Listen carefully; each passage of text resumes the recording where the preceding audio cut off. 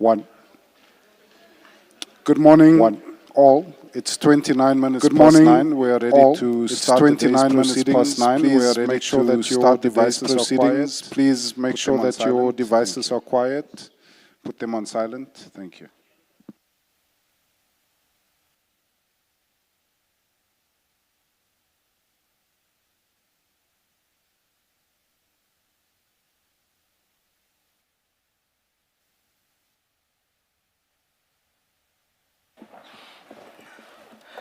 Good morning, Mr. Gazinove. Good morning, Chair. Good morning, Mr. Ramatsakisa. Good morning, Chair and the Commissioners. And good morning, Ms. Ramsamy. Thank you. Thank you, Chair. Chair, before... You are still under your former oath. Thank you. Thank you. Chair, before Ms. Ramsamy begins part 2 of her evidence, there are 3 preliminary issues that we want to address. The first is, insofar as documentation is concerned, there are still some documents that need to be included in the bundle, but that comes later on in her evidence, and we will supplement the bundles either during the tea adjournment or at lunch. It's just that certain requirements had to be met in order for us to have access to those documents. And then the second thing is that the witness wants to address the Commission on her demeanor as a witness, which she feels it's important to just explain some of her expressions for purposes, just to give context. She feels that it is an important aspect.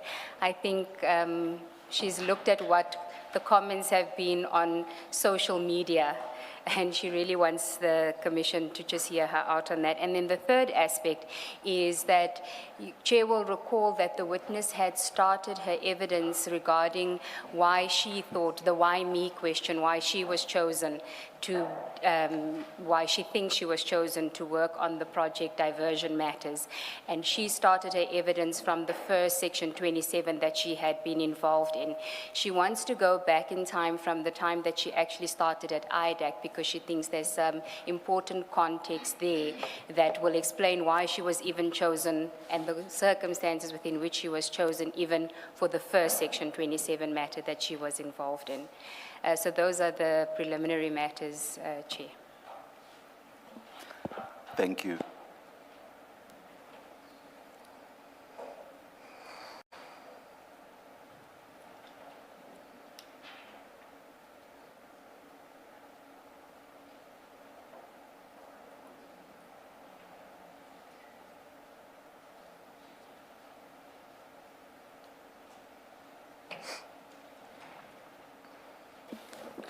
I'm being overruled. I do not, personally, I don't think it's necessary for Ms. Ramsamy to, I thought I said so. What did I say? Johnson. I did not even hear myself. Apologies, Ms. Ramsamy. Thank you, Personally, I don't think it's necessary for you to explain yourself. I'm not on social media, but people do share what's out there with me, and sometimes I'll be curious and scroll down and not look only at what was sent to me. And sometimes I'll see nasty things said about me. I don't care. I mean, if you were to care about those all the time, you would go mad. So personally, I honestly don't think you need to explain yourself, but my co-commissioners feel otherwise, so I will let you Thank you, Chair. Thank you, Commissioners. With regards to the demeanor, I've reached a point emotionally where I would rather laugh or smile at the circumstances, as serious as it is, than cry. And I don't want to seem like I'm a victim by crying while I'm trying to assist the Commission in their findings.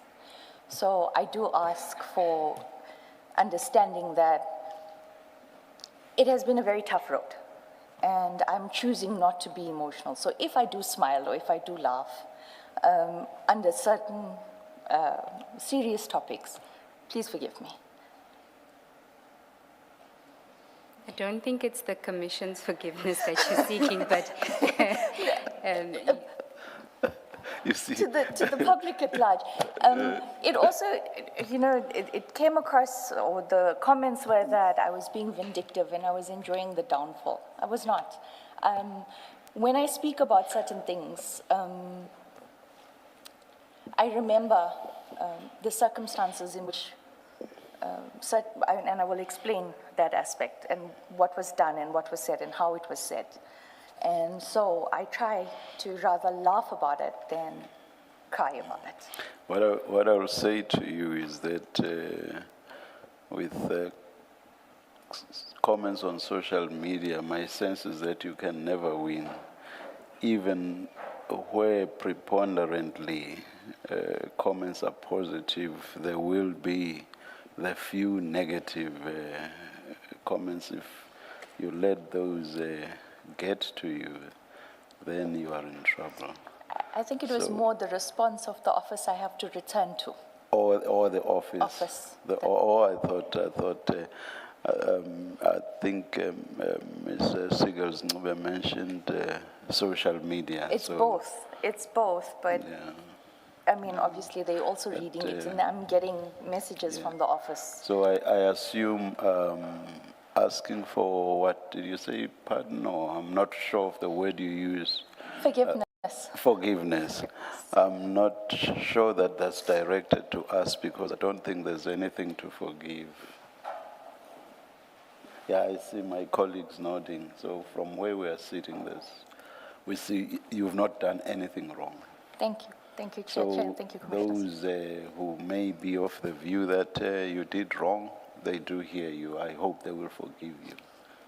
Thank you, Chair. Thank you. thank you, Chair. And then the second aspect, the third aspect regarding the why me question, you wanted to elaborate and go back in time earlier than the first section 27.1. Correct. Chair, Commissioners, I started at IDAC, or when it was still ID, on the 1st of March 2023.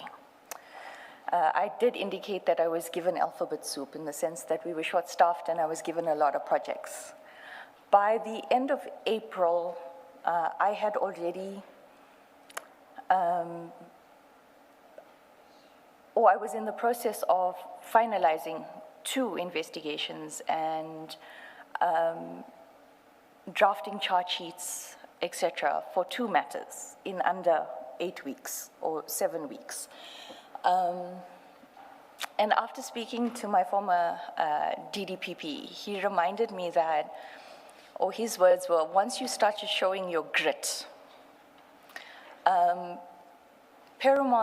Perumal's team, the Eastern Cape team, had approached Advocate Johnson and asked that I now join their team as a prosecutor. And why is it called the Eastern Cape team? When I started, they were still under secondment and they were being housed in a DPP's office in Eastern Cape. They were not permanently based in Pretoria. They are still not permanently based in Pretoria. They still do travel. So we refer to them, or they were referred to as the Eastern Cape team. There was a prosecutor that was dealing with all their matters, and it was 13 matters that had been placed on the roll already. And when I got the SMS or the WhatsApp, it was not from Advocate Johnson directly. It was from the senior state advocate on those matters, who had informed me it is an instruction of the ID that you are now placed on this team in these matters. I had approached my deputy director, sorry, and I'd asked him, but now you're adding, I've already got 7 cases that are mine that I now need to work on, and I'm being added to matters that are already on the court roll that I have to play catch up. And I was told it's the ID's instructions. And I must be honest, when I started working with the Eastern Cape team, you're still learning personalities, and I did find them to be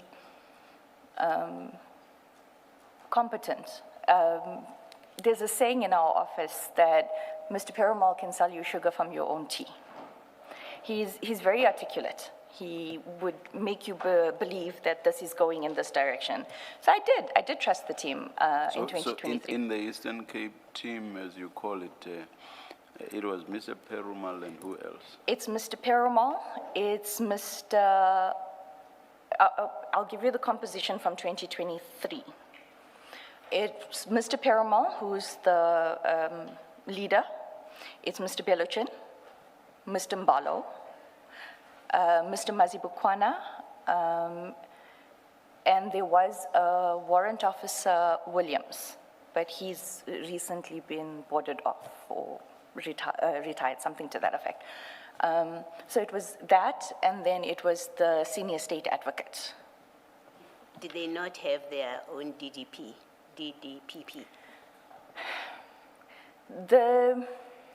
I alluded to it, but I will address it now.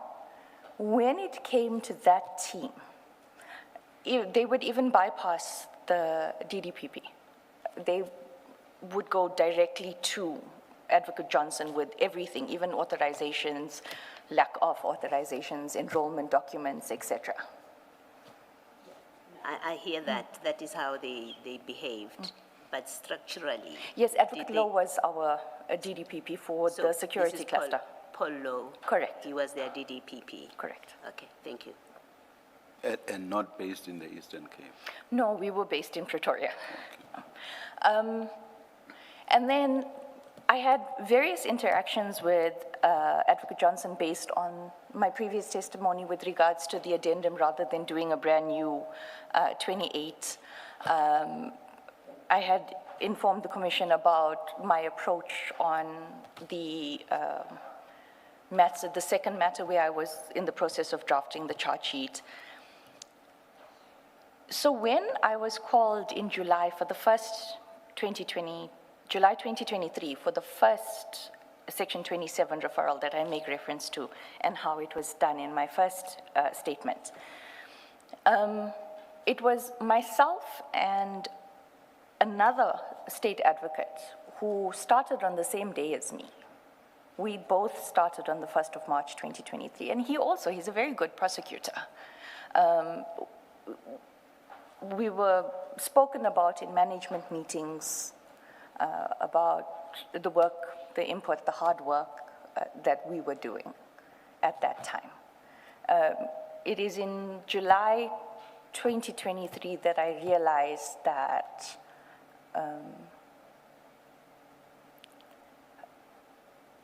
if I may just quote, when Captain McLean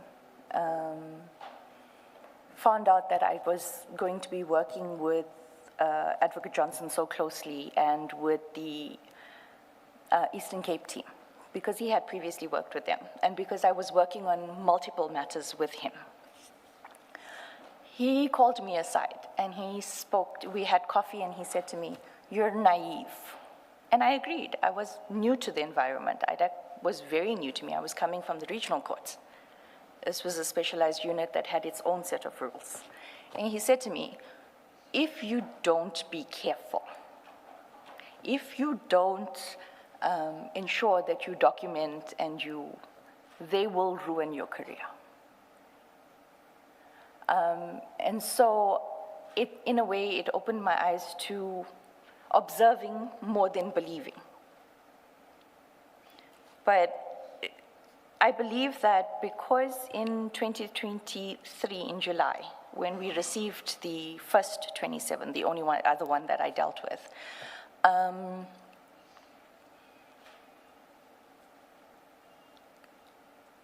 I had the support of Binang Tumane, or Tumane Binang, and Mansara Peso. So whenever Mr. Perumal tried to deviate or tried to, what is the word that Mr. Rapeso used? Run tricks. The three of us backed each other to ensure that the investigation was in line and lawful. So when I spoke about being chosen for this diversion project. In hindsight, now that I've looked at all the evidence and I've replayed conversations between myself and Advocate Johnson as well as Mr. Perumal, I am of the opinion that they were attempting to groom me into a prosecutor that would follow that line of march. And when you say that line of march, what do you mean? Do as you're told, but prosecute with the skill that you have. Okay, so basically Mr. Perumal would be calling the shots and you must just do the prosecutorial aspect of it. Utilize your skill, but don't ask questions. Correct. Okay. That is, in hindsight, that is how I'm sitting back and looking at it. And I will elaborate on why I say this and the things that were said to me towards February 2025 when we start with my statements. You referred to Mr. Binang and Mr. Rapesu. So they were part of the Perumal team that you are now being roped into? No.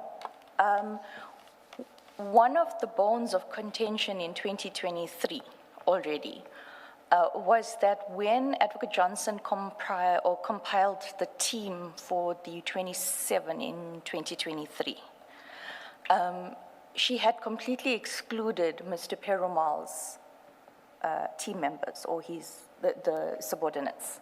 And she had handpicked Mr. Rapesu and Mr. Binang. At that point, they were reporting to Mr. Rulof, or Colonel Rulof, sir. They later started reporting to Mr. Perumal, and then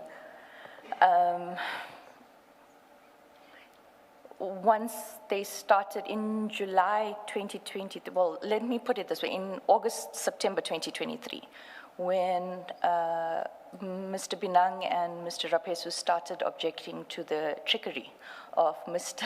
Perumal, I'm quoting the word, and the shortcuts in investigations and trying to create a narrative during an investigation.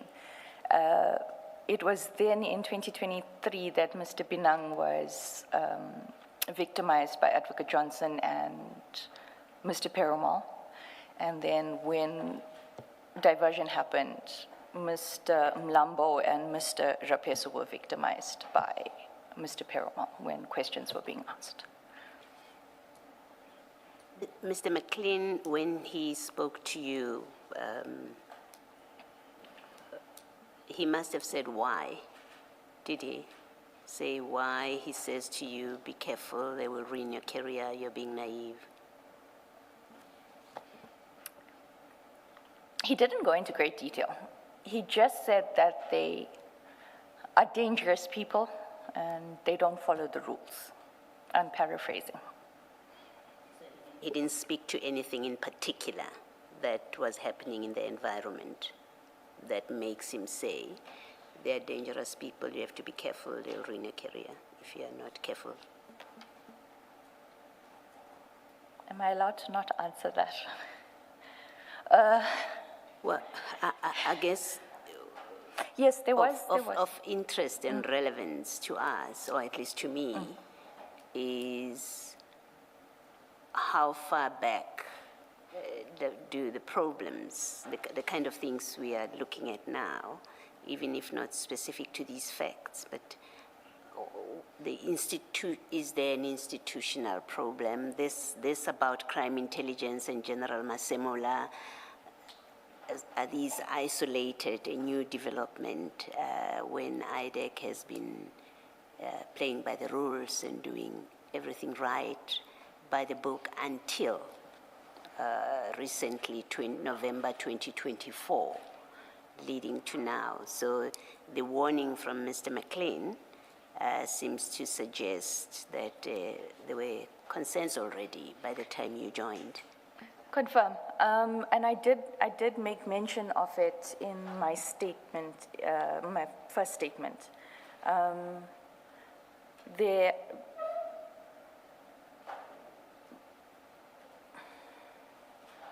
I'm trying to be diplomatic about this. There are problems with... Okay, I'm happy to park it. I'm going to make a note. I'd like to come back to give you the chance to reflect on how you want to deal with it. I can answer it now, Commissioner. You're happy to do that? Okay, I will answer it now. Okay. I have done numerous memos about the poor investigation, the targeting, the irregular activities of the Eastern Cape team and the matters that they have enrolled in IDAC. I also said to the commissioners last week that recently when I fought to receive the actual document, the docket, I found, myself and my co-prosecutor, we found documentation hidden in the C-clip that actually exonerated the accused, and we did a memo for the charges to be withdrawn in totality. I've also alerted Advocate Johnson in writing to the fact that multiple matters that are enrolled by Mr. Perumal's team within the IDAC space under Advocate Johnson's control from 2022 do not have the proper authorization. All right. Thank you. We'll leave it for now. Thanks. Ms. Ramsamy, Mr. Perumal and Mr. Beluchan, they were there before Advocate Johnson's appointment. Correct. Okay, so she found them there. Correct. Okay. Your realization that what was required of you was a pliable or a malleable prosecutor.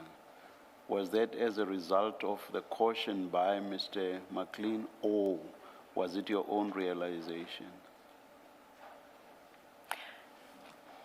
Captain McLean gave me the warning in April 2023, May 2023.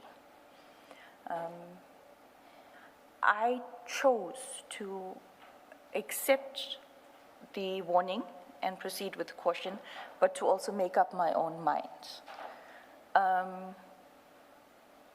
Towards January, the end of January 2025, I did alert the commissioners to my instincts kicked in, and my gut was not sitting well. I was very uneasy about the events of December. But in January 2025, I came to the conclusion that I was just a puppet. In the 27 referral from 2023, after the prosecutor, the other state advocate was removed and the deputy director came on board, he provided a very firm hand to the investigations and the manner in which the investigation was conducted, to a point where Mr. Perumal would remind Mr. Temane, Mr. Binang and Mr. Rapesu that he is their commander. So the fact that I had strong support in the form of senior, that is why I was not completely alerted to what was happening at that point. I must also make it very clear that when I did stand up to Mr. Perumal about that 27 referral, and I cannot speak to the aspect that I spoke of, or I stood up about, because it is sub judice. Advocate Johnson sent me an email and instructed me that I had to reply to gossip, office gossip, in the form of a memo. And preceding that meeting where myself and Mr. Binang informed Advocate Johnson of the problems that Mr. Perumal, or the wrongdoings that Mr. Perumal was attempting to proceed with, That is what I spoke about, where I was made redundant for 9 months. I was insulted by Advocate Johnson in open meetings. I was basically told to, her words to me were, well, you'll have to prove yourself to me now after this, Drew. All right, thank you. Thank you, Chair. Sorry, one last aspect. Yes. Sorry. Actually, it's two. When Advocate Johnson called me into the meeting to hand me the Fadil Adams referral, one of the first things, because she sensed that I was standing and I didn't speak, I just said, morning, Mama, and I stood. And she said, no, sit, I just want to talk to you. I want to tell you, you and I, we were played against each other by Binang. So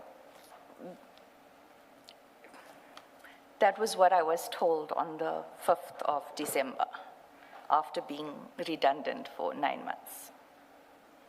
The second thing, Advocate Ngube, Commissioners, I do ask permission from Advocate Ngube, if I may proceed, when I deviate. There's a lot in my head, and sometimes it's not relevant. So I have asked for that level of control, because I tend to talk a lot. Okay, can I just quickly come in on something you touched on? You mentioned your serious disagreement with Mr. Perumal about the 2023 Section 27 referral. And you've mentioned that you don't want to talk about it because it's sub judice. You do touch on that in your statement as well. But what I want to know, I'm not going to ask you about the detail of it if, as you say, you're reluctant about mentioning it in any detail. But what I want to know is there a criminal charge?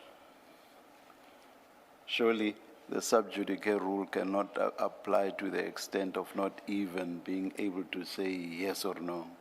Is there a criminal charge? If so, laid by whom, against whom? That's it. I'm not asking any further question. A criminal charge with regards to the 27 referral? What you say is sub judice both now and also in your statement, and which you say both now and in your statement you do not want to talk about. That's what I'm asking you about. Yes, the matter is in court. Is in court? It's in court. Oh, okay. All right. Thank you. Thank you, Chair. Sorry, before you start, when you've mentioned it again now, but when you testified the last time, you did mention the fact of your being made redundant. Correct. Can you just explain how that, what in fact happened? I'm not asking you for the reason for being made redundant, but you're still on the job. What does it mean? What does it mean you sat in a corner, were not involved in matters, or you were told to go home until we call you? How has it manifested? I'll speak of both 2023-24 and this year. In 2023-24, I was not given any new projects to work on. I was only allowed to work on the court matters that emanate from, that were already in court. The senior advocate that had placed those matters in court, I had to assist him. I was basically an assistant. And then this year, matters that I had been working on for 3 years. In February, I'm forced to finalize consultation with all my witnesses within 2 months and provide a detailed report in preparation for trial, only to be told that I'm no longer on the matter. Matters I was removed from in 2024, I'm now being put back on those matters when they are already set down for trial. It was a matter of just frustrating me. I was a little pawn that was being told, you go here, you go there, but there was no actual work that I was supposed to do. And according to you, what was the reason for you being treated this way that rendered you redundant? What were you said, or what did you understand to be said you've done wrong? There was a meeting in February this year, and Advocate Johnson asked the project manager to record it and give it to me. Because of the nature and the factors, I have not provided it. In that meeting, Advocate Johnson alerts my colleagues to the fact that she doesn't trust me anymore, and that I'm going around telling people that Johnson gives me these big projects, you can't touch me, which I do, and eventually did find out who took that to her, and it was not in the context that I said it. I had gone to my deputy director and said, I do not know why Advocate Johnson is giving me these matters, because I cannot work with that team. I cannot, and that was after an incident that I will discuss. And only the first portion was taken to her. But also, at that point, I was really frustrated with everything and the manner in which that project diversion was. So I was being blatantly frustrating. And I was hoping to be moved out of the project. Thank you. Thank you, Mr. Thank you. Thank you, Commissioners. Okay, so now let's start with your statement. Part 2. From paragraph 1? Yes, we can start with paragraph 1.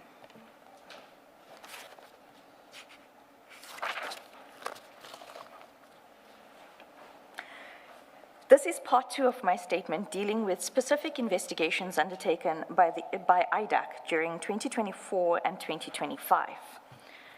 In this statement, I will deal with the events that transpired from the 6th of January 2025 after Mr. Perumal and Mr. Rapesu and I consulted with Mr. Adams in Cape Town on the 6th of January 2025. As stated in my first statement, the 4 supplementary affidavits obtained from Mr. Adams and commissioned by Mr. Rapesu are the only statements that I am aware of that Mr. Adams deposed to on that day. And in events of January 2025?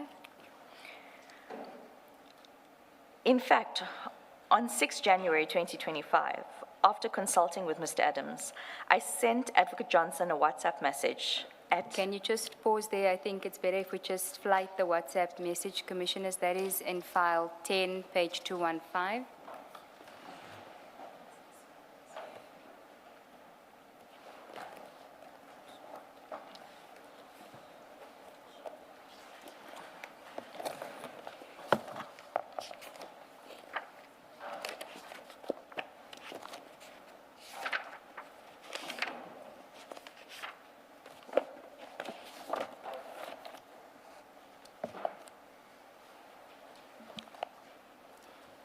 Are you at 215?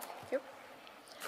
Evening, Advocate Johnson. Apologies for after hours text. Update on diversion. All supplementary affidavits obtained.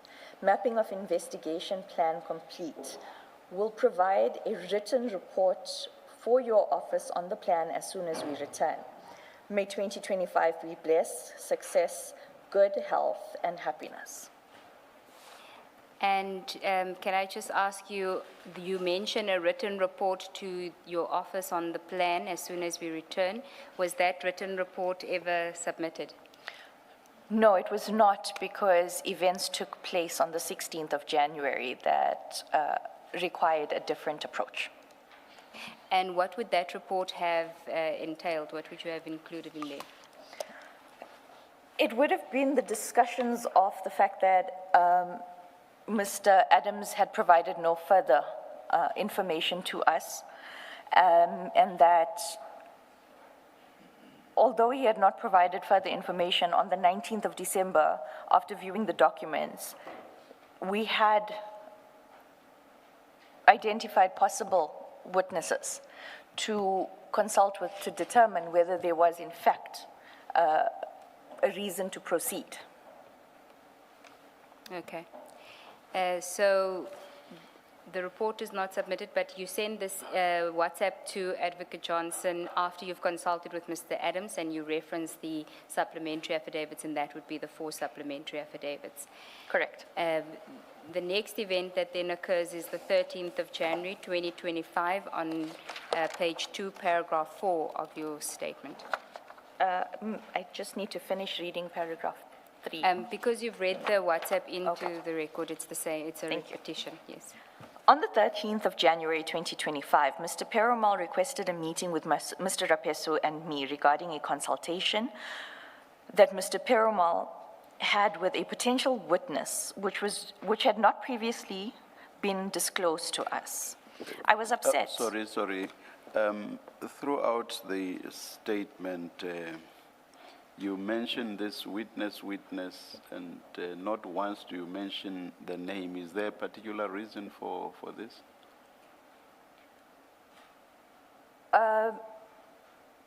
Part of the reasons that I'm not mentioning their names is that they are within the crime intelligence unit of SAPS. It is a danger factor to mention their names. All right, please continue.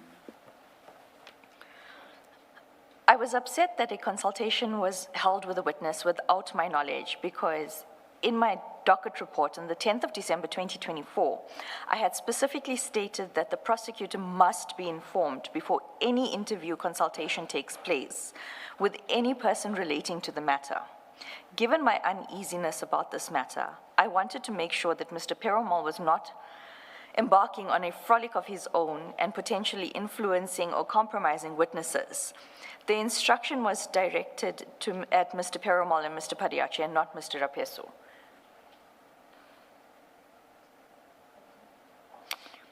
Before you get to the next paragraph, you have a DDPP for this team, Mr. Lowe, and you have these concerns, as you express in paragraph 4, but we know from your elastic evidence that it's more than that. How come you're not involving him in addressing an issue such as this? Commissioner Baloy, if we go back to my previous statement, Advocate Johnson had indicated she was going to be the supervisor on the matter, meaning I reported directly to her. So that means I bypass and I was, the secrecy of the matters, if they're not on the designation, I could not discuss it with them. But also... So he was not on the designation? He was not on the designation. Okay. All right. It was Advocate Manilal that was on the designation. And as in my previous, statement part 1, I indicate that Advocate Johnson had said he needs to be there for the purposes of paper. She will supervise. And as we go on, the commissioners will see that he only became aware of the matter later on. Thank you. Paragraph 5. Mr. Perumal informed me that the witness had been flown to the Eastern Cape by the Minister of Police, Minister Mchunu, in order for Mr. Perumal to consult with the witness. What was your understanding of this? Did you understand it to mean that Minister Mchunu had paid the airfare? If not, what was your understanding? My understanding is that all arrangements were made by Mr. Mchunu or Minister Mchunu for this witness to consult with Mr. Perumal in Eastern Cape. My focus is on flown. What did you understand that to mean? I had assumed that the minister's office had paid for, because I had later met this witness and he would not have been of financial means to have flown himself to Eastern Cape. All right, thank you. And this witness was coming from Pretoria. Correct, from the vetting department of crime intelligence. Thank you. Sorry, the procurement department. Procurement Department, Procurement. thank you. Is this the witness that you refer to as the forklift witness? Correct. Okay. So maybe we should just then refer to it as the forklift witness. We'll do that. I think we do refer to it later on as the forklift witness, but for convenience now, you can start referring to the person. Well, thank you. Okay? It seems strange to me. It seems strange to me that Minister Mkuno would be involved in this investigation, but Mr. Perumal did not offer any further details regarding Mr. Mkuno's involvement in the investigation. Mr. Perumal told me that this witness was relevant for the procurement of the forklift by crime intelligence. Was this the first time that you become aware of, through Mr. Perumal or any other person, of Minister Mkunu's involvement in the work that you are doing here relating to crime intelligence? Correct. Okay, thank you. Mr. Perumal told me that this witness was relevant for the procurement of the forklift by crime intelligence. At that stage, I was not aware that General Jacobs had informed Mr. Rapesu that the inspectorate had to update Mr. Mkuno or Minister Mkuno on Mr. Adams' complaint every 10 days. I mention this because it seems that Mr. Mkuno's involvement was more than just receiving updates from the inspectorate on Mr. Adams' criminal complaint. Paragraph 6. Mr. Perumal indicated that a further consultation could be arranged with this witness, and the consultation was held on the 20th of January 2025, which I deal with later. Before you read the next sentence, the word "when" must be deleted, the first word. So it starts with Mr. Perumal. Mr. Perumal. Mr. Perumal said that the witness evidence was gold, which I understood to mean that Mr. Perumal considered the evidence to be supportive of the allegations of criminal conduct regarding the procurement of the forklift. On the 14th of January 2025, whilst I was attending court at Pretoria North Magistrates Court and chatting in the passages with Advocate Tila Shabalala together with a witness, this witness is in relation to a different matter for the purposes of court. Mr. Mbalo, an investigator from Eastern Cape reporting to Mr. Perumal, and Mr. Belochin. Mr. Belochin told me that he was present at the consultation with my witness. Does the "my" there refer to Mr. Belochin? It refers to me. To your... Oh, So when he speaks, he says with Your witness. okay. I'm asking because you put it in quotes and you use "my" as if it was Mr. Belochin who said "my." Do you see what I mean? I understand. Yes. It should read with your witness. And that he had even viewed video footage. He was referring to the consultation with the forklift witness that Mr. Perumal had told Mr. Rapesu and me about on the 13th of January 2025. I was concerned that Mr. Belochin was consulting with a witness on project diversion when he had not been designated as a team member on the project. Yet Mr. Rapesu and I, who were designated members, were only informed about the consultation after it had taken place. Now, why was that such a concern for you, that he's not a designated member and yet he knows things about and has consulted with witnesses regarding this investigation? One, as explained by Advocate Surunya yesterday, we do not discuss our matters with other team members or other people or other staff members of IDAC. It's a designated team, you discuss it within the designated team. It's also a breach of Section 41(6) for him to have been present at that consultation. But I will, Just remind us, what does 416 say, 416? it's a section in the NPA Act that does not allow us to discuss investigations with other parties without authorization. Thank you.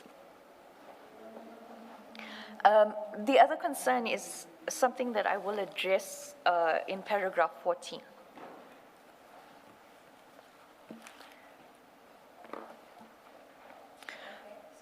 You continue, paragraph 8.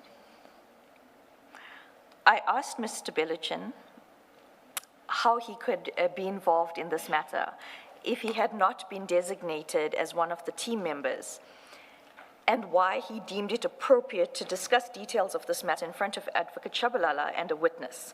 He smirked and said in a joking way, "I know nothing. I didn't say anything."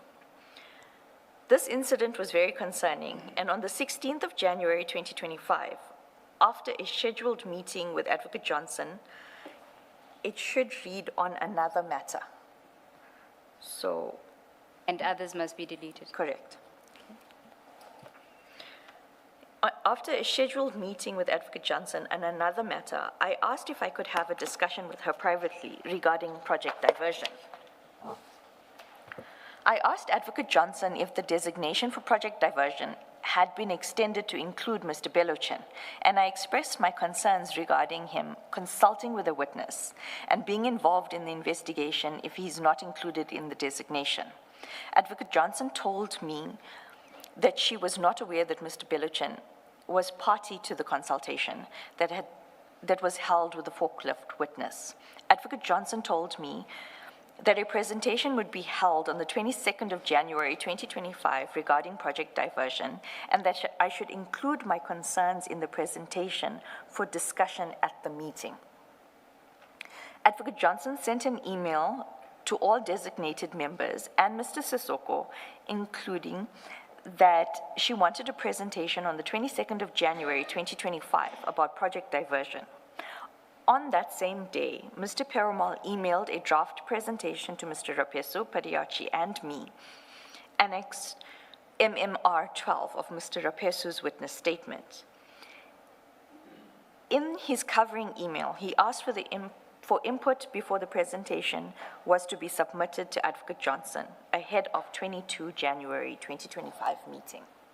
Just before you continue with paragraph 10, Commissioners, that would be Mr. Rapesu's file. If you could take Mr. Rapesu's file and go to MMR 12, we will flight the presentation as well. It was dealt with during his evidence.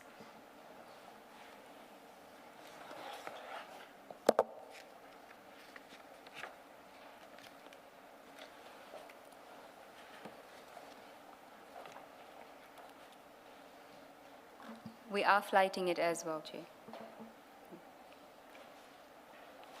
So that is the email that was sent on the 16th, MM12. Correct. From Dylan Perumal to Trishantha Ramsamy, Mansur Rapesu, Brian Padiachi. Subject, diversion presentation. Good day, colleagues. Please provide input before we submit to the ID. Kind regards. Now we can deal with the presentation, which is on the next page, and we'll also flight that.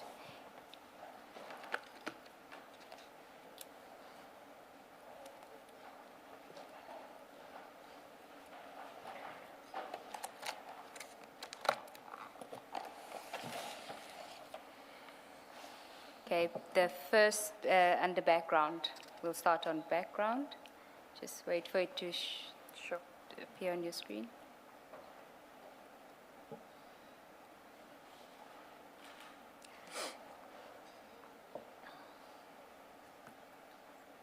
Thank you. There we go. So you can read your paragraph 10, and we will follow on the presentation. Sorry, maybe before you read that paragraph 10, let me ask you a question on an earlier paragraph. When Mr. Perumal tells you that he's consulted with this witness who was flown to meet with him by the minister, did you not ask how does Perumal end up with this witness? How did you know there's this witness to speak to? Commissioner, It seems to me, especially in the light of your concern, and you're the prosecutor in charge, it seems to me a natural question in the light of your concerns to ask, how did you happen upon this witness? Commissioner, to be very honest with you, I learned very early what to ask and when to ask Mr. Perumal questions. It would be, if I wanted those sort of answers, it would be on the smoker's balcony while he's having a smoke and I'm having my coffee and we can just have a chat. That would be the time that but I had not asked him that question. Did you ever find out or formed a view, an opinion about how he ends up with this witness? I did, Commissioner, and it will become clearer. You will speak to it later. Correct. All right. Thank you. Okay, you can read paragraph 10 and we will flag the presentation. I wish to highlight the following important aspects about the presentation, the draft presentation that Mr. Perumal sent on that day. In the presentation, under the heading Background, Mr. Perumal states that a member of Parliament and member of the Portfolio Committee on Police submitted an affidavit in terms of Section 27 to the ID, urging that criminal investigations help to be initiated by the IDAC on the following allegations. The reporting of a fictitious housebreaking and theft case by Major General Lushaba in 2022, whilst he was the Acting Divisional Commissioner of Crime Intelligence, and the subsequent manipulation of the ensuing criminal investigation utilizing crime intelligence resources. The procurement of a forklift utilizing funds from the COVID CI account, circumventing of procurement processes, and the non-delivery of the forklift to date. The promotions and/or appointments, in brackets gratification, to specific senior managers and officers within the Crime Intelligence Division, and manipulation of vetting standards and processes, in brackets again, gratification, for specific senior managers of the SAPs, and the abuse of the COVID funds with regard to expenditure incurred and resources of the Political Killings Task Team, and for the benefit of the former Minister of Police. Purchase of 2 properties using COVID funds, in brackets PTA and KZN. The use of COVID funds to pay for high hotel accommodation and expenses for the current DivCom, Lieutenant General Kumalo and Lushaba. Continue, paragraph 11. I specifically quoted the presentation to highlight to the commissioners that in January 2025, when Mr. Perumal prepared his presentation, he too referred to a Section 27 affidavit that had allegations about the forklift, the PKTT, and the Secret Service Fund.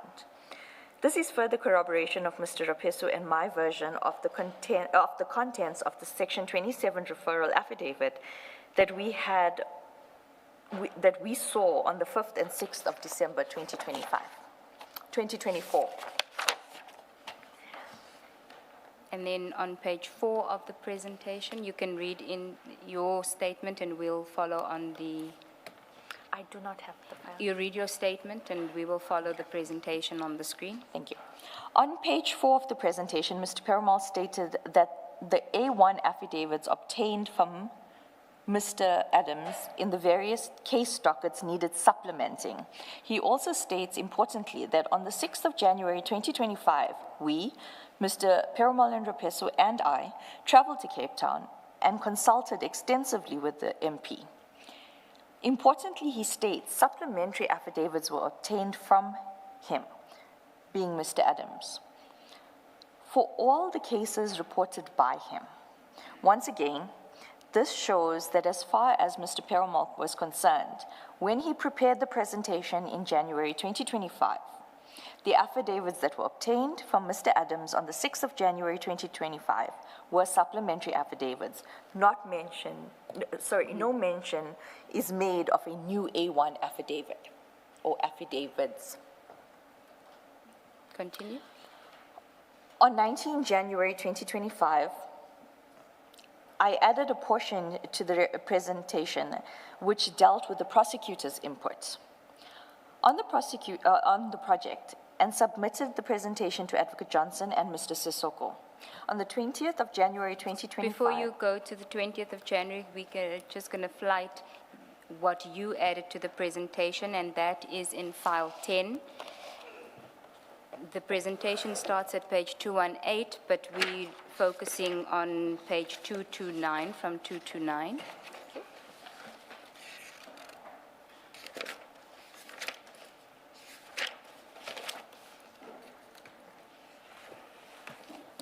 That would be the prosecutorial input. That's what you would have added.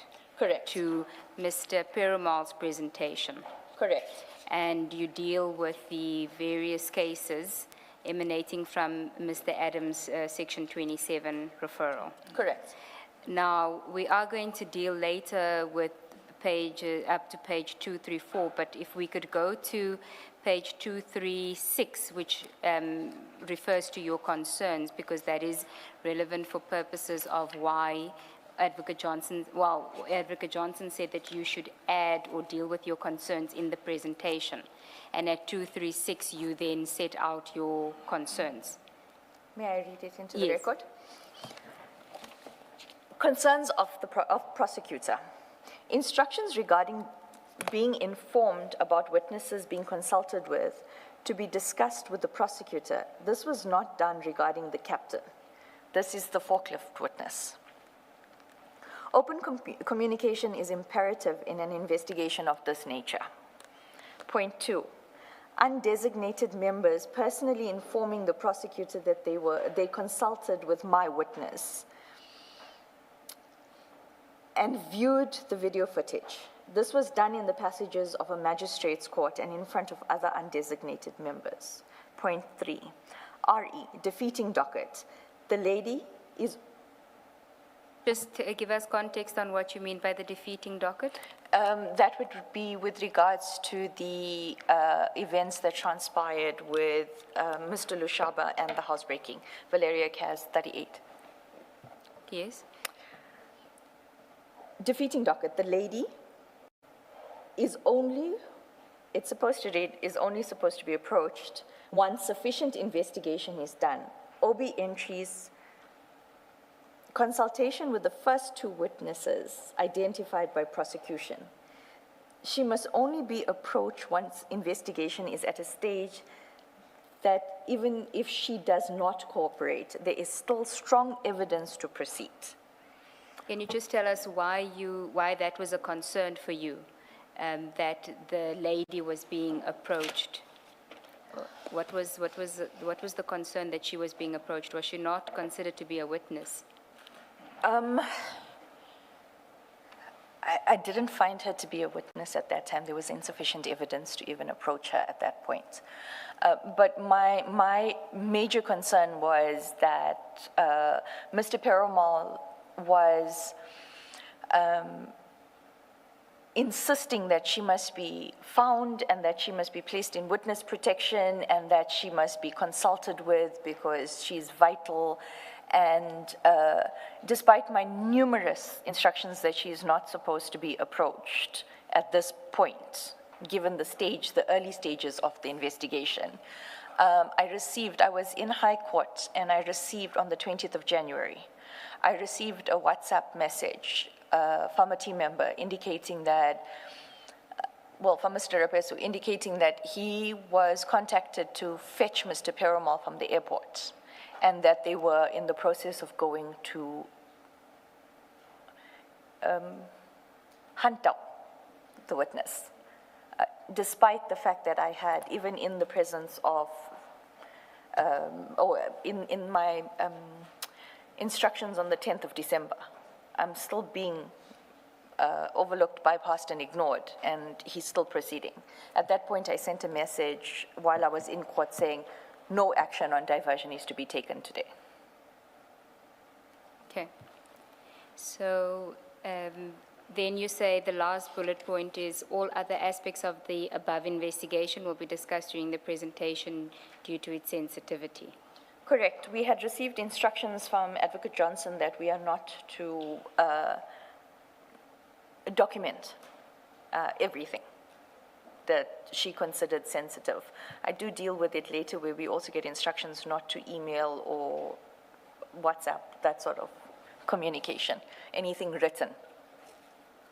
Okay. The instruction not to document everything, does that mean that some of your discussions and decisions, as matters stand now, they are in your heads? There's no record at IDEC. What does that instruction mean? Commissioner, I make very detailed notes, very, very detailed notes of every meeting, and I have supplied them. I've also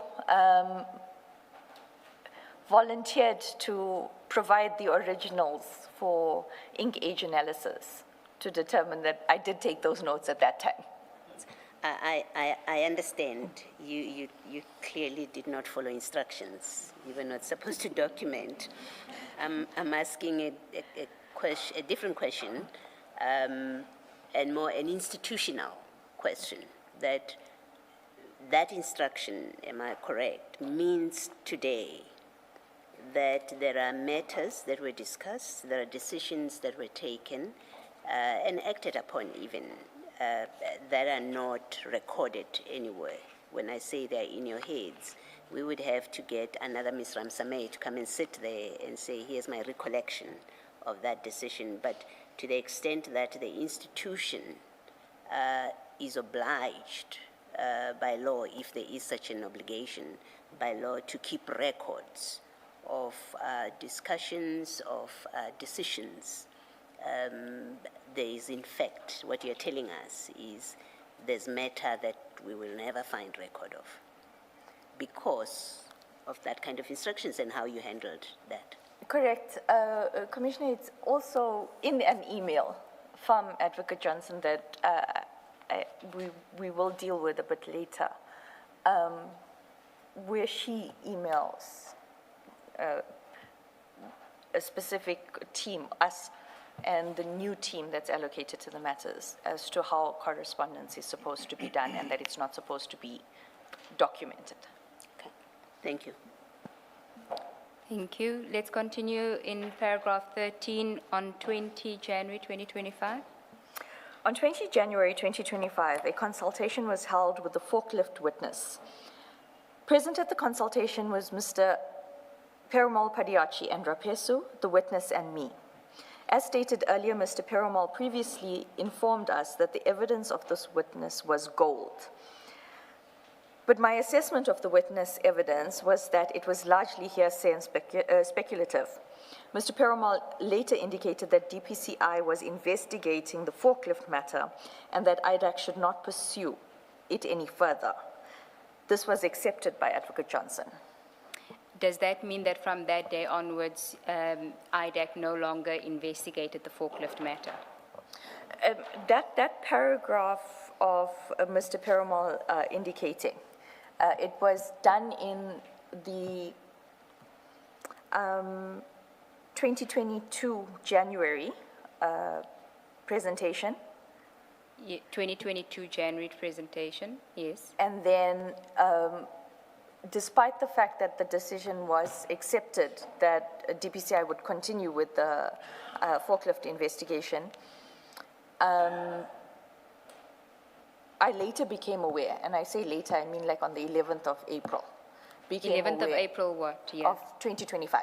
Okay. I became aware that there were statements taken by Mr. Perumal and Mr. Padiachi on that matter. I was only provided with them in April by accident. Okay, let's just take a step back. So in the presentation that gets sent by Mr. Perumal on the 16th of January 2025 for purposes of the 22 January meeting. There's an indication by him that DPCI is investigating this matter, so IDAC will no longer investigate it. And at the meeting of 22 January, does Advocate Johnson then accept it then, the suggestion that you should no longer investigate it? Correct. Okay. So as you understood, from the 22nd of January 2025, the forklift matter was no longer being investigated by IDAC. Correct. But in April, you are provided with, or you come across by accident, affidavits which show that they were in fact still investigating it, or were those affidavits, did they predate 22 January? No. These affidavits were taken after 22 January. Okay, so despite the acceptance by Advocate Johnson on the 22nd of January that we're not going to investigate forklift, it still gets investigated, or at least there's still something being done on forklift, such as gathering affidavits from witnesses. Correct, and we will see later that even though it was decided in January that we were not going to deal with the forklift matter, it's still included in instructions by Advocate Johnson that forklift, when we get there, you'll see the order of how she places things, and she's still including the forklift. Okay. Can I just check this? How does it work?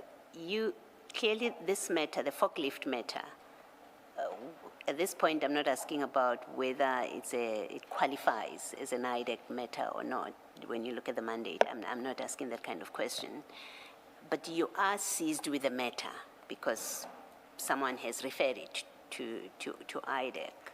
Now you get told by Mr. Perumal that the Hawks, the DPCI, are investigating the matter and we will no longer deal with it. Are those kind of issues dealt that informally?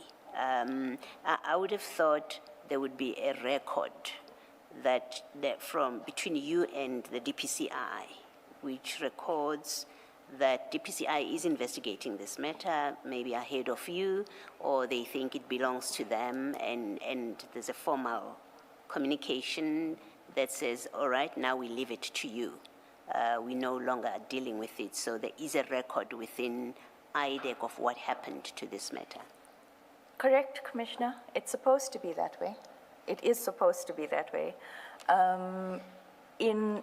Because I belong to the security cluster under Paul Law, and we deal with those matters, there would be formal communication that we would send.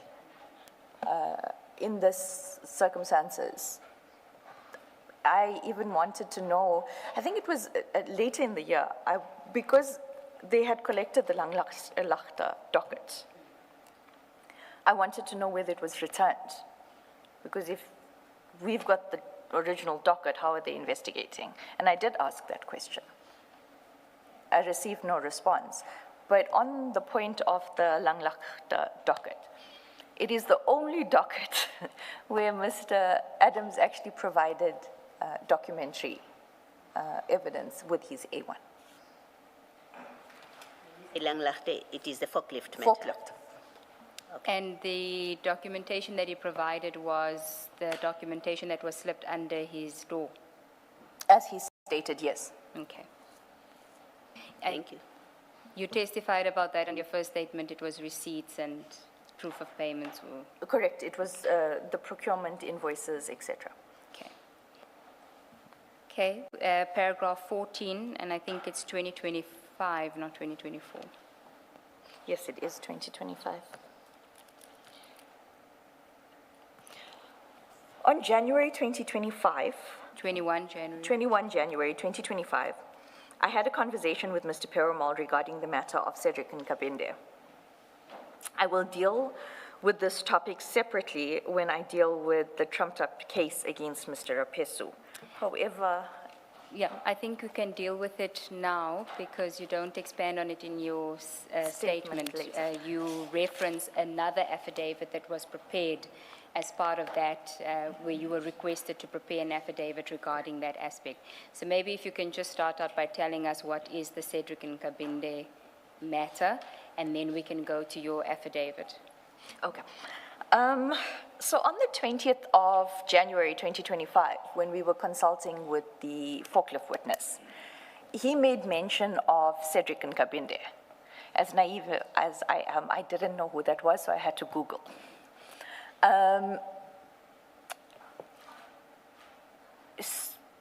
When we were on the smoker's balcony the day after, Mr. Perumal and myself,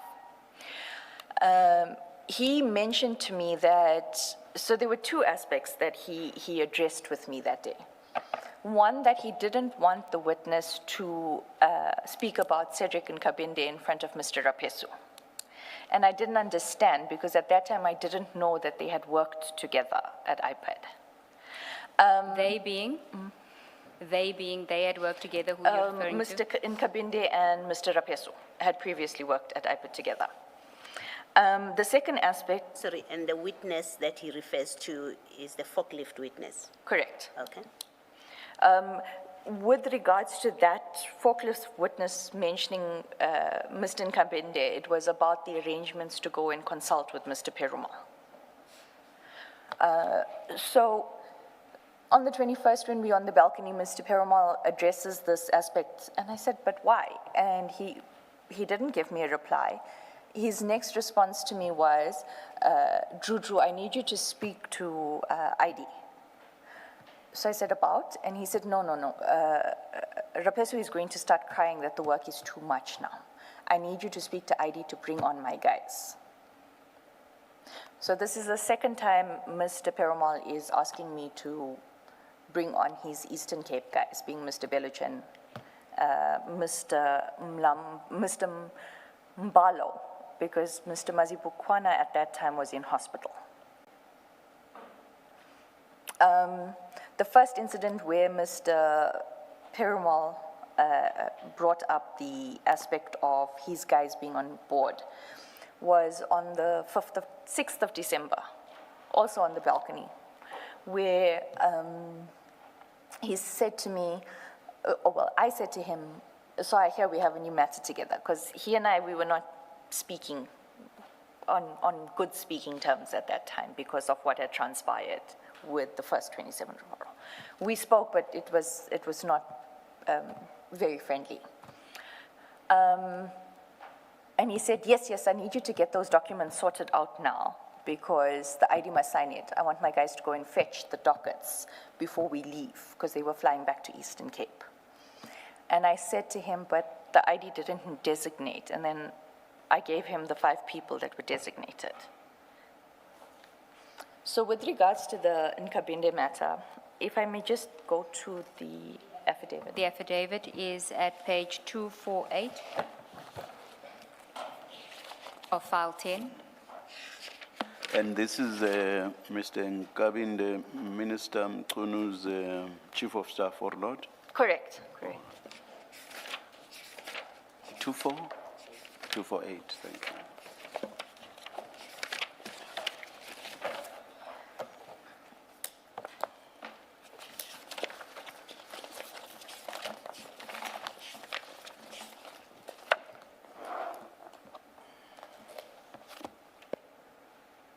So can you just tell us how this affidavit came about?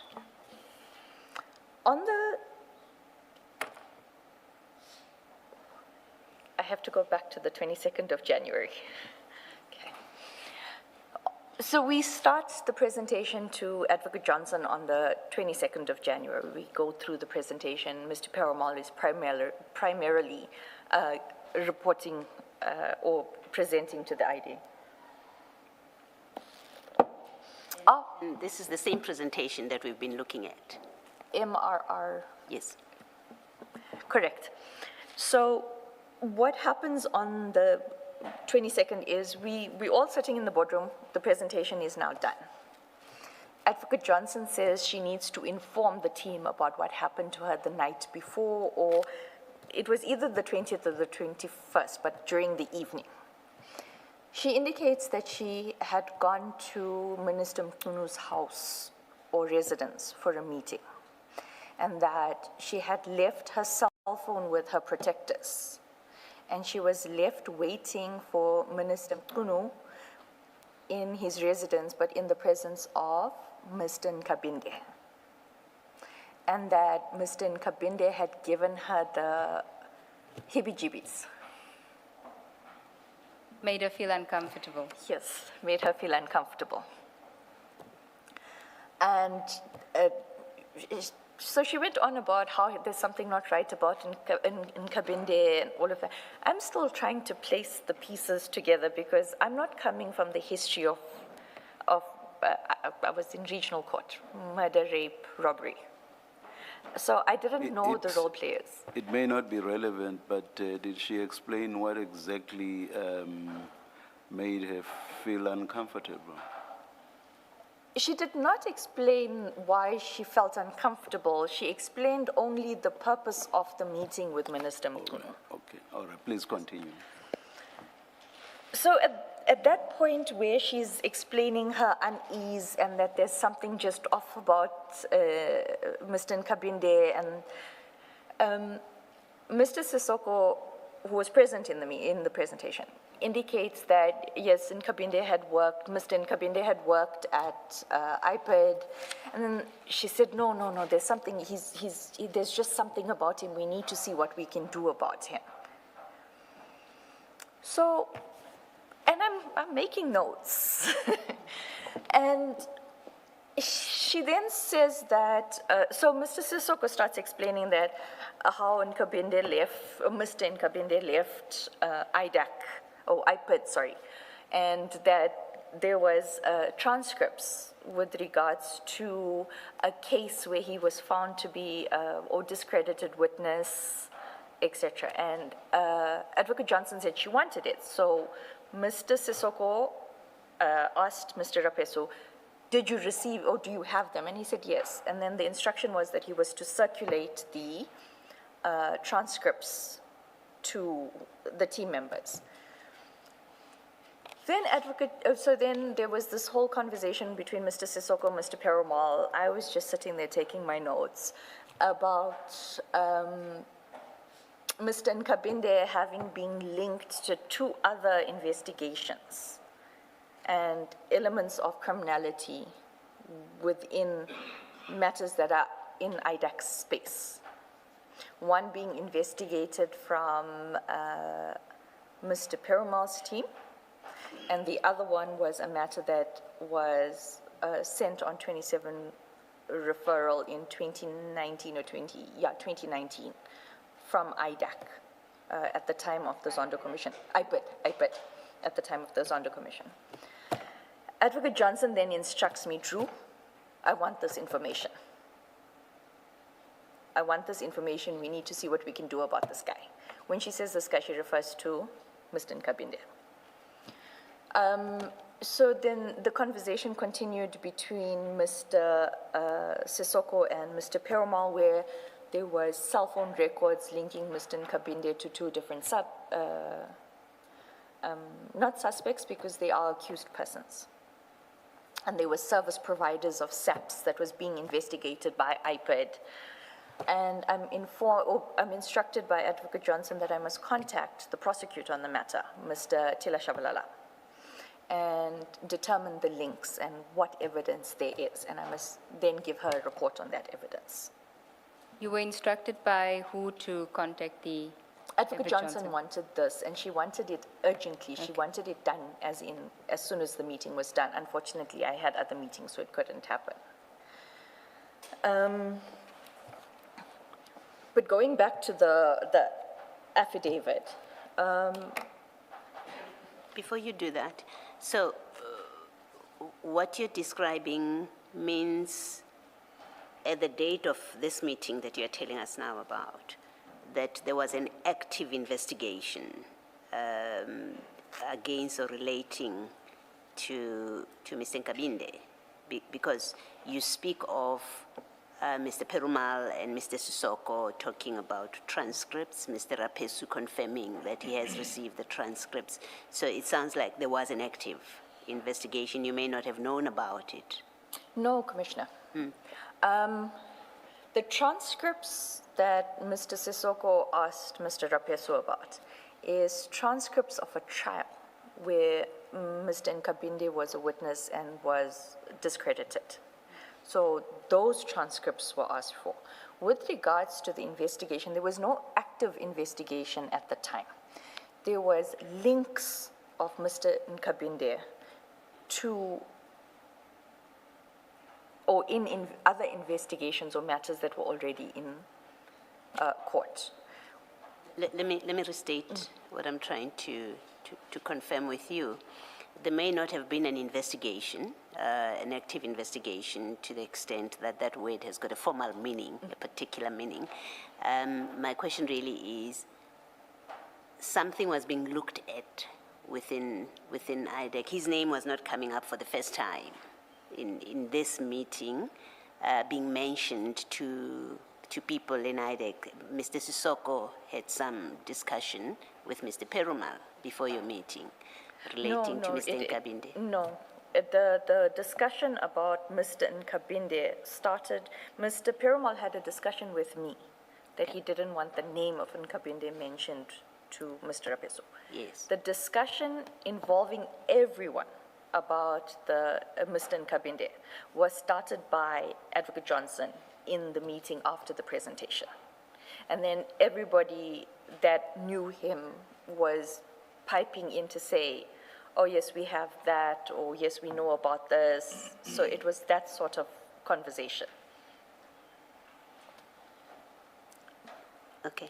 I think what I'm trying to make sense of or to understand is you say Mr. Sissoko in that meeting confirms he has spoken to Mr. Perumal, or they speak to each other in that meeting. Something is asked about transcript. Rapesu says, yes, I do have the transcripts. What I'm trying to understand is whether they each just happened to have something about Mr. Nkabinde, and it had no particular meaning until that meeting, or in fact, it suggests that they may well each have been, for whatever purpose, have been possessed or dealing with something to do with Mr. Nkabinde. It's that which I'm trying to clarify. For clarity purposes, when Mr. Nkabinde's name was mentioned and all this information was, it must be noted that at that time that no investigator, no prosecutor were pursuing the evidence that was housed within those dockets against Mr. Nkabinde. Okay, no, thank you. You've answered me, thank you. Thanks. So basically, all of this, that is the request for people the request by Advocate Johnson for people to get her information, all of it stemmed purely from the fact that she had heebie-jeebies about him. Is that how it appeared to you, or was there anything else? It looked like there was a deeper reason for this. I do have, I do deal with it a little bit later on about the WhatsApp that Advocate Johnson had sent me about the Mr. Nkabinde thing. You can deal with it now because it forms part of the chronology, because your affidavit comes later, but you wanted to introduce the affidavit first. So let's go back to how I wanted to deal with it. You, on the 22nd of January has significance for two reasons. It's after the presentation, there's this discussion about Mr. Nkabinde. Correct. But there's also, prior to that, how project diversion was going to be implemented going forward, and that we deal with later. Correct. Part of the 22 January where Mr. Nkabinde was discussed, the meeting with the minister, with Minister Mkhunu and Advocate Johnson a day or two prior, also has significance in respect of project diversion. Correct. And Mr. Nkabinde. So let's just deal with Mr. Nkabinde now, so, because that has significance insofar as Mr. Rapesu's victimization is concerned. And that is how the affidavit comes about later. But you can then go to, after Advocate Johnson asks for these requests on the 22nd of January, there's a WhatsApp exchange between the two of you, which is at page 239 of file 10. Correct.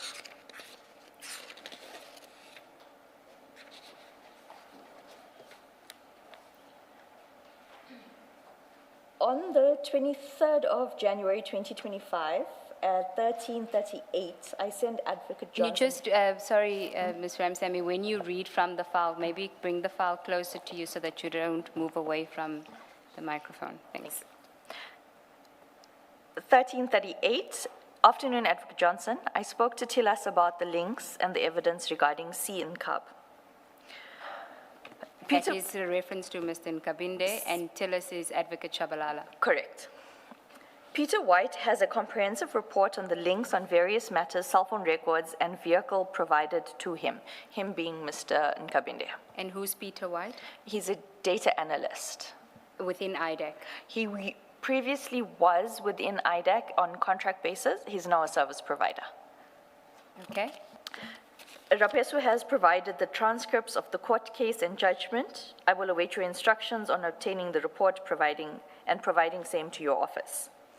What report are you referring to here? The Peter White report, because Advocate Johnson had instructed me to speak to Tilas and find out what evidence against Mr. Nkabinde was at hand, and that is why I'm informing her that Mr. White has a comprehensive report. Okay. And then there's a response from Advocate Johnson. Please obtain report. Just met the minister now. Need to put together ASAP. I reply, noted, thank you. Okay, and you wanted to refer to this exchange in response to a question about, from the chair, whether the only reason for the inquiry by Advocate Johnson was because Mr. Nkabinde made her feel uncomfortable. And you said you thought that there was a different reason and referred us to this. So can you tell us why you say so and why this is relevant?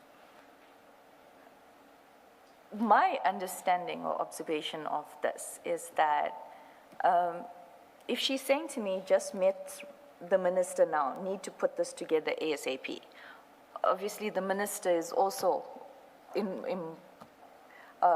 or happy or approving that Mr. Nkabinde must be investigated, charged, and...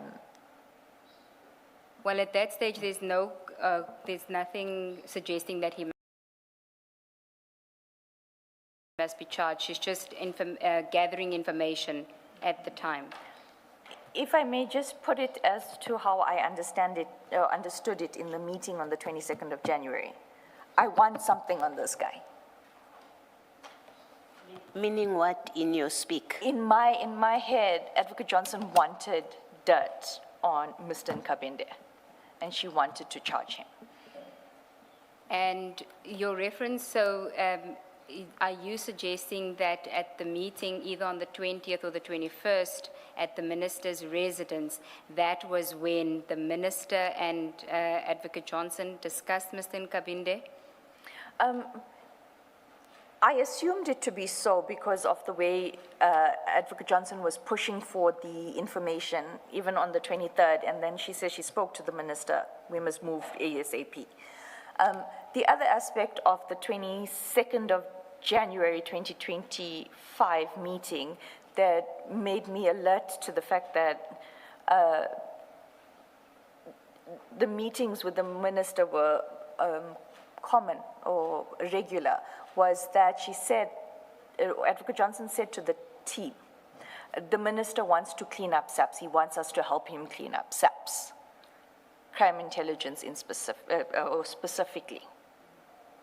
Let me just take you back on digging up dirt on Mr. Nkabinde. From where I'm sitting, that's not the only inference that one could have drawn. What if perhaps the minister wanted his mind put at ease? Say, for example, just make sure that what I've heard about Mr. Nkabinde is in fact not true. And if that were the case, then his mind would be put at rest. I could agree that that's a possibility. Yes, I'm asking it in the light of what Ms. Siegels-Ncube raised with you, which is there was no charge or what, I've forgotten the language, yeah. That too is a possible inference under the circumstances. It could be a possible inference, but the manner in which it was said to me, I knew already because I was in the environment and I could read the room. But also the urgency on the 23rd, but then my evidence will further show that I was getting pressure to do a 28, to investigate standalone against Mr. Nkabinde. Yes, my question was specifically at that stage. There was that could have been a possibility, that it wasn't just because there were no charges yet. Advocate Johnson didn't say we need to charge him. She just wanted the information. She was gathering information. Correct. Okay. Ms. Ncube, maybe I misheard you. Did you say at the minister's residence or at the minister's instance? Residence. So it came from you and not the witness. What do you know about the meeting at the minister's residence? The meeting between Advocate Johnson and the minister? That it had taken place after hours, that she was left waiting for an extended period of time for the minister.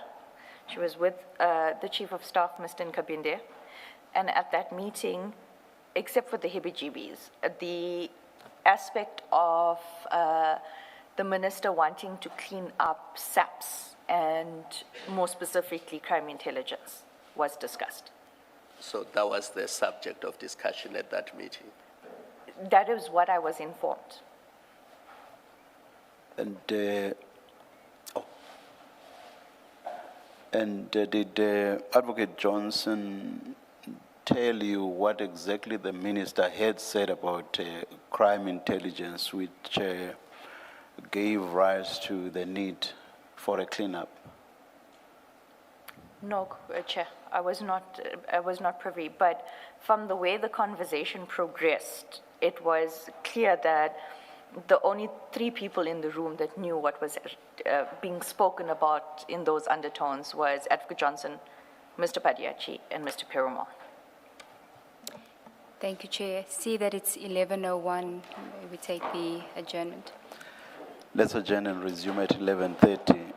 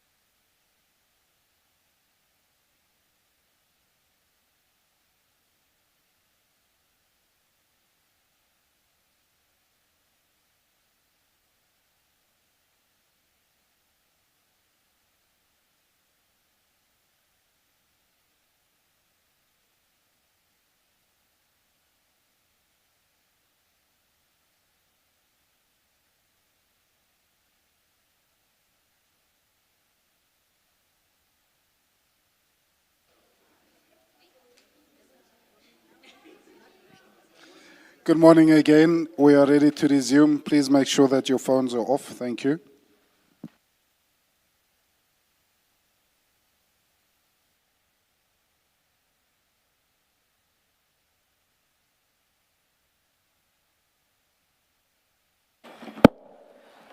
Thank you, Chair. Ms. Ramsamy, we were still dealing with the issue of Mr. Cedric Nkabinde, and I just want to clarify some issues with you before you move on with that topic.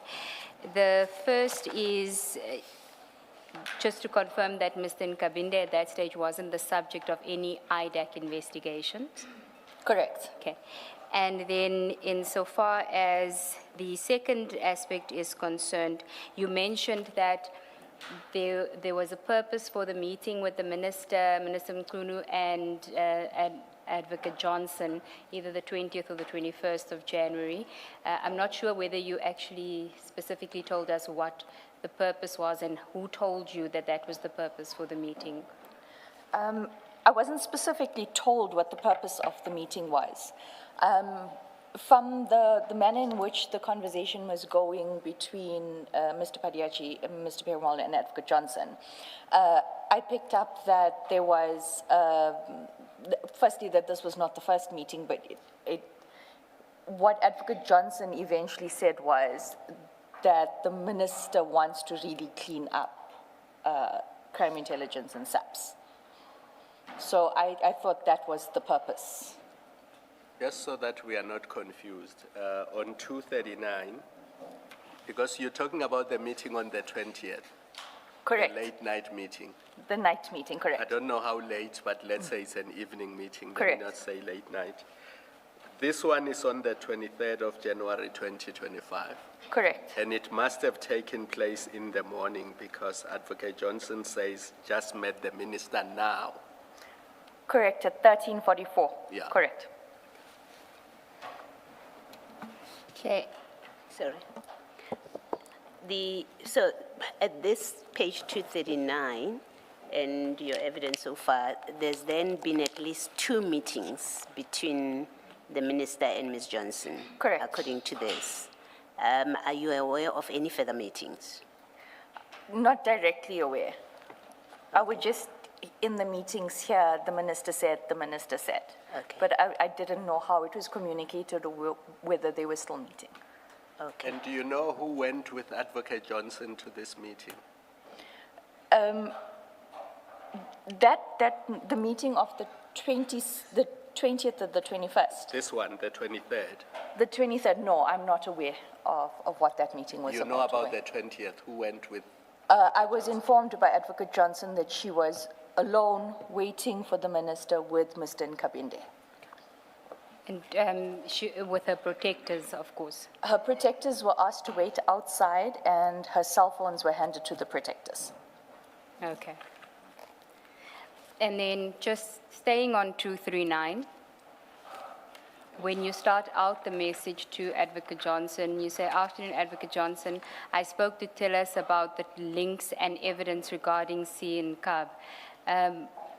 When you explained the taskings that Advocate Johnson gave on the 22nd of January, I don't recall you saying whether she had asked you to do something specifically. So I just wanted to know, how do you get to the point where you're telling her that you spoke to Tillis? Was it an instruction from her or? Correct.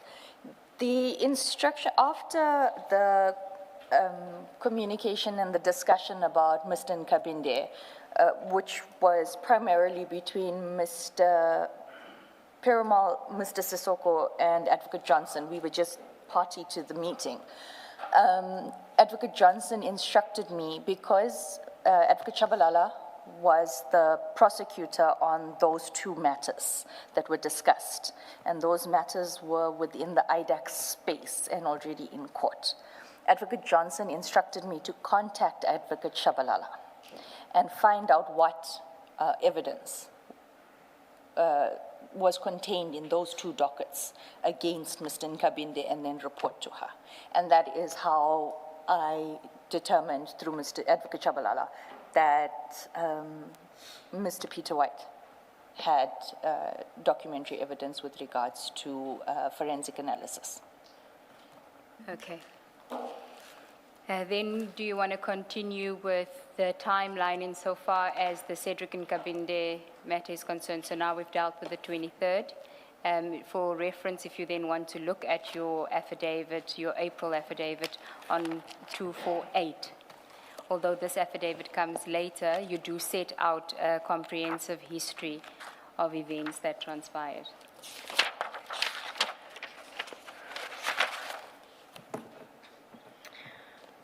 In my affidavit,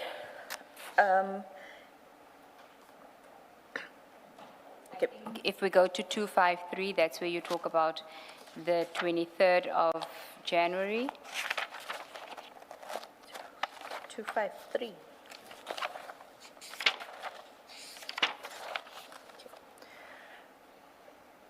On the 23rd of January 2025, around 1300 hours, I contacted Shabalala. I advised him that the ID asked me to contact him and ask him, sorry, it should say ask, but it says as, him about the link between Nkabinde and his two cases. He advised me that in Blue Lights there was a comprehensive report compiled by White. However, he was told by Advocate Law and Colonel Rulofsar that that is not the angle of prosecution that they were pursuing, and nothing was done further about the report. I then contacted the ID via WhatsApp explaining above and requesting instructions regarding obtaining the report. I was asked by the ID to obtain the report. I then contacted Sisoko. I asked him to please assist. I do not want to contact White directly as he is a witness in a matter that I am allocated. On the 24th of January 2025, ID indicated via WhatsApp to me she wanted a progress report on Nkabinde. A meeting took place on the 27th of January.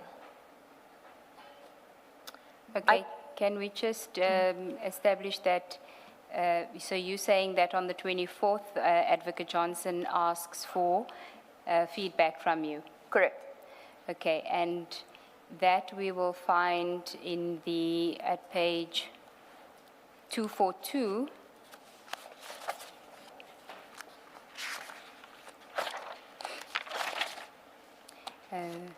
and maybe we start at 240, the top of 240. And just to give context on the date that we're talking about, you can see on 239 that at the foot of that page it says 24 January 2025. And at 240 she says there's a message from Advocate Johnson at 10:54. Do you want to start there?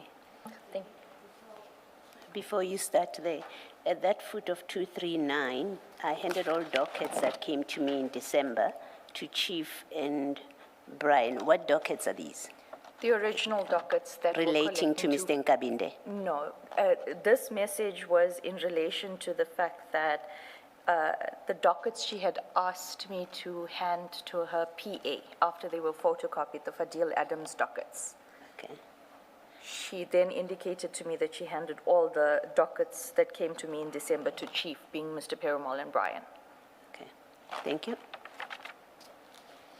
At 10:54, Advocate Johnson sends me a WhatsApp saying, just want to know how far we are with the Nkabinde stuff. I reply, I will advise within the next 20 minutes. The report was going to be sent to Mr. Sisoko. You can leave that last part. We'll get to that when we deal with the Adams matters. And so that is what you were referring to, that you had indicated she asked for an update and you responded to that. Correct. Then you can go back to your statement, your affidavit at 253. Thank you. I contacted Sisoko, however, he was in a meeting. I then contacted White directly. He explained at length the cell phone record, a payment of a large amount for clothing and a vehicle. I sent ID a text with this information, including the fact that White had a 5-page report on this, but was told to cease work and thus did nothing further.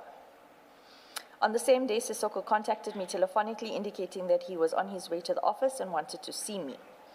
When I went to his office, I found Binang being investigated, Tamani Binang, and Shabalala being advocate, senior state advocate, Tila Shabalala. The discussion was about the White's report. Shabalala indicated that a standalone prosecution can ensue, and Binang can start finalizing the investigation. Sissoko indicated that he did not want any of the IPID investigators to deal with the matter, and that a neutral IDAC investigator should pursue the investigation. I was then contacted by the ID's personal assistant, indicating that the ID was available for the meeting with Sissoko and myself. Perumal was already seated in ID's office when I arrived. The attendees at this meeting was the ID, Sissoko, Perumal, and myself. Sissoko proceeded to explain to the ID and Perumal the links as per the charts provided by White. There was discussions about the investigation that needs to proceed. Perumal indicated that Belochin can continue with the investigation. Can I just pause there and ask you to, as part of our timeline, if you can go to 242 of, which is the WhatsApps, page 242.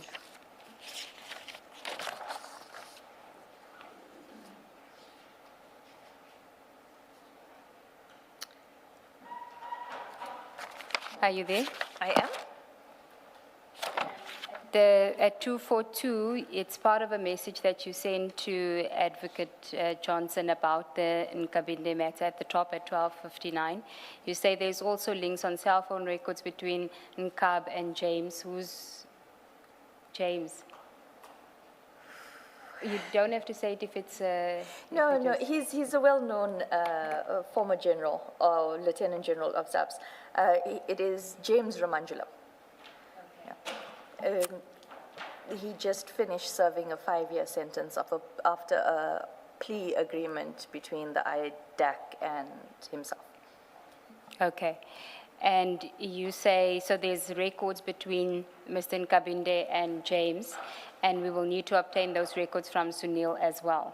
Correct. And this is all part of part of fact-finding, fact-gathering in respect of Mr. Nkabinde. Correct, on the instructions of Advocate Johnson. No investigation authorized as yet? No, there was nothing. Okay.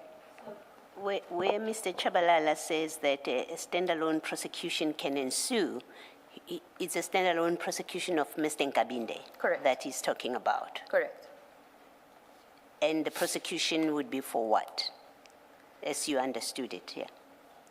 Based on what I had been told at that point, Mr. Nkabinde is linked to receiving a large sum of money for the purposes of clothing from a service provider that IPID was investigating. Whilst he was still at IPID? While he was still at IPID. Okay. And the other link where I speak about James Ramanjulam is that there is cell phone records between the accused and Mr. Nkabinde, and there was an investigation that was being dealt with by both DPCI and IPID with regards to that procurement irregularities, and both those matters are in court. Okay, thank you. Did the report also reveal that he received an OD and some cash paid for by this person that was being investigated by IPID? Correct. The report did indicate about the Audi. It also spoke about how the Audi was collected and for what period it was used, and the cash. And the cash link was based on the withdrawal of the service provider and the cell phone tower, and the phone calls between those parties. So at this point, has there been a referral or complaint to IDEC about Mr. Nkabinde? No. There isn't at this point. There's nothing formal. It's just instructions from Advocate Johnson that we must gather the information that we have of criminality And or it all misdoings. comes after her meeting with the minister where she said Nkabinde gave her heebie-jeebies. Correct. I do believe there's more to what transpired between the two of them. Yes. I'm not aware of it. Okay, thank you. Then just to continue with that 242, Advocate Johnson then responds at 1 o'clock. At 1 o'clock. I'm shocked. He's the staff officer of the minister. I'm shook. I'm shook. He is the staff officer of the Min of Police. Can you what damage he can do with all the information, etc., he gets from the office, from that office? And then I'm interested in your response at 1302. Read that and then explain to us. Sure. It explains how the messages for not cancelling the task team were so easily conveyed and consequences of cancelling. The MP in Cape Town showed us the messages. When you say not, you mean the notice for cancelling? Yes, I think No, what I sorry. did was... When you say not, you're referring to the notice for cancelling. Correct. Okay. And with regards to this, I had in part 1 indicated that when we were in consultation on the 6th of January 2025 with Mr. Fadil Adams, he did show us messages allegedly from General Mkunazi indicating that they were going to arrest Minister Mkunu if the PKTT was closed. I also indicated that I wasn't sure if it was Mr. Nkabinde or the minister that had forwarded the messages. Yes, because you said the messages, you weren't really I interested was in the not messages. interested. And Mr. Rapesu said that he couldn't really decipher what the message was saying because Mr. Adams was telling him what the message is saying while showing him the message. Correct, that's how, because I didn't read the messages and Mr. Adams was talking over and explaining what the messages were saying. That's how I understood what the messages were about. And that's what you mean when you say, and consequences of cancelling. In other words, what Mr. Adams had told you and Mr. Rapesu and Mr. Perumal is that Minister Mkunu is going to be arrested if the task team is cancelled. Correct. Okay. Do you want to then go back to your affidavit? Correct. Thank you. Maybe before you do that, previously or today, did we get an explanation of what this affidavit that's at page 248, what is its purpose, under what circumstances? was I it had prepared? asked the witness, Commissioner Baloy, and you will recall that she went and explained the affidavit, but not the purpose of it, and that's when I took her back to the history. So maybe you can just tell us why you prepared it. Commissioner, Chair, on the 30th of January 2025, Advocate Johnson sent me messages indicating something bad had happened and I was going to be heartbroken. We will deal with them as I'm dealing with the chronology. And when I went to, she had wanted to see me, but I was on treatment at the time, so I was not in the office. And when I did return to the office, I went to, Advocate Johnson indicated through her PA that I must come and see her. And she said to me that she had received a call from Mr. Nkabinde, indicating that Mr. Rapesu had informed him that he was being investigated by IDAC, and that if something about if they want his bank records and all of that, he would provide it.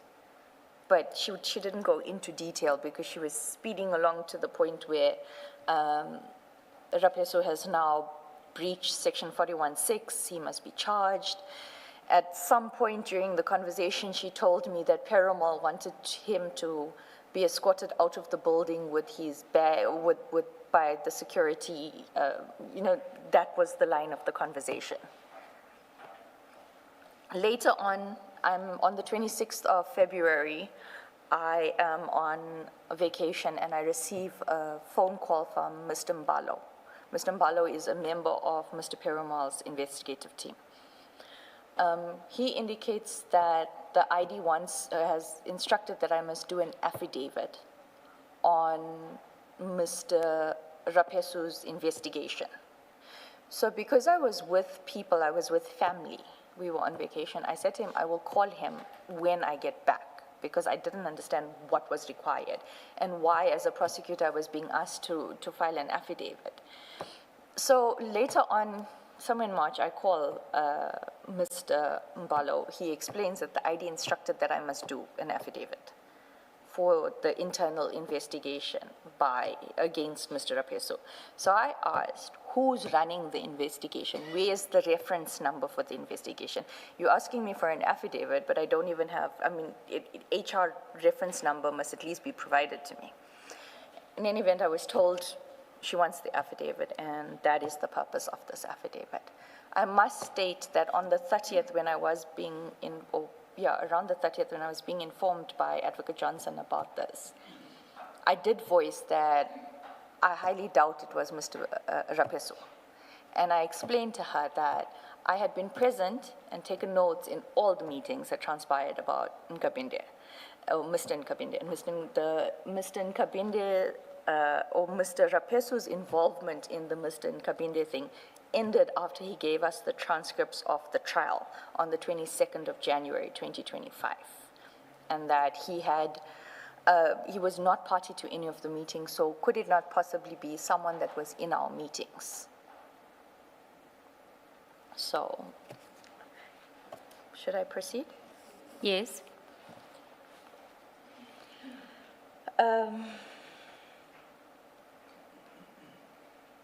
I found Penang in Shabalala. The discussion was that, oh, sorry, I read all of that already. I was then contacted by the ID's personal assistant indicating that the ID was available for the meeting with Sissoko myself. Perumal was already seated in the ID's office when I arrived. Attendees at the meeting were ID, Sissoko, Perumal, and myself. Sissoko provided the explanation to the ID and Perumal and the links as per the charts provided by White. There were discussions about the investigation that needed to proceed. Perumal indicated that Beluchin can continue with the investigations. Sissoko stated the sentiment he shared in the meeting as per paragraph 6.39. The ID agreed and stated that Padiachi would attend to the investigations. The meeting continued where Perumal indicated that a person called G. This initial is used when referring to Gininda, General. I think he's a General Gininda, but I know he's from cold cases, SAPS. Was told or positioned to take the message to the top. I was unclear what the statement meant, as it was in context of what we were discussing regarding Nkabinde. I then excused myself from the meeting. On the 30th of January 2025, Sissoko contacted me regarding the authorization documents for the Nkabinde matter. I sent the ID a WhatsApp asking if the authorization should be done in terms of which form of authorization. Can we go to that WhatsApp at 245? Sure.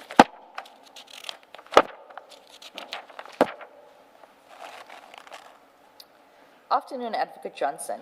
Please advise, authorization for NCAB standalone, must it be done as a section 2813 or 28.1? Just to confirm, at this stage, there isn't a referral or a section 27 referral? Correct. Okay. I must just explain that in the meeting that I've just spoken about, where Mr. White's report is being explained to Advocate Johnson, Mr. Perumal had indicated that because there were already authorizations for those two matters, they can just proceed in terms of 28s. Without a section 27 referral. And so now you're asking Advocate Johnson to advise you insofar as that is concerned? Because Mr. Sissoko is saying he had called and he had asked, has it been done? And I said, no, I haven't received any instructions as to what it's supposed to be. And then I said to him, I'll speak to the ID. But by then, I'm aware that Mr. Beluchan and Mr. Padiachi had already taken the device seized from James Ramanjulam back to Mr. White. So obviously those three had already continued or started where they left off with the investigation on that cell phone. Just to clear my understanding, the authorization for the two other matters that Mr. Perumal speaks of, what are those matters, the two matters? In fact, what is the authorization in respect of those two? I guess what I'm trying to clarify for myself is how Nkabinde fits into those authorizations to a point where it follows naturally out of those two others. So you would have to say the two matters are matters such and such and such and such, and then hopefully we see the link that makes it a valid response to say we already have authorization in the other two matters. We don't need one specific for Nkabinde. Can I answer it in this way, rather? I spoke earlier about the fact that certain matters of Mr. Perumal that were placed on the court roll while Advocate Johnson was head of office do not have authorizations. That is one of those matters. The other matter is a matter where it was referred to the ID when Advocate Cranier was there. There is a constructive 2813, and it is based on testimony at the Zondo Commission. It implicates Mr. Nkabinde.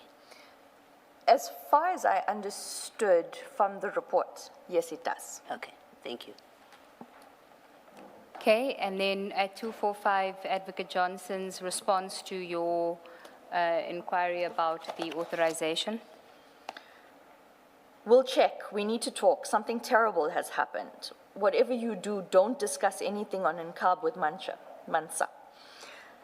When you hear what I have to say, your heart will break.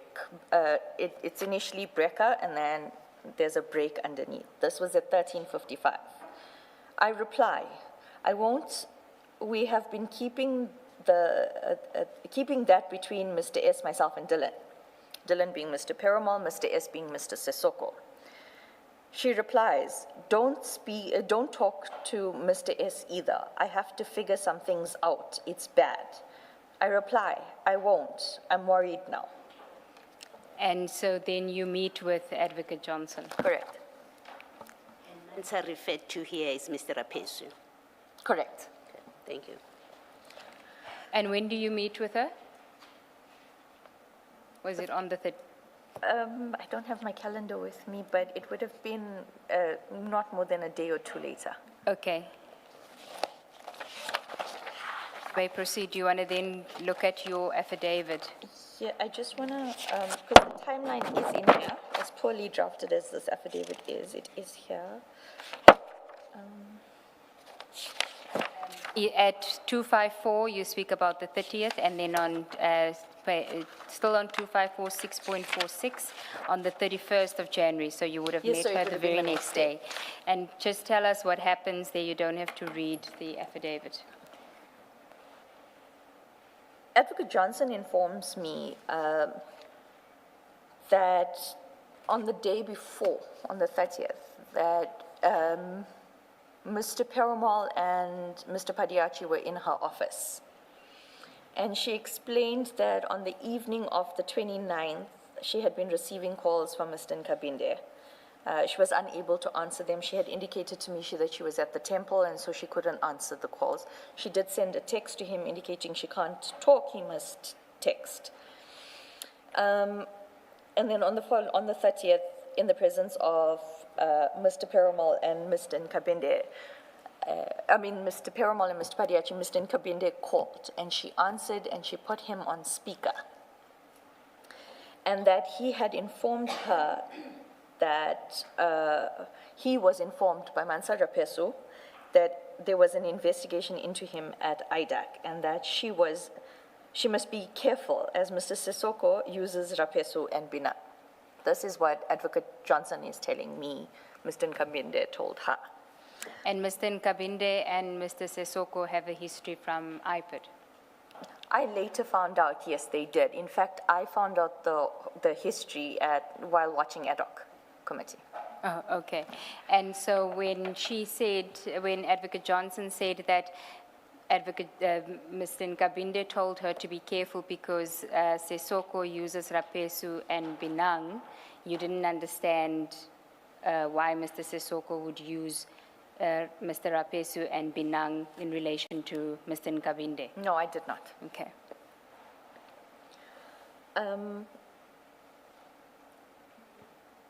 I was shocked. I was confused. It was a lot of information overload in what Advocate Johnson was saying.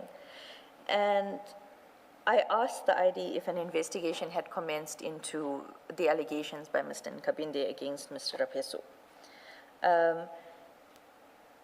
And I asked her, is it not possible that someone else had told him? And then I repeated to her from the 22nd of January who was present in those meetings. And then I said to her, I didn't tell Mr. Rapesu. So is it possible that Mr. Perumal or Mr. Padiachi told him, or Mr. Sissoko, or Mr. Shabalala, or maybe Mr. Binang? And she said, no, I know it was Rapesu. And so I left it at that. In fact, at page 254 at 6.46.3, you say, I was shocked. I asked the ID if an investigation had commenced, and I asked the ID if it could possibly be someone else, as Rapesu was not party to any discussions on the Nkabinde aspect except for the presentation on the 22nd of January 2025. Rapesu was never part of any of the further meetings that took place after that. He would not have had any knowledge of what has transpired. Correct. The ID indicated that she has started the process and that Nkabinde was too clear in who he named. I left the ID's office, spoke briefly to Mr. Perumal. We did not discuss the details of the situation. We merely expressed our shock, and I asked him how could Rapesu know, because I had excluded him from all the follow-up meetings after the presentation. On the 10th of February 2025, I was informed by the ID via WhatsApp that Mr. Rapesu had been served with a letter. Further to the events above, no further discussions between the persons mentioned above, no any other person took place with me until receiving the call from Investigator Mbalo. So by the time you deposed to this affidavit, there's already an investigation into Mr. Rapesu regarding the Nkabinde allegations? Correct. In fact, when because the commissioners will see that it's marked copy and Mr. Mbalo signs on 248 on the top. So when I handed him the original, I asked that he sign my copy and date it. On that day, Mr. Mbalo had indicated that Mr. Nkabinde, I'm not going to swear, so I'm just going to say Mr. Nkabinde had told Mr. Mbalo to FO. He's not filing an affidavit, and he didn't say what, and that was the explanation. He didn't say what, and because I didn't want to get involved any further, and I reached a point of depletion. I just left it at that. But Mr. Mbalo went on to say that I mustn't be fooled because the ID is aware that Mr. Sissoko and Mr. Binang has been protecting Nkabinde. And I found that strange because of the meeting and the presentation on the 22nd.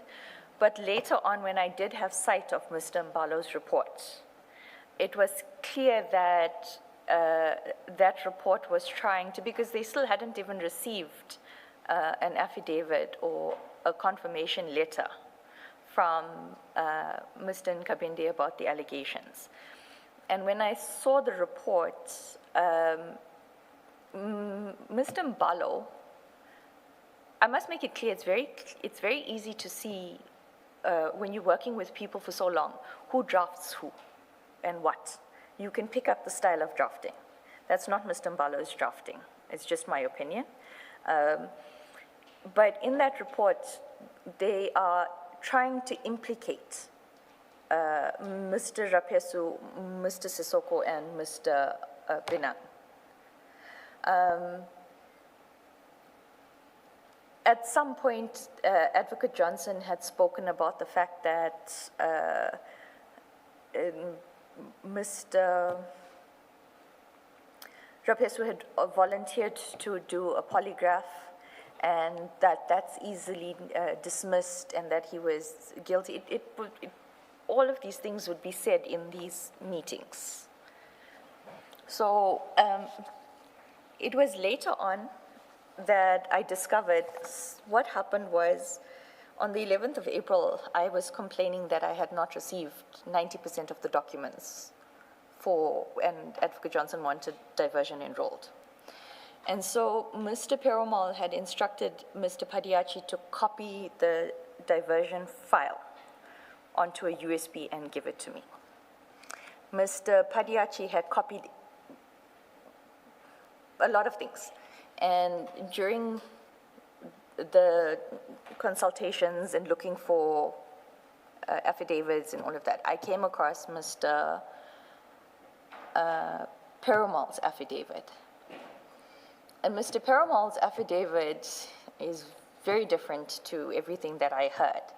It says that he had contacted Mr. Nkabinde the night before, and that Mr. Nkabinde was an IDAC source or informer on the crime intelligence matters.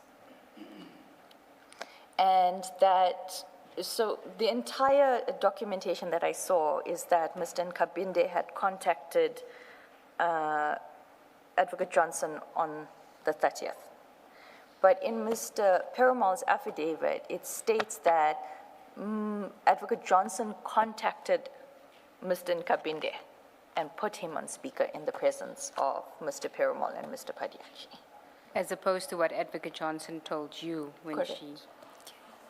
And that, as part of the documentation, that will still be included, Chair.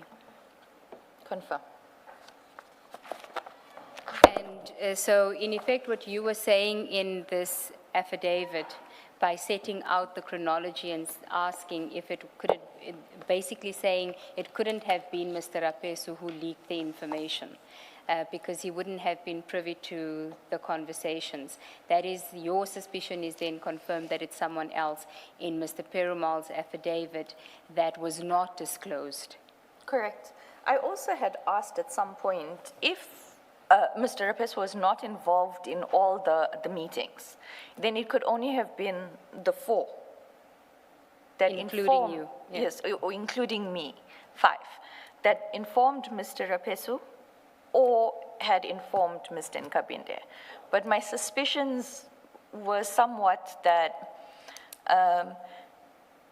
so I'm going to deal with just like a small snippet of what Mr. Rapesu dealt with regards to his questioning. Okay. In January 2025, Mr. Rapesu... When you say his questioning, you mean before the commission? His evidence before the... I apologize, his evidence before the commission. He indicated that he was asking a lot of questions, and that he was removed from the Mokwele because of the questions on the 204. If I can just shed light on what was happening at that time, and explain why there was a need to remove Mr. Rapesu, or views on why they would want to remove Mr. Rapeso.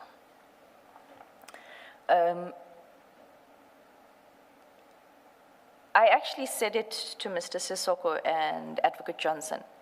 I'm too young to be juggling the egos and the arrogance of investigators, and investigators are very arrogant. They really are. They're stubborn and they're arrogant. So I had said that I'm juggling. So there was this fight that happened, and I agreed with Mr. Rapeso on a legal perspective.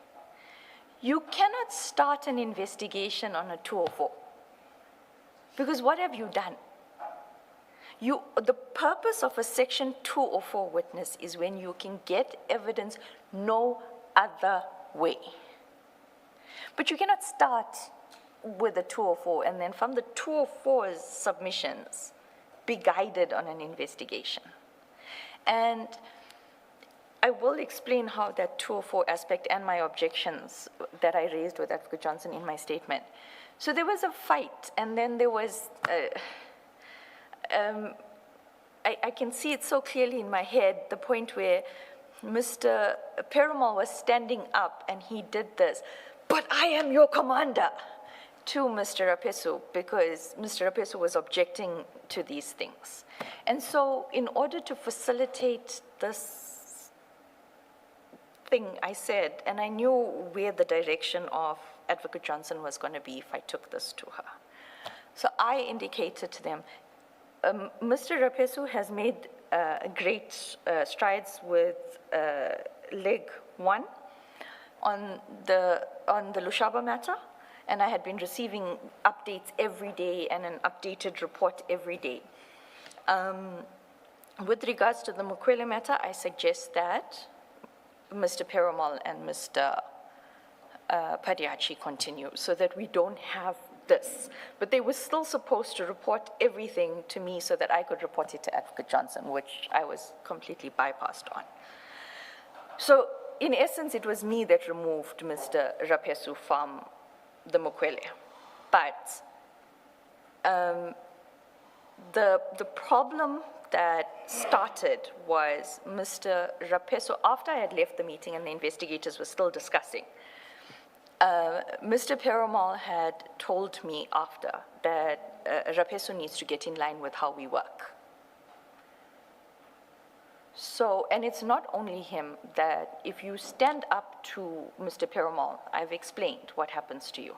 So in light of all of those things, in the back of my head, I doubted that these allegations, because it happened again, I think it was last year or sometime early this year, to another investigator that was allocated to Mr. Perumal on the diversion matters, where he was placed with an email or a letter saying that he must respond to allegations, and they were the most ridiculous allegations I've ever read. Okay, so we've now dealt with the context of how that statement came about. We can then go to the other aspect of the 22 January meetings. We can go back to your statement, page 6, paragraph 15. Returning to the chronology on 22 January 2025, the meeting where Project Diversion was discussed and the presentation made to Advocate Johnson was held. Advocate Johnson made her own amendments to the presentation in manuscript and handed a hard copy to the team at the meeting. During this presentation, I took notes, as I usually do. The presentation was explained to Advocate Johnson mainly by Mr. Perumal. Before I deal with Advocate Johnson's instructions following the presentation, it is important for the commissioners to bear in mind that at this stage, the investigation was in existence for 6 weeks, with no activity for 2 weeks between the 19th of December 2024 and 6 January 2025. Yet Sorry, these... what is the significance of those dates? The 19th of December to 6 January. Between the 19th of January and the 6th, sorry, the 19th of December and the 6th of January, no investigations could have taken place. I was on leave. Mr. Padiachi was out of the country. Mr. Rapesu was on leave, and Mr. Perumal was acting as the head of investigations.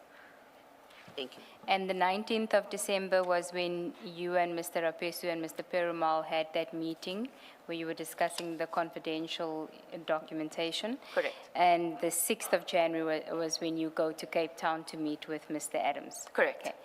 And what you want to convey here is that you are really dealing with a 6-week-old investigation, and the instructions that follow are too excessive, or insofar as you just at the infancy of an investigation. Correct, and we are at the, to use your word, the infancy of a section 2813. A 2813 is to determine if the veracity of the claims actually lead to a criminal investigation. Which would be the 28-1. One. Okay. So, how I suggest we do this is we're going to flight your notes redacted as you had requested, and then you can read from your statement, and if there's any aspect of the notes that we are unclear of, that is not clear from your summary of it in your statement, we will then just ask you. And Commissioners, that will be file 11, page 1.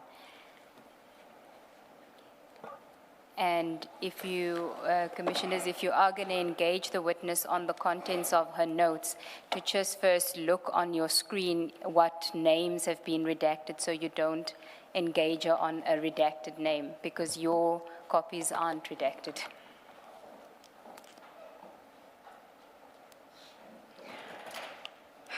These are the notes that we have Captain McLean to thank for, because you started taking detailed notes because he told you to be careful.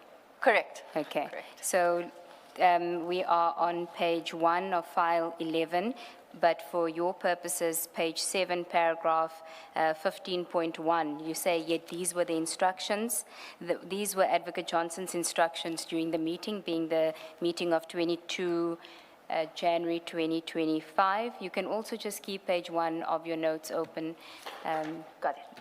And then if you can tell us on that note before you read out, there is the date, you'll see the date there, but above the date, there's certain words there that I can't see.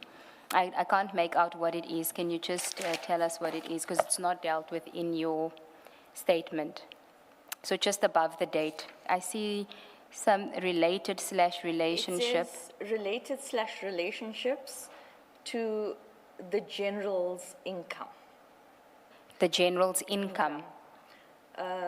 For, Is that B clearly? it's B clearly, police contract equals SAPS tender Tembisa Hospital. Okay, and we get to that later in your summary. Correct. And then it was at 12 o'clock. That's the time that the meeting started? Correct, and at the boardroom in the Linton House. Okay, and subject meeting ID. Correct. Okay, you may proceed in your statement. Thank you. Yet these are Advocate Johnson's instructions during the meeting. Brigadier Tom Moyane, a member of Crime Intelligence, must be served with a 28 to be interviewed, and he must be put through his paces, or put through the paces. Advocate Johnson said that she would do this interview in person and bring out the prosecutor in her. The Crime Intelligence matters Sorry, would... who is Brigadier Tom Moyane, and why are you putting him through his paces relating to these matters? Commissioner, I myself didn't even know what was going on, or who this person was. It was Mr. Rapesu who whispered Crime Intelligence, because I asked who. And, but like I said, during the entire proceedings of this meeting, there was an underlying understanding between Advocate Johnson, Mr. Perumal, and Mr. Padiachi, whereas Mr. Sissoko, Mr. Rapesu, and I were playing catch-up. The name Tom Moyane came, Brigadier, let me, because Brigadier Moyane. this name came from Ms. Johnson Correct. in and your if- meeting? In the meeting, but if you look at the 2813, one of the unexplained names is also Brigadier Moyane. Yes, thank you. And you have it as Moyani in your notes, but in your statement, it's Moyana. I think you made the correction in your statement, it's Correct. Moyana. Moyana. Yes. But of course, you getting this, you're writing. I'm yes. writing as Advocate Johnson is Yeah, speaking. we will forgive you for that. Thank Proceed. you.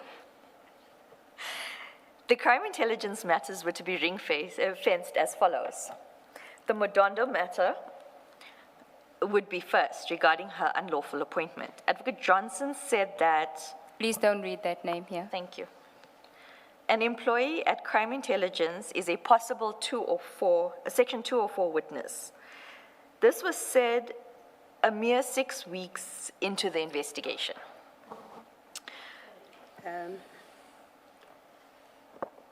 Ms. Nobe, sorry. Why is the name not to be mentioned? It It's in our statements. It was a potential 204 witness, and it's redacted in the statement and in her notes. The witness asked, Ms. Ramsamy asked for the witness. It's the person's surname. That word is the person's surname. And the reason it's not to be mentioned is because they were a potential 204 witness. Commissioner, I had asked and explained to Advocate Ngube that these are crime intelligence officers. I don't feel comfortable, I mean, the commissioners have had sites and they are aware, but I don't feel comfortable naming them for various reasons. And also because I don't understand what specific role they play at crime intelligence, I could be potentially putting them in danger. So I had asked not to mention the names. No, I understand when you say it because it's a potential 204 witness. I just needed to understand why we mentioned Mr. Moyane, Brigadier Tom Moyane by name, and then another crime intelligence officer we do not mention. So it's sufficient when you say he was potentially a Section 204 witness. Thank you. And Moyane is mentioned in the the application for investigation. Correct. As a suspect. Okay. Correct. The Lushaba housebreaking matter would be second. Advocate Johnson justified IDAC's mandate by stating that there was not a housebreaking matter, but a defeating the ends of justice case and perjury. She said the matter must proceed by contacting the commander. I am still uncertain as to which commander she was referring to, but Mr. Perumal seemed to understand. She instructed that a Section 28 summons be issued to the tracker or to tracker to trace the movements of Mr. Lushaba's vehicle, and that Major General Feroz Khan should be contacted for the details of Hudson, who had later been added to the 28-1. Advocate Johnson also stated that witness is a possible witness. Yes, proceed. Hotel accommodation matter and other expenses would be next. She mentioned properties and purchases being made for the political task force / team. She said we should also look into the political killings task team's protection regarding Mr. Ian Cameron, being the chair of the police portfolio committee and a member of parliament, a politician linked to the DA. Can we just, that's on page 6 of the notes, of the handwritten notes.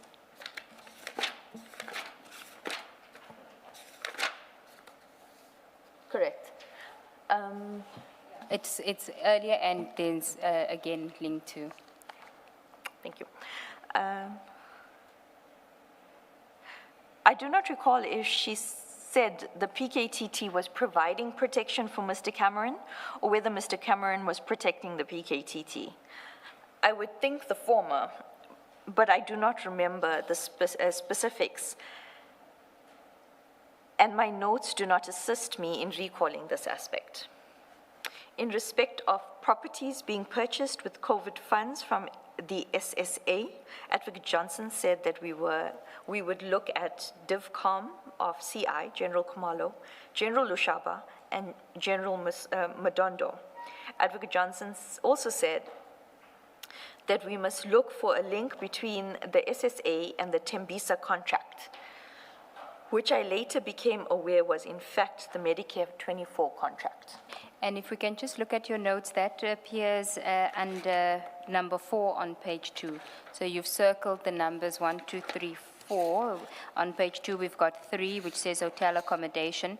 And then 4, we've got properties, COVID funds, Tembisa contract. Correct.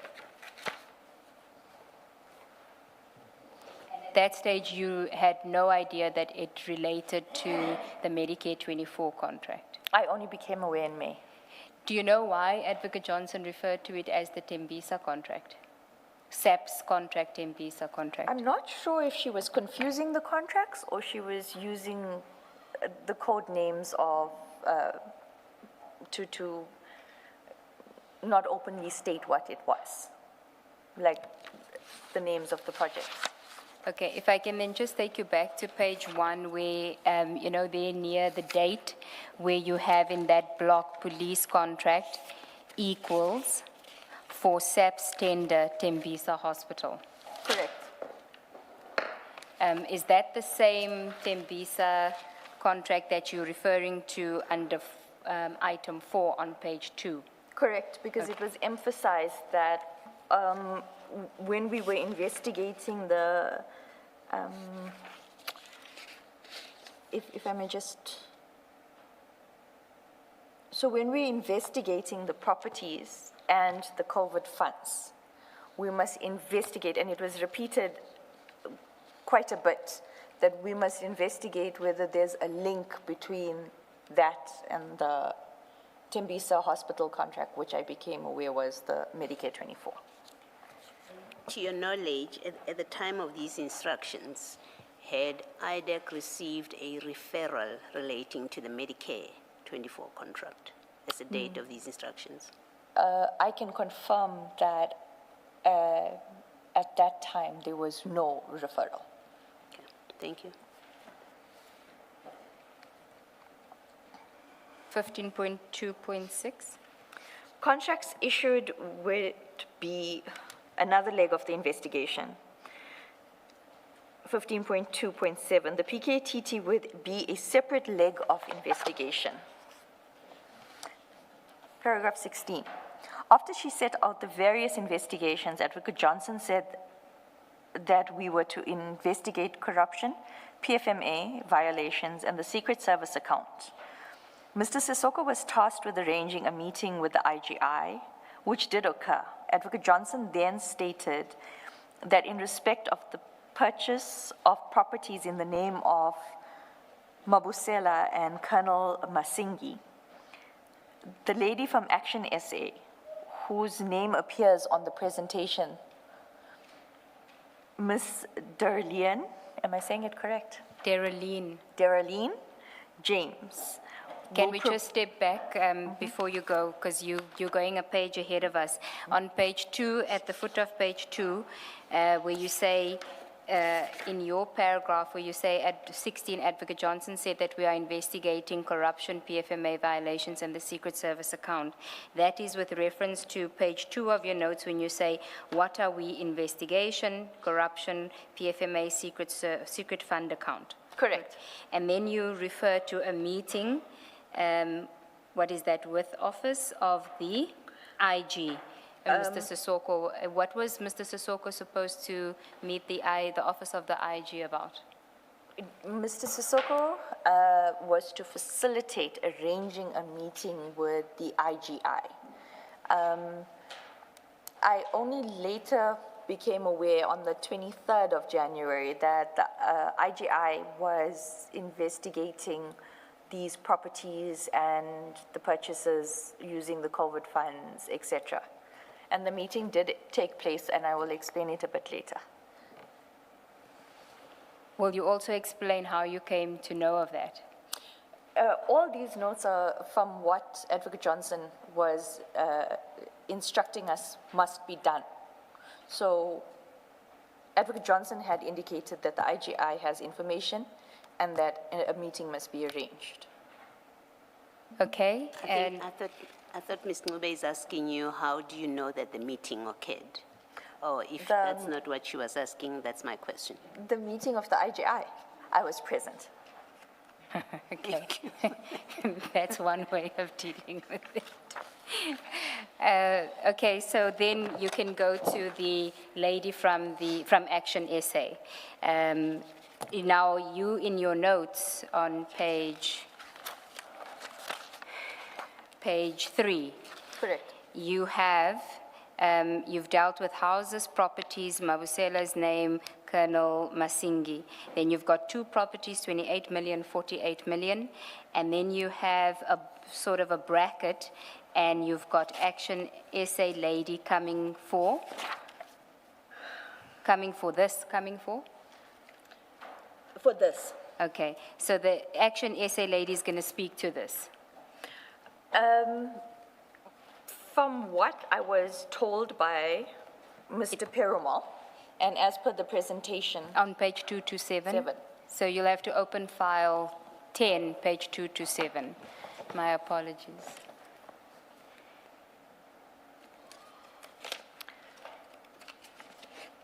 Which is post-authorization activities.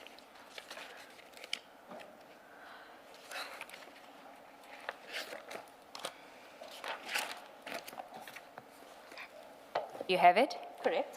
That's post-authorization activities. This is the presentation, Mr. Perumal's portion of the presentation on the 22nd of January, and the first bullet point. You can read it into the record and explain to us what was discussed in the meeting about this aspect. On the 15th of January 2025, the MP contacted Chief Perumal and advised that another MP, Ms. James from Action SA, was intending to meet with the IPID on Monday, 20th January 2025. And the first MP here is Mr. Adams. Correct. Still. Continue. He advised that her intention was to open a case and to request IPID to conduct investigations regarding the 2 properties that were purchased using CI COVID funds. Mr. Perumal, after being provided with her contact details, contacted her and advised her that IDAC has already undertaken to investigate same. And then the next page, 228. The MP then undertook to come to IDAC offices on Now, when you say MP here, you're referring now to Ms. Ms. James. Well, not you, but Mr. Perumal. Mr. Perumal, correct. The MP then undertook to come to IDAC offices on Monday, 20th January 2025, with her draft affidavit and evidence, and to conclude same with IDAC investigators. Her affidavit and documentary evidence will be filed in the case docket, which focuses on the abuse of COVID funds. Further investigations and interviews will be conducted. Must I read the last one as well? Yes, you may. The designated team has been activated, briefed, and deployed from 20 January 2025 to the 31st of January 2025 to finalize all outstanding evidential material or matters. Why did you laugh when you read that? I was just remembering how the briefing and the instruction, or what was the word? It was briefed and deployed. It was rather instructed and screamed at. Okay. So that is where, so when you say in your note on page 3 of file 10, the Action SA lady coming for this, it's referring to that that is set out in the presentation. Correct. Okay. And was there any further information? Did you know what evidence, documentary evidence she had and where she had obtained that evidence?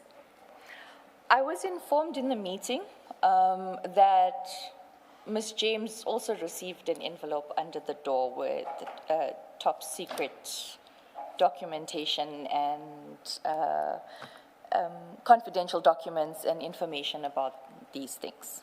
An information note. And an information note, yeah. And the documentary evidence that she had received that was also slipped under her door related to this aspect only, or was there something else that it related to as well? If I may just clarify, Ms. James never came to IDAC. She did not, I was asked to wait until at least, I think it was 5:30 or 6 o'clock. And then I went home, showered, and then I had to come back for the forklift witness.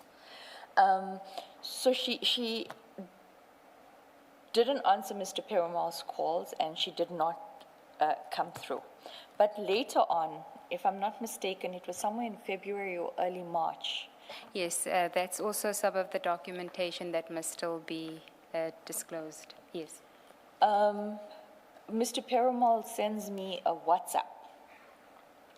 It's a very concerning WhatsApp because it is marked top secret on the top, and it is the security risk and assessment of Mr. Ian Cameron.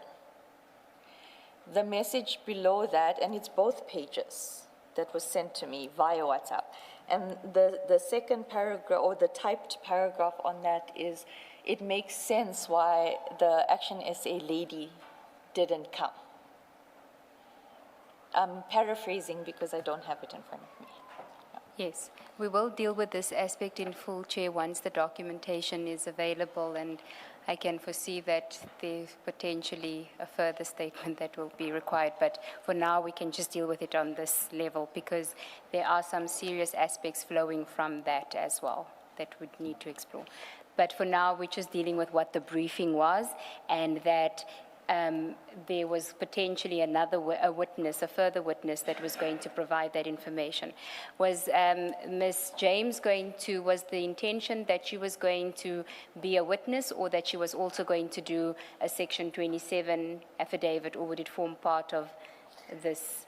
From the presentation, it's clear that Mr. Perumal had indicated or had intended on filing her affidavit and her documents in the existing Fadil Adams dockets, and she would then become a witness. Okay. Did she ever file an affidavit, Ms. James? Not with IDAC. Do you know if she filed with IPID? I was informed later that she did in fact choose to go to IPID versus IDAC. That was part of the WhatsApp that Mr. Perumal sent you to say this is why she didn't come to us or something like that? Correct. Yes. And did Mr. Perumal say where he got that information from, the top secret information from? No, he did not indicate. And at that point of our relationship or working relationship, there was a lot of, I was being excluded from a lot of information. Okay. Can we then go back to your notes and we can deal with paragraph 17 of your statement on page 9?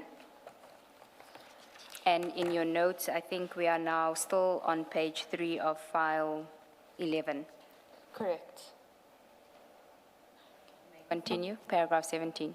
No stone was left unturned during this meeting. Mr. Perumal said that we must investigate the procurement of furniture and that there were 7 constables who were given the contracts for the procurement of the furniture. Advocate Johnson also gave instructions that the vetting files were to be subpoenaed in terms of Section 28. Sorry, Commissioners, we're now on page 4 of the notes of file 11. And you can continue. Still paragraph 17. Advocate Johnson. Advocate Johnson then she told the investigators to go and talk to Khan first because he was on leave and the Section 28 must be served on him so that he can consult with the team. Advocate Johnson then provided General Khan's private cell phone number. The way I understood the instruction was that the Section 28 summonses must be served on General Khan, but before doing so, he had to be consulted first to make sure that he was available to assist, as opposed to him being on leave when the summonses are served on him. Advocate Johnson also indicated that there was a female in vetting.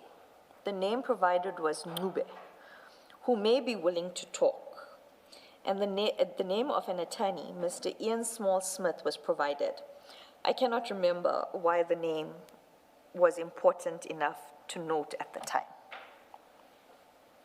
Mr. Perumal advised that all... Before you proceed, at this point of things, did you know anything, if at all, about the nature of the relationship between Advocate Johnson and Mr. Khan? No, You didn't know anything at all? no. Okay. That they even talked to each other? I You was didn't know aware that Advocate Johnson's husband works at Crime Intelligence. No, I'm lying under oath now. I apologize. You're mistaken. I'm mistaken. With the Ms. General Khan thing, like I had alluded to in statement 1, I was aware of the docket situation and the information being sent by Advocate Johnson to General Khan, where he was a suspect. This is the assault case. The assault case, yes. So I was aware that there was, and I also knew that Advocate Johnson's husband and Mr. General Khan worked in the same office.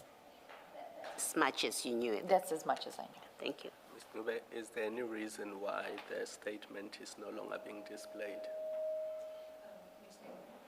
Sorry, which statement? So, as the witness was reading paragraph 17, it was not displayed. Yes, I indicated that we're displaying the notes, the witness's notes, because she's speaking to the notes. She's summarizing her notes and not the state. So we can't display both.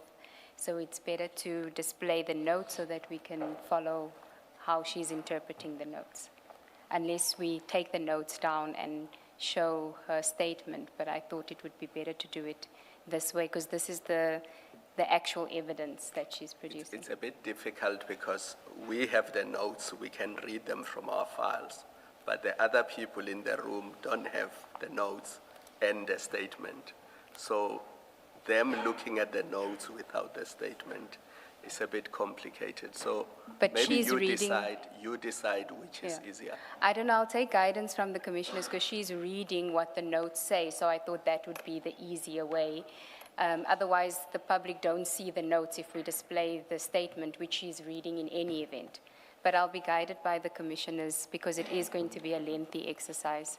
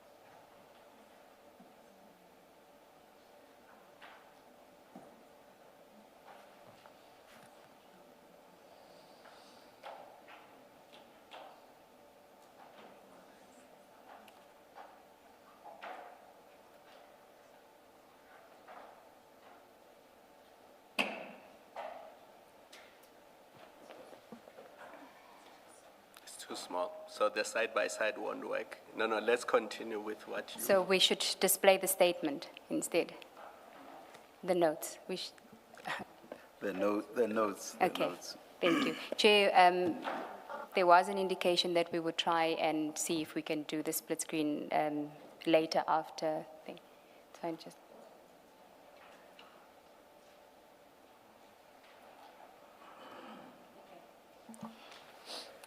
Then paragraph 18 of your statement. Mr. Perumal advised that all Section 28 summonses would be served in that week, being the week of the 22nd of January 2025. Mr. Perumal indicated that the statement of Miriam, a member of Crime Intelligence Vetting Component, I am able to mention this name because she filed an affidavit and it has been disclosed, was almost complete. Advocate Johnson stated that lifestyle audits must be conducted on General Lushaba and General Kumalo, as well as FIC applications to determine overseas travel. Advocate Johnson advised that the assets of the PKTT should be profiled. Okay, just pause that. Is page Why are you does she explain why you're looking at lifestyles and overseas travel? I mean, the allegations arising from Mr. Adams's 27, which is the basis of the presentation, right? So everyone is on the same page. We are working off that document. What arising from that section 27 gets you to overseas travel and lifestyle? Was there an obvious link explained? Nothing. I do state in my statement that it became concerning to me why these instructions were being issued, but more so, I later on stated or explained why I couldn't understand where Advocate Johnson was getting this information from to be so detailed in the instructions and what we were supposed to do during this investigation. Thank you. Before you continue with paragraph 19, we are now, Commissioners, on page 5 of the notes, file 11.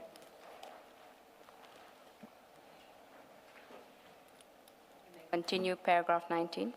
Advocate Johnson said that the National Commissioner, General Masiamula, should not be informed of the investigation. She said the National Commissioner would appear at the Portfolio Committee on Policing soon, and we should let him lie at the Portfolio Committee. I assume this was because IDAC was engaged in discussions with the members of the Portfolio Committee on Policing who would know about certain aspects of the investigation. General Masiamula, unaware of the investigations, would then presumably be caught in a lie. Okay, can I just ask you, so when the committee members, the members of the Portfolio Committee on Policing that we know so far would be Mr. Adams, Ms. James, and Mr. Cameron. Correct.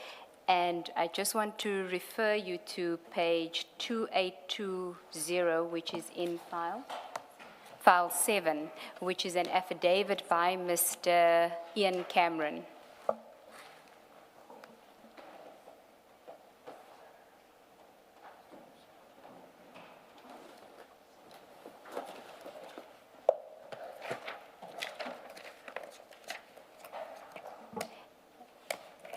You'll let me know once you have it. Page 2820.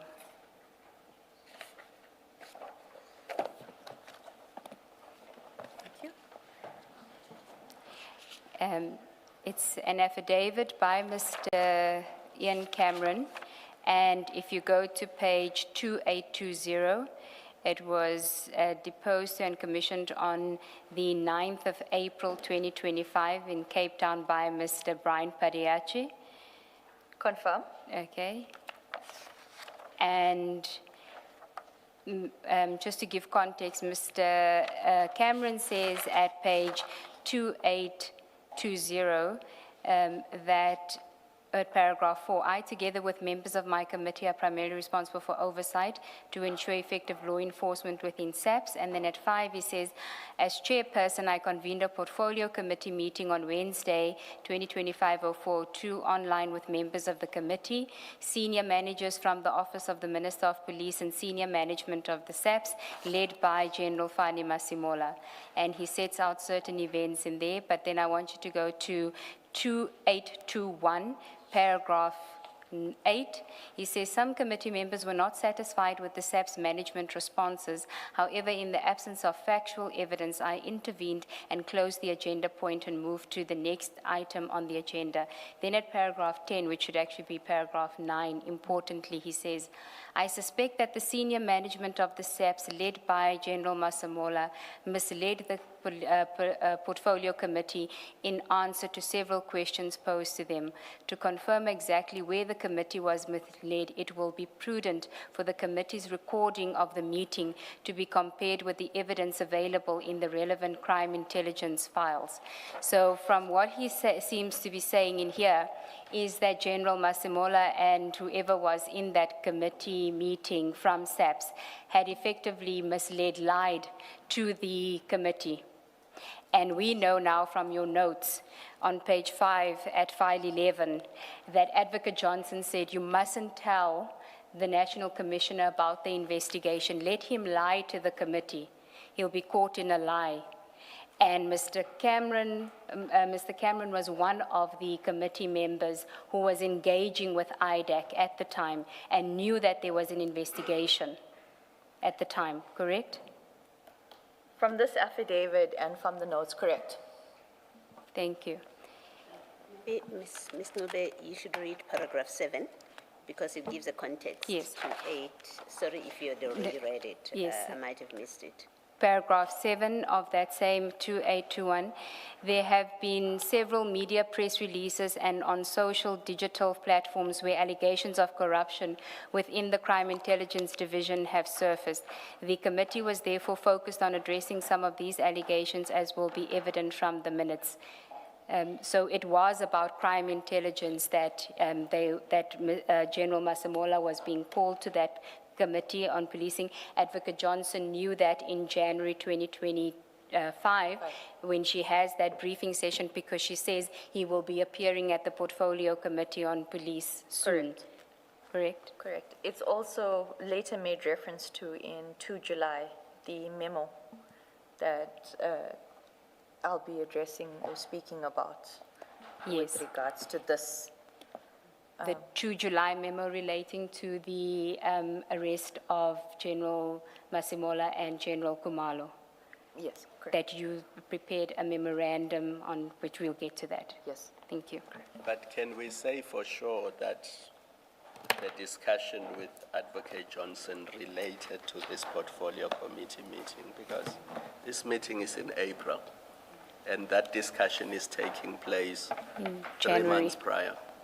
Now, we know from evidence that there were other portfolio committee meetings, the one in March, for example, where the name of Mr. Brown Mokgotsi was mentioned for the first time, and I don't know how many others. So can we say for certain that the discussion in paragraph 19 of your statement was related Yes. to the portfolio committee meeting in April? Commissioner Kumaro, we'll look into that, but this was specifically in relation to crime intelligence, this portfolio committee meeting on policing. So we will look at the others to see whether those also related to crime intelligence. Because it says here he will be appearing soon. Now, I don't take soon to be in 2-3 months from now. That's really my difficulty. Okay, we'll have a look into that. Okay, you can continue. Maybe, sorry, Ms. Nube, maybe for completeness on this Ian Cameron affidavit, we should point out that Mr. Cameron doesn't say in what respect did the SAPS team lie or is suspected to have lied. Correct. That's correct? That's correct. He doesn't provide any particulars. May I offer Yes, please. an observation from, because of the matters and the way they were being dealt with? It would honestly have been at the time where General Masemola would have been questioned on the vetting and security clearance of Ms. Madondo and Mr. Khan, at the point where he says that it had been sent to SSA. So in line of that, but it could be many more. Okay, Thank you. thank you.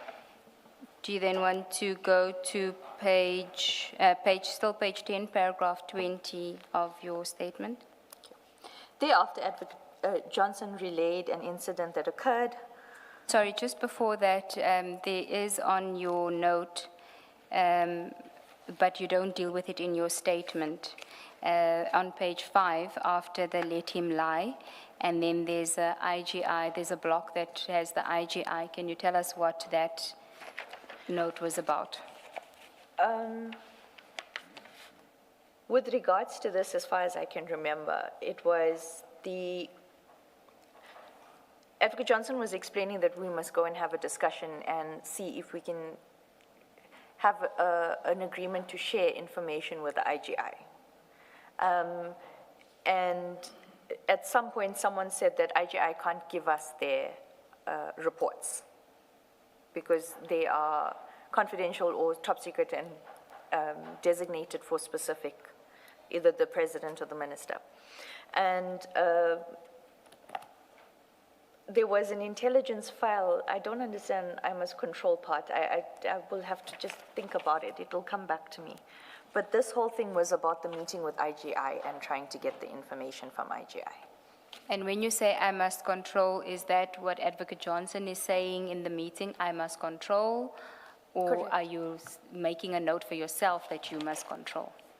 No, if it was a side note, I make a little circle or a bubble above it. But if it's just like this, then it's instructions from Advocate Johnson. Okay. Before you leave your note at page 5, did Advocate Johnson say why the National Commissioner should be left to lie? What was the plan, the idea behind let him go lie to Parliament and then what? Like I said in statement 1, Commissioners, it looked and obviously became evident that there was a line of march, and that line of march was to get General Kumalo and General Masiamola in an accused box. And so obviously there was, at some point there was talk about if he lies at portfolio committee, but this is well after. I think this is in February or March, and this was just between Padiachi and myself and Mr. Perumal, where if he lies, we can at least charge him for perjury. He would have lied to a committee of Parliament, which in itself is an offense. So the plan was to set him up. In essence, it was. That was the instructions. Don't tell him, let him go and lie. So that he can be arrested and charged. Correct. And be presented to court. Correct. Thank you. Okay, then back to your statement. Thereafter, Advocate Johnson relayed an incident that occurred when she attended the Minister of Police residence for a meeting either a day or 2 days before the 22nd of January 2025 meeting. I will deal with this under the investigation of Mr. Nkabinde. Suffice to state that for present purposes, that I do not know what was discussed with the minister during the meeting, because Advocate Johnson did not elaborate. As part of the presentation for my evidence before the Commission, I note that according to Major General Charity Matlala Matlo, in an affidavit dated 6 June 2025, Minister Mkunu referred the Medicare 24 to the SAP's internal audit, risk and integrity management on 9 January 2025. I do not know if this incident, or if this is coincidence that on the 22nd of January 2025, after meeting with the minister, Advocate Johnson referred to the Medicare 24 contract, albeit as a SAP's Tembisa contract at the time, for the first time.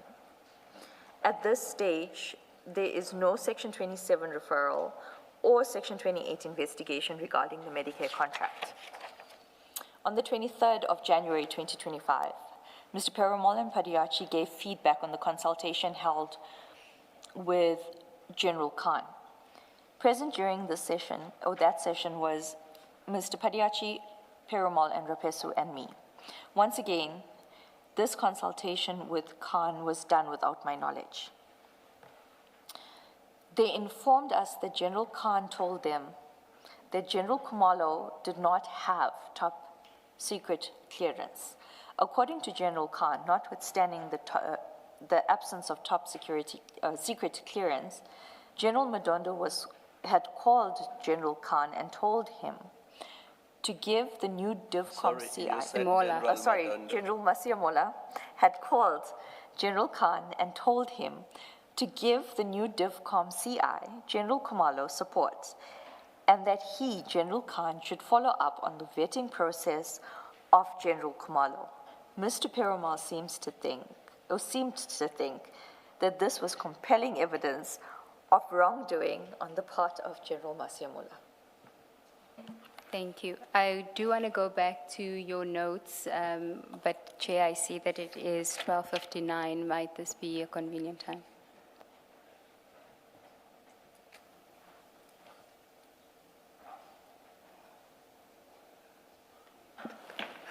Let's adjourn and resume at 2 p.m.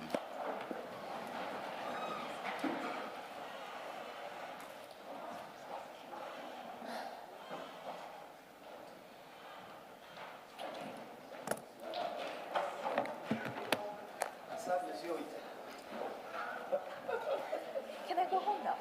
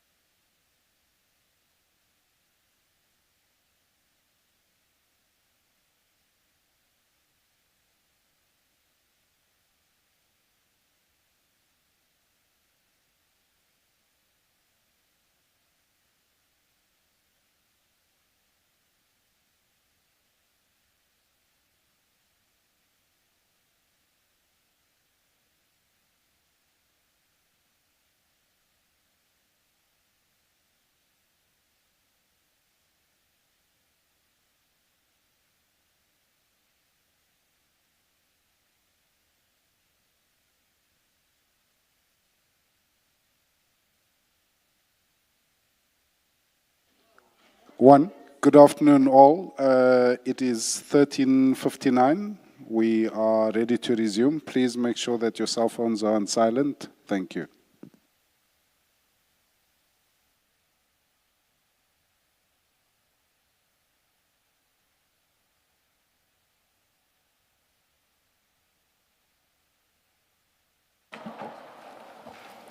Yes, Thank you, Mr. Chair. Gerzinqube. Mr. Ramsamy, we were still... I'm very sorry. Let me remind Commissioner Baloyi, she wanted to ask a question here. Mr. Ramsamy, you were speaking in paragraph 20 about, you made reference to a meeting of the minister and Ms. Johnson. And what I wanted to ask you is, Ms. Johnson has testified to 2 meetings with the minister. You speak of 2 meetings. And in her, according to her, there was a first meeting, which was a meet and greet. It didn't last long. The minister wanted to know about IDEC, how it works. And then the second meeting, it was her and I think it's General Libya, and it was about a matter. And she didn't stay long in that meeting. She said, I don't report to you, Minister. I report to a different minister. I don't deal with these matters. I'm leaving. And General Libya said, I'll deal with it.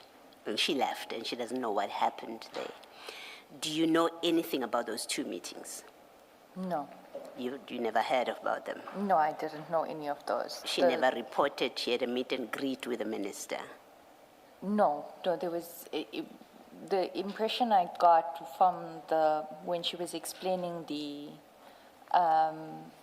meeting on the 20th, the 21st, was that it was not the first meeting of this nature. But those 2 meetings, I cannot confirm nor deny. Yeah. Okay. All right, thank you. So you know of at least 3 meetings, because you say during the discussion of the 22nd, she told you about the meeting of the 21st, and it was not the first meeting. So it was possibly a second. Second, third, fourth, Let's stick to second, because we don't know how many. And then the other one you are aware of is the one of the 23rd. Correct. So at least 3 meetings. Confirm. Thank you. Sorry, Ms. Gerzinqube. Besides the statement file and the handwritten notes, I have file 7, file 10, Mr. Rapesu's statement file. It's quite a clutter in front of... Can put Mr. Rapesu's file away, Chair. Only that one? Yes, we're dealing with the file notes, and then file 10, 11, and the statement file. Thank you.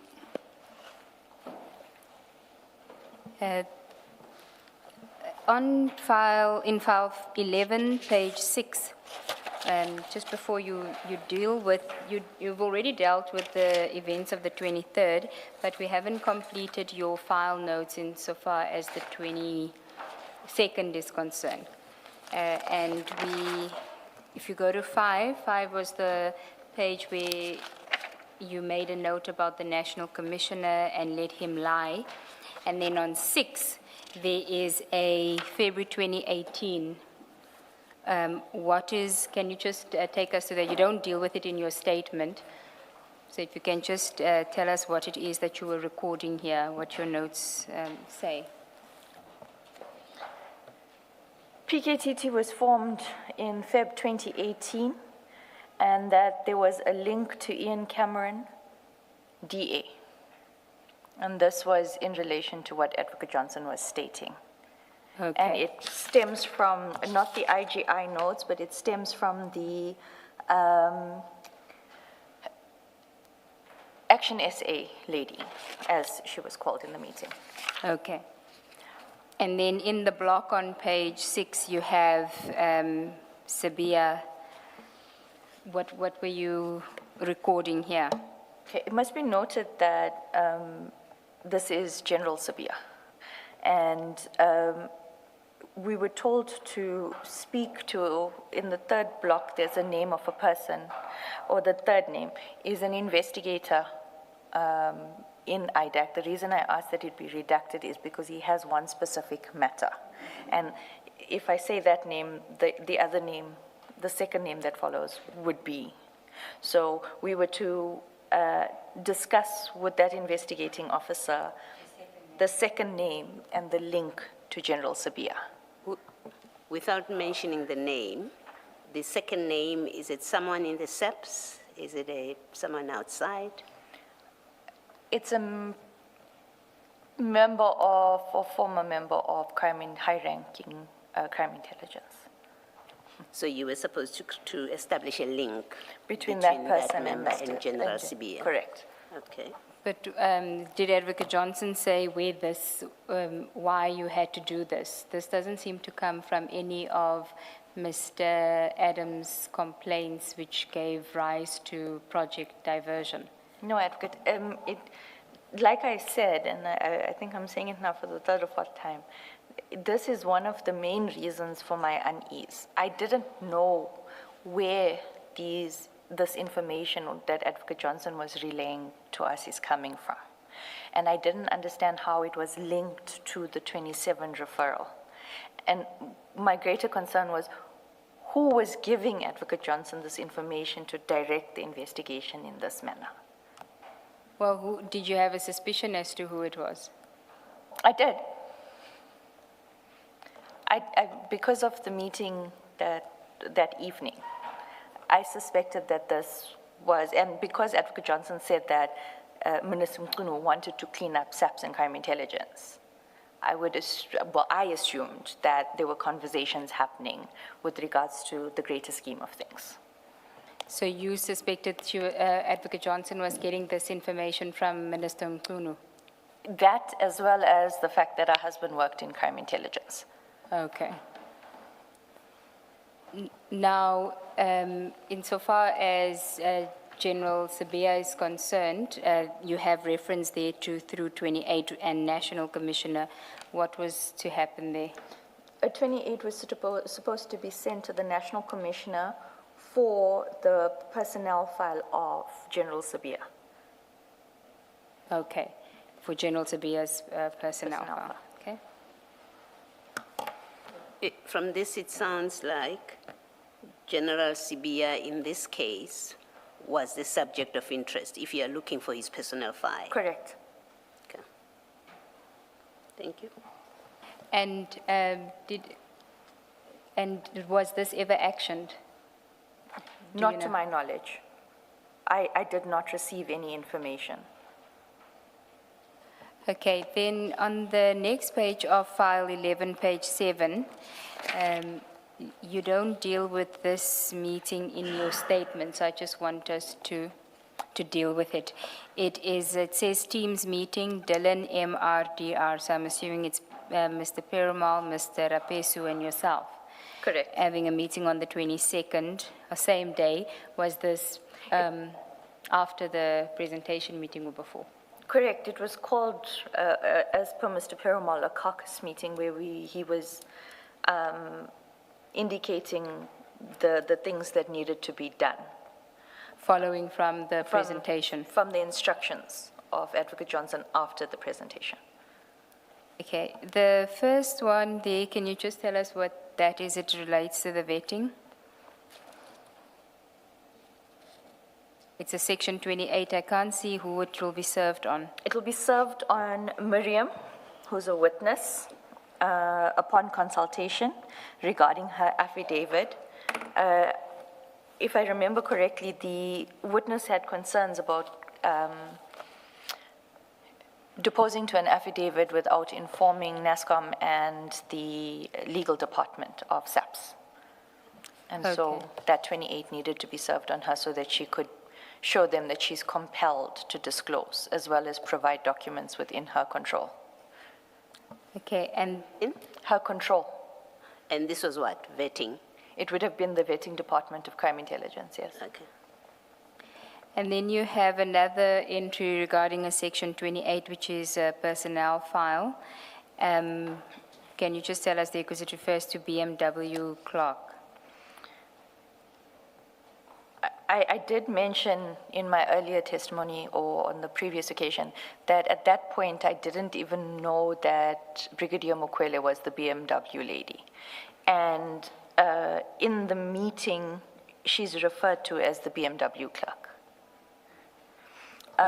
Where I say to discuss with, it's probably I had to discuss it with the ID. And then the next line is Dylan would action the following. To serve a 28 on the NASCOM for the personnel file and for the BMW clerk lady and for the personnel file from BMW and documents relating to the clerk, who I later became aware was the brigadier. And the next one was the 28 records. And that she's an engineer, not a clerk, you later learn. Correct, that she's an engineer. Okay. With an MBA. We were not informed of this by the investigating officers. Thought to set the record straight. Yes. The next one? The Section 28 medical records of Lushaba, General Lushaba. This was a fight. This was a very big fight, and this started a lot of problems in the team. I think during consultation with the evidence leaders, I even asked them, do you know what a J88 is? And they laughed at me. But in this meeting, when I was saying, because they wanted to 28 the hospital for the entire medical file, you cannot do that. How am I going to lead the evidence, should I ever lead the evidence? Because does this man waiver his rights to confidentiality? And I said to them, the legal process, if you want a medical record, is you take a J88 to the doctor, especially for that specific medical consultation. And they will fill it in, and it becomes a 212, which then becomes easier to prove in court. And with Mr. Padiachi, I got the blankest stare. It was as if it just went over and with Mr. Perumal, he was like, oh, yeah, we'll do that. But they never did that. They actually did 28, the full medical file. Mr. General Lushaba's full medical file from the emergency for the medical treatment after the incident. And then you did speak about the next one, which was the tracker and the Inatus information. Correct. And that would have been on General Lushaba's vehicle. Correct. And what is it that they were trying to get from that? I know that there was an argument between Mr. Perumal and Mr. Rapesu about this, because Mr. Rapesu was trying to explain that we are not investigating the events that occurred when the housebreaking happened, whether he picked up a lady of the night or he was wrong. The investigation was based on what transpired after the case opened at the station level. So there was an argument about this, and I'm not sure if it was done. It has never been provided to me. And then the funds of the task team, there's just an arrow there. It doesn't have a 28 next to it. No. With regards to this, Advocate Johnson had previously said that when it comes to the task team, the political killings task team, that the investigation must look at, or it must be an investigation to obtain a racketeering certificate and prosecute in terms of POCA.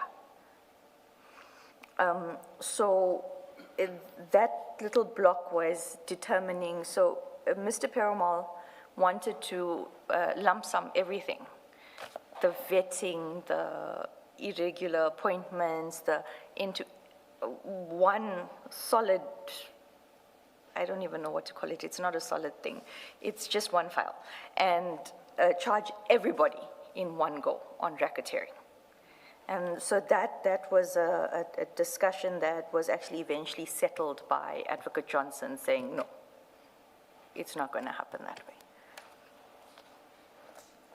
And you have there in the block corruption, racketeering task team. What is that referring to? The same, it's the same thing with regards to the funds of the task team, resources, isolation, and then the manner in which Mr. Perumal wanted to proceed. Okay, then we can go to the next page, which is page 8. That's where I think you deal with that meeting on page 11, paragraph 21 of your statement, which is the 23 January 2025 meeting, where Mr. Perumal is reporting back about the meeting with General Khan. Correct. Okay, but on your notes, that is in a block, a separate block at the bottom of page 8, file 11, there is other entries there that may be of relevance. I see that General Masemola's name is mentioned there again. It says Masemola equals SSA removed. What is that about? Do you recall? Where are we? On page 8? At the bottom. No, at the bottom deals with General Khan. At the top, where it has Dylan and Brian. Okay. I then see. there's Third meeting. line, fourth line. Yes. One of the issues that I raised was that, so when Dylan, Mr. Perumal was explaining the meeting with Feroz Khan, the issue of the vetting being sent to SSA had come up. And Mr. Perumal indicated that there must be an investigation with regards to this whole thing, and that the vetting should have been removed from SSA. It should never have gone because crime intelligence has their own vetting. However, attached to the memo on the 27th of July, there is a clear explanation about the SSA vetting thing that basically makes this whole argument null and void. You mean the 7th of July? 7th of July, Okay, yes, yes. 2025. And then the block where it has Feroz Kumalo, you've explained that in your statement at paragraph 21. Yes. Okay. You can continue with your statement at paragraph 22. Thank you. Mr. Perumal stated that Khan becomes very important to the project diversion investigations. He also said that he would be meeting Els and Shlangwane that day. These were identified by General Khan as possible witnesses. After the meeting with Advocate Johnson on the 30th of January 2025 regarding the Mr. Nkabinde matter, no further meetings were held until April 2025. Or if meetings were held, I was not included. Okay, can I then ask you to go to page 12 of file 11, which deals with the still aspects of the meeting of the 23rd of January 2025, I think you meant. That 2301, 2026, you wrote just to identify the thing, because it was pages. out of order, but should be 2025. Correct. Yes. Okay, there you've got Khan becomes important, and then there is section 2828, again, serve Masemola, Tom Moyane, and NASCOM, D-class. What is that? Declassify. So the request was for the National Commissioner to declassify? What had happened was when Advocate Johnson instructed that the 28 must be served on Feroz Khan, because those documents were in his possession based on his position. During the consultation that took place between Mr. Padiachi, Mr. Perumal, and Mr. Khan said that they have to be served on the NASCOM, being General Masemula, so that, because they are classified. And so they had, the only person in SAPS that can declassify the personnel files is the NASCOM. Okay. Then back to your statement, page 11, the new topic, mounting pressure to progress investigations and effect arrests. Before you deal with the new topic, at this point, and I'm looking up to paragraph 22, surely at this point you must have a sense about the role of General Khan here. Can you just speak to that? I mean, it's difficult to comprehend a situation where you are all having these discussions in these meetings and tasks are given and his name keeps coming up. You also know who he is, that you now know he's in crime intelligence. He works with Advocate Johnson, Johnson's husband. So there are certain facts you know. You must have formed a view at this point about his... I did. Yeah, can you just share that with us?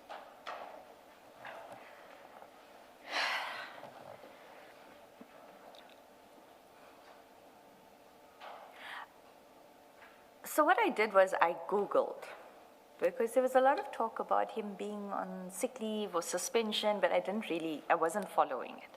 So I had Googled, and I realized that there was a lot of problems between himself and management of SAPS.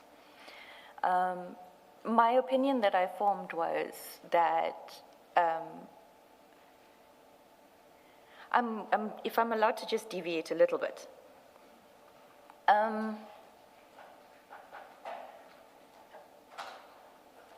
in 2023, I had been given a docket where the former head of crime intelligence, Lieutenant General Jacobs, is supposed to have been accused number one. And when I was one statement short from being able to enroll the matter against 3 suspects in the matter. You were in IDEC at that time? I'm in IDEC at the time. That is one of the 3 matters that I indicated in statement 1 where Advocate Johnson point blank refused to let me proceed. In fact, she held a meeting saying that those dockets were going to be sent to SECU, but they had come through the Zondo Commission. And it was around that time that I was putting the link of Advocate Johnson's husband, crime intelligence, and this matter, because people talk. And I was also asking the investigating officer, why are we being blocked? And then I had heard about Advocate Johnson's husband and Mr. Khan being friends. Then all of this happened. So I put 4 and 4 together, and I realized that there were other aspects at play, which made me even more cautious with my note-taking, my written objections, notifying management of how procedures are not being followed. And the mere fact that the Feroz Khan affidavit in the Lushaba matter was kept from me. There's an email to that effect where I'm saying I'm not even made aware of it. I've now had 2 court appearances. I have replied to requests for further particulars. So when I disclose this, it's going to look like I'm hiding information from the defense. So I also vocalized my concerns about General Khan's involvement. It also became very clear his agenda when I started reading his affidavits. And I put so in 2 memos, that he's only speaking about his own issues. So I do believe that he had influence on these matters and how they progressed. The investigations and the decisions to prosecute. Correct. Okay. Thank you. Thank you. Back to the statement. You were dealing with paragraph 23. It seemed that out of nowhere, Advocate Johnson started putting immense pressure on the team to start effecting arrests on project diversion. Advocate Johnson wanted matters enrolled as a matter of urgency. On the 9th of April 2025, Mr. Perumal informed me that Advocate Johnson wanted to advise us that the meeting with Ian Cameron went very well, and that we have his full support, and that we got his affidavit. Mr. Perumal forwarded messages from Advocate Johnson, where it is clear that she was eager for the arrest to be effected as soon as possible, or as she put it, let us strike while it is hot. We do have the screenshot of that. It's not yet in the bundle. It's part of the documents, but we do have, that's supposed to be added and compiled. So we're going to flight that now, but it will be added to file 10 at some point when we do the other documents. Are you able to see it and read it? Yeah. Okay, ID. Just wanted to advise, meeting with Ian Cameron went well. Full support from him. We got his affidavit. We also got... No, I think you must start from the beginning. This is an email this is a WhatsApp from Mr. Perumal. Correct. This is a WhatsApp from Mr. Perumal. He forwarded it to me after he had sent it to Advocate Johnson. Yes, okay. So he was reporting to Advocate Johnson. Okay. We also got General Pinar to come in. Once she saw the evidence she is withdrawing I think her report, wherein she cleared Lushaba. I will sign off on her affidavit on Friday. She admits that she was misled by the IO and Lushaba's friends, etc. We're back at airport, flying back to PTA at 6 p.m. And so that is his message that he sent to Advocate Johnson, and he's now sending it to you to show that's what he sent her. Correct. And then he forwards, so he's basically forwarding the conversation that he's having with Advocate Johnson to you. Correct. And where we then see the white messages like that, a long message, where it doesn't have a forward, it's because it's his message to her. So when you send it to somebody else, it's not going to show as a forwarded message. But her message to him will come across as a forwarded message. Correct. So where we see forwarded, that is from Advocate Johnson to Mr. Perumal. And where we don't see forward, it's his message to her. Correct. Okay? Okay, thank you. Stay on Pinar. I think you meant Pinar. So that we enroll Lushaba ASAP. And his response? No problem, ID. And her reply. response? Let us strike while it's hot. And that was in reference to enrolling the matters in order to get warrants of arrest? Correct. Okay. And what is the process of the enrollment? What would have had to happen in order to get the matters enrolled? Firstly, we would have had to have a 28-1. And then the prosecutors would have had to evaluate the evidence. From there, one of two things would have happened. If the prosecutor felt that there was a prima facie case, the matter would have been enrolled. If not, then a memo, which I will later display how I had done on the crime intelligence matters to Advocate Johnson is done to say no prima facie case. When it gets enrolled for the purposes of getting a warrant, is it dealt with in the magistrate's chambers? You don't go into open court for that purpose? For a warrant of arrest? Yeah. The prosecutor is not even supposed to be there. So who are the role players? It would be the magistrate and the investigating officer with the investigating officer's affidavit, and there's a pro forma. It's a J, I can't remember, but it's a J something. At the top, it would say, I, Dushantha Ramsamy, confirm that I have perused the docket, and I confirm that there's a prima facie case. I would then sign it, and at the bottom date it, and then there's another portion where the investigating officer will fill out.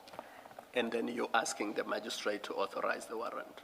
But the magistrate is not bound by me saying that there's a prima facie case, because remember, I'm not telling the magistrate what is in the charge sheet or the docket or anything like that.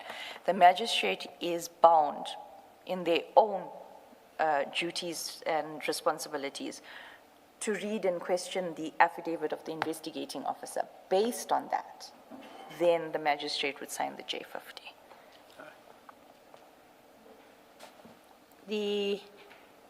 Sorry, that message is gone.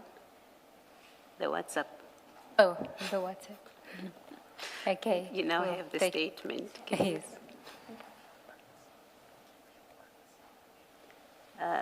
Commissioner Kumalo says it's a view once message. We can retrieve it. Please do. Yeah. This affidavit, so Perumal, Chief Perumal says we got his affidavit. In terms of dates, when this message is exchanged, does that connect to the affidavit that we looked at earlier? Or is he speaking about a different affidavit, do you know? If memory serves, it is the same date. Okay. Yeah. If I can just remember which. If you go to 2820 Thank you. in file 7, 282. it's dated the 9th of April 2025. And Does- your exchange with him is on that day. Correct. And it's at 1:30, and that is by Brian Padiachi. Correct. Okay. So it's that same affidavit. It would appear so, yes, Commissioner. And before Mr. Perumal went to meet with Mr. Ian Cameron, was this discussed as part of your work that you're doing, that we will go and speak to Member of Parliament, Ian Cameron? He has approached us, or we know somehow that we'll get something out of him. How does Perumal end up talking to the chairperson of the Portfolio Committee? Commissioner, after the 30th of January,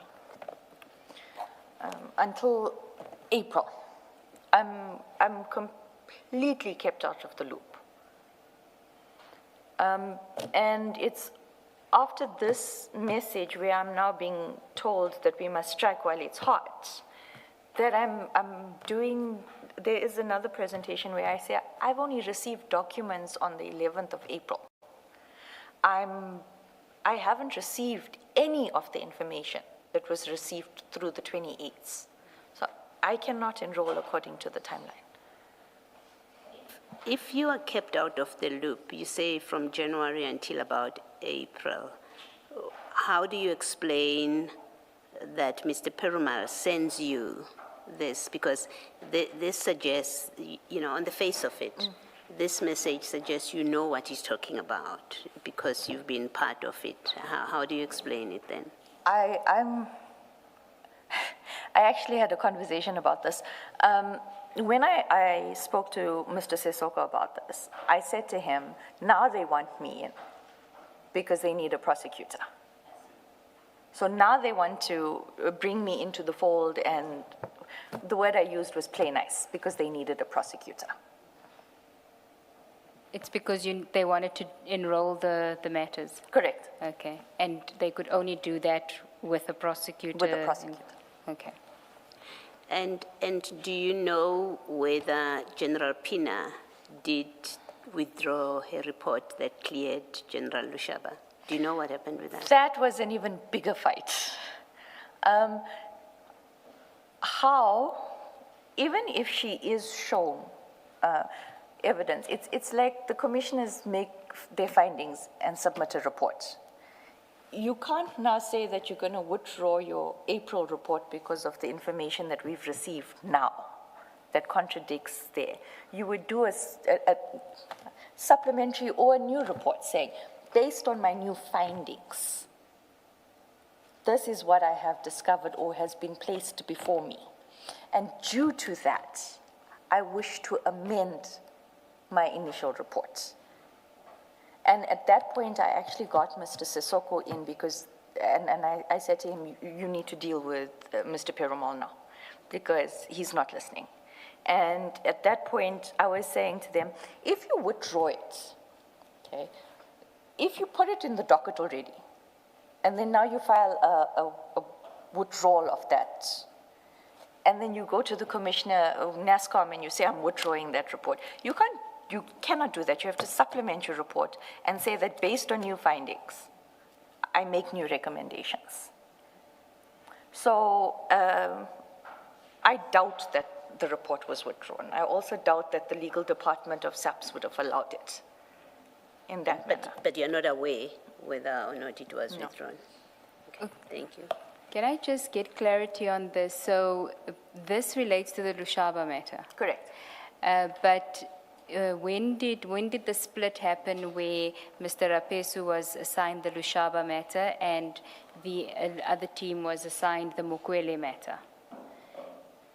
Around the 16th to the 20th of January 2025, there was a separation of the team members. So you weren't being kept abreast about the Mukwele matter? Correct.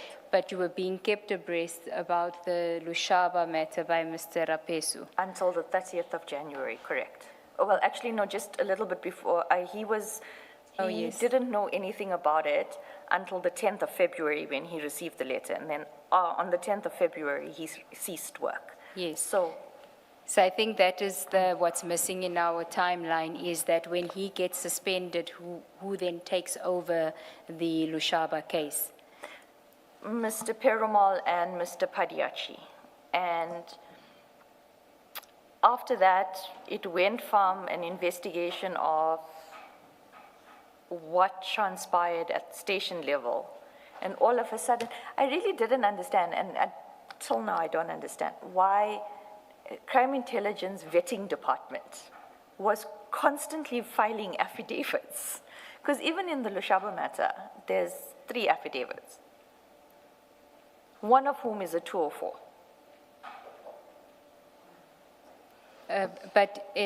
So when you say that you weren't being kept abreast, that would have been from February when Mr. Rapesu was no longer on the Lushaba matter? Correct. But you were aware that the Lushaba matter is now being investigated by Mr. Perumal and his team? Correct. And you're not aware then what's happening on that investigation? Correct. Okay. Are you asking for updates or how does the process work? I'm supposed to be updated on every single witness that's consulted, every step of the investigation. Where there's problems with witness statements, I'm supposed to get the drafts, I'm supposed to proofread, I'm supposed to analyze. When it's a 204, I'm supposed to peruse a draft before we can take it to Advocate Johnson to authorize a 204. None of those things were happening. Yes, I think we get to the point at some stage where you say the 204 process, where you were bypassed and Advocate Johnson sort of said to you she's happy with the process, the 204 can go ahead. But at this stage when he sends you this message, do you then, because you're not responding to him immediately, but at some point you must be engaging him now on what's happened, and do you have a meeting? How do you get updates now? Because now you know that there's been progress on the Lushaba matter. What happens from there? And Mr. Cameron's affidavit, does that relate to the Lushaba matter as well? No. Okay. So why were you being told about his affidavit? I think the purpose of, and this will also be addressed when I speak of the meeting of the 8th of July, 2025. Advocate Johnson would send certain instructions to me through Mr. Perumal. So my understanding of this message was that Mr. Perumal wanted me to know that Advocate Johnson wanted us to get going on the Lushaba matter. Okay. And then there was a meeting subsequent to that on the 11th of April. I think it's the 11th. And before he was taken off the Lushaba matter, what was Mr. Rapesu's view of the matter?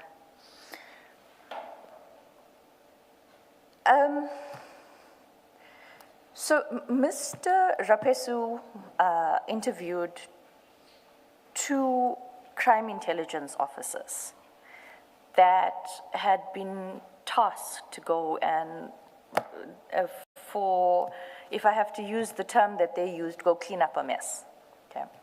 And then when he received the docket, he looked at the C clip and the A1.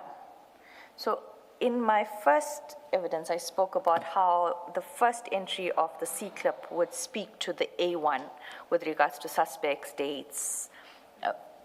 The whole thing is literally summarized for when the detective takes over.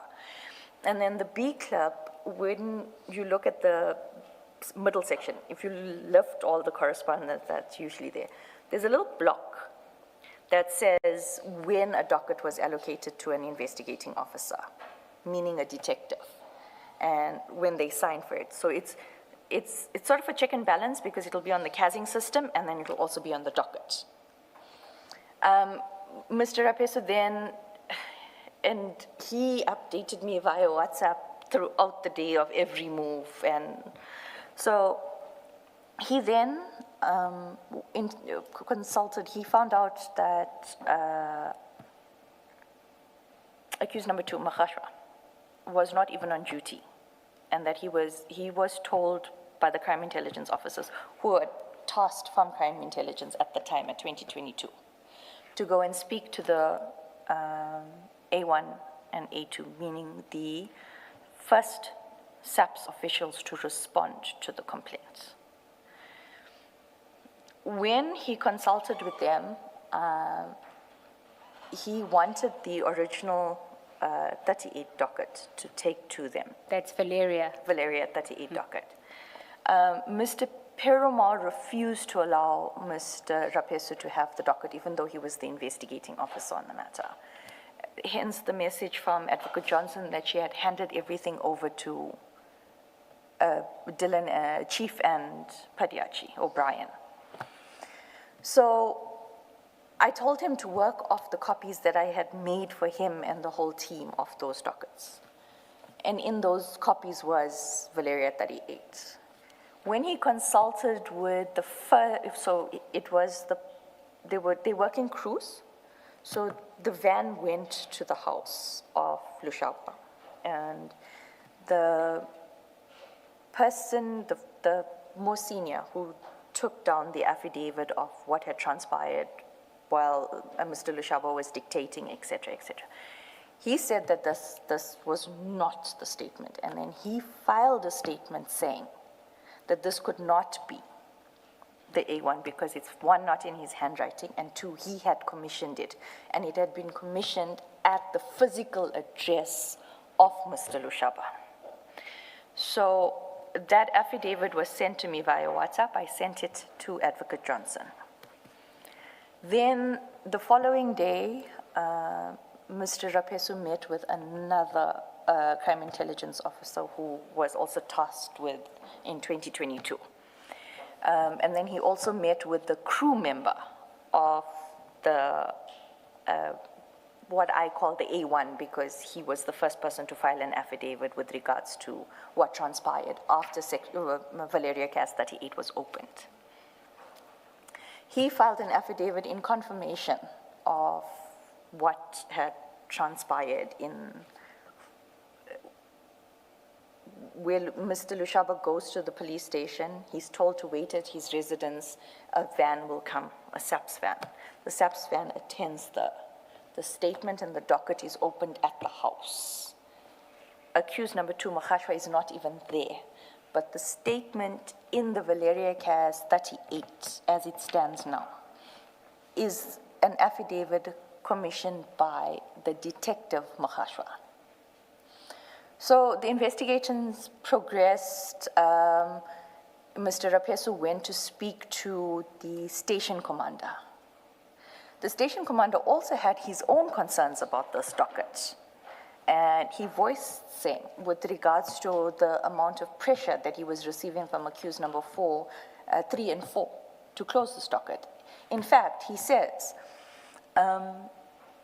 accused number 3 and 4 said to me, don't you want to make your life easier and just close this docket as undetected? The commander also speaks about, he did his own investigations with regards to cell phone records and all of those things. He confirms that he has the video, or he viewed the video footage referred to in Mr. Lushaba and the friend's affidavit. But that video footage is gone. It's nowhere. What is labeled as video footage and put in the SAP 13 and an SAP or exhibit bag is actually cell phone records that were obtained by the commander. So that USB of the video footage is gone. And this is everything that Mr. Rapesu did before he gets taken off the matter? Correct. And he reported that to you? He reported, he filed, there were affidavits filed with regards to those things. The commander also referred Mr. Rapesu to the initial person that was allocated to the docket on the CAS system and explained to Mr. Rapesu, who then explained to me that, and later when I consulted with this station commander, was that it seemed like it was allocated to her because she had just come back from maternity leave and she was brand new. She also files a statement about how she was receiving phone calls from Mr. Lushaba, dictating certain things, that Mr. Lushaba didn't want to deal with her, he didn't want to file a supplementary, he wasn't making the witness on the housebreaking available. The commander also confirms to me that, during consultation, that on the day that Mr. Lushaba eventually filed a supplementary, he refused to do it in isolation from the witness. So he wanted the commander to do both statements together, and he was interjecting, and there was a lot of. But the friend, so Mr. Lushaba says that he did not go for any medical treatment, etc. The friend's statement says that he drove Mr. Lushaba for blood tests because Mr. Lushaba suspected that he was drugged. And I repeat, the charges on Mr. Lushaba's docket and the 3 other accused was not that he was not a victim. It was what had happened at the level of the station in order to quickly close that docket. And the statements speak to that right until Mr. Rapesu stopped. Also, it must be noted that 2 out of the 4 accused, when I was still dealing with the matter, approached me for 105A. We were in negotiations when I was removed from the matter. What is 105A? It is a plea and sentence agreement between accused and the state. Okay, so why did Advocate Sarunya, he had a different assessment of the matter? Did he not have access to the investigations that Mr. Rapesu had done? I was not allowed to. Mr. Rapesu was persona non grata. In fact, if you mentioned his name, Mr. Padiachi would stand up and say, don't talk about him, that man put my life at risk, no matter where we were. So I wasn't allowed to share the report. In fact, there's emails where Mr. Padiachi and Mr. Perumal had informed the ID that Mr. Rapesu did nothing on that docket. It just came as and they denied that the documents that Mr. Rapesu was forced to hand over when he got the letter contained statements and the report. And to be very honest, the report was handed to every person via USB on every update. I know that the report by Mr. Rapesu, I think it's titled preliminary report or something like that, but it's a report by Mr. Rapesu. That is also one of the documents that needs to be obtained and included in the bundle. Correct. But I think Mr. Rapesu didn't have it, but you do have it. I do, yes, correct. Because he had emailed it to you. And I had emailed it to everyone, correct? And when you say you've emailed it to everyone, it wouldn't have been Mr. Serunye because he wasn't a part of the team yet, or would it No, have been? Mr. Serunye came in only in August. All of this was happening in March, April, May. So Okay. when he analyzed the docket, in fact, Mr. Serunye and I had a discussion about it, not after the testimony, but at the time in August, where I admitted that I was rushing the charge sheet and I had not put accused 2 where I was supposed to put accused 2. I had put accused 1. But I was trying to explain to him what it was, but Mr. Serunye, or Advocate Serunye, concentrated on the explanation provided to him by Mr. Padiachi, and with the report of Mr. Rapesu, he was never provided so that he could understand the sequence of the investigation. So the view that you and Mr. Rapesu held at the time was that there was a prima facie case. Correct, and it was confirmed in the meeting where Mr. Sisoko was present.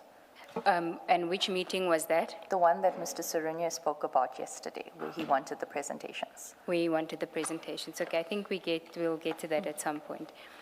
Now,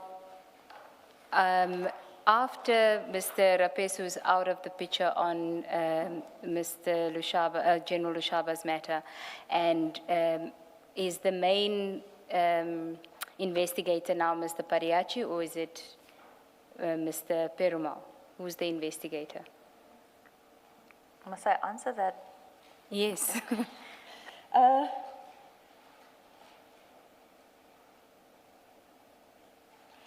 It's I too know late you not have- to be blunt, so I'm going to be blunt.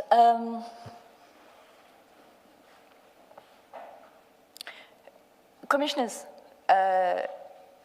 Mr. Padiachi does not know investigation. He is, and even if you look at the emails that I'm providing to the commission, even his affidavits for the J50s, he's never drafted them. Those affidavits are drafted by Mr. Perumal and emailed by Mr. Perumal, and they're in 2 different provinces. And he would say, Brian, peruse, team peruse. So those, everything, and like I said, I know the style because I've been working with them for almost 4 years now. The other aspect is that I know that Mr. Padiachi was struggling with the investigation because on numerous occasions I had instructed Mr. Padiachi to do, so when we were discussing, if we go back to the aspect where we're saying 28s must be done on this and 28s must be done on that, on page 7. Of file 11. File Yes. 11.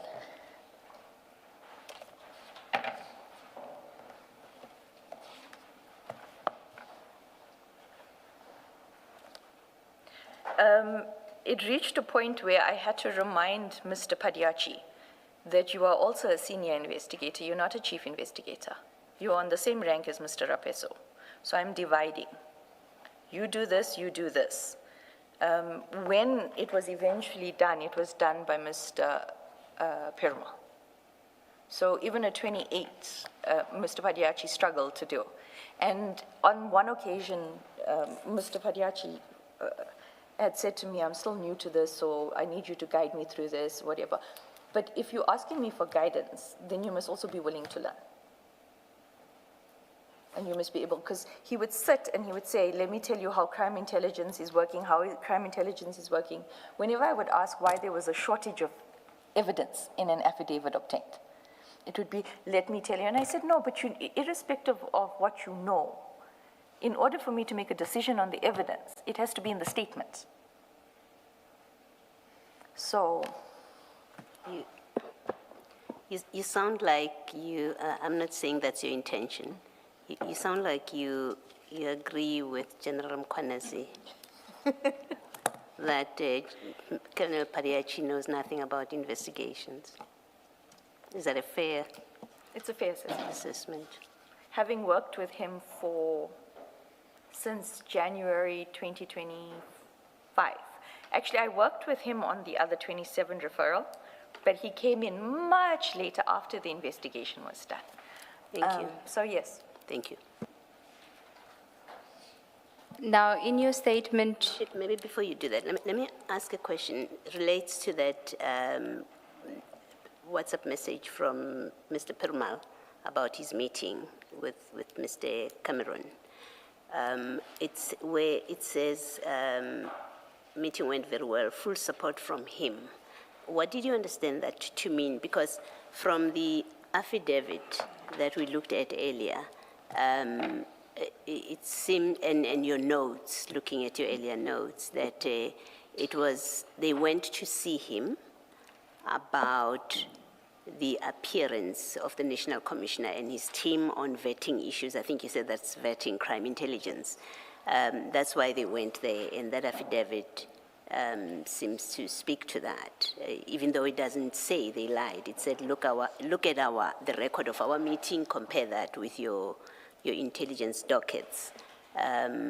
Members were not satisfied. That's all he says. When he says, so it would appear that their engagement with him would have been limited to that particular question, the vetting, crime intelligence. What did you understand Mr. Perumal to say when he says we have full support from Mr. Cameron? That what you understood or what he said? I understood him to have meant that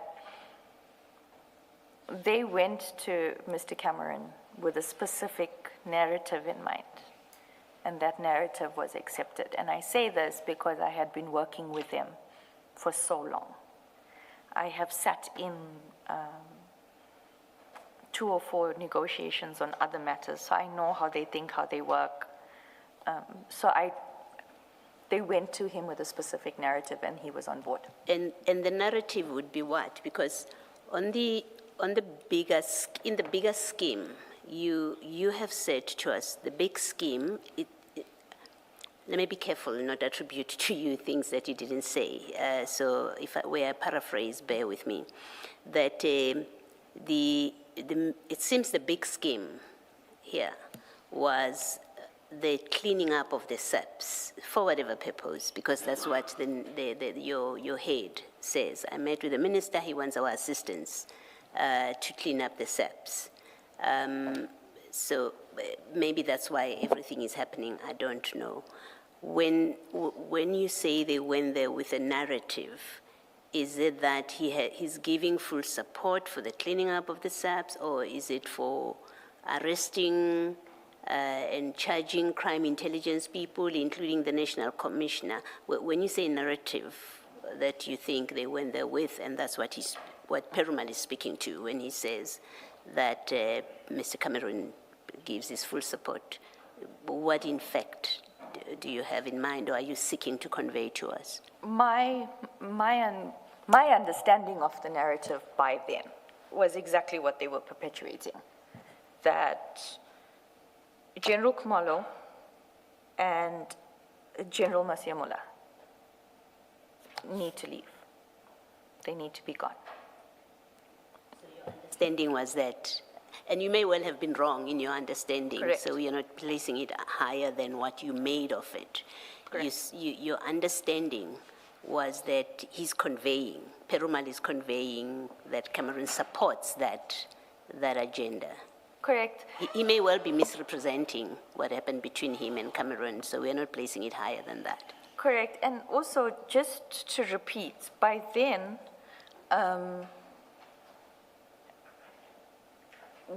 Advocate Johnson had already said we must look into a link of PKTT and Cameron, in Cameron. Also, we have the WhatsApps where Mr. Perumal is sending me documents that were top secret, contain very, very dangerous information about a person and their lifestyle, their families, etc.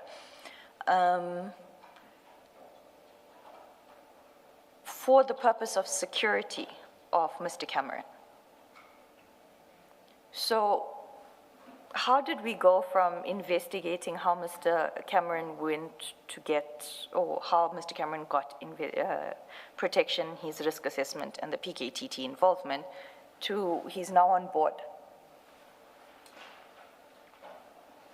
Thank you. I just got word that there's a need for a comfort break. Yes, Let's adjourn, we'll be told when to come back. Thank you, Chair.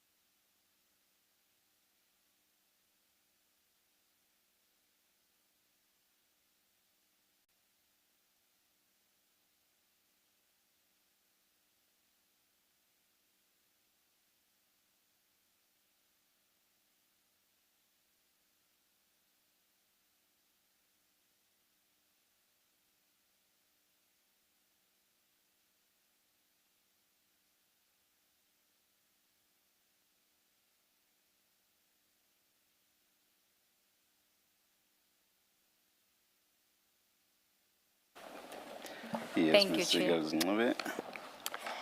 Ms. Ramsamy, just switch on your microphone. Thanks.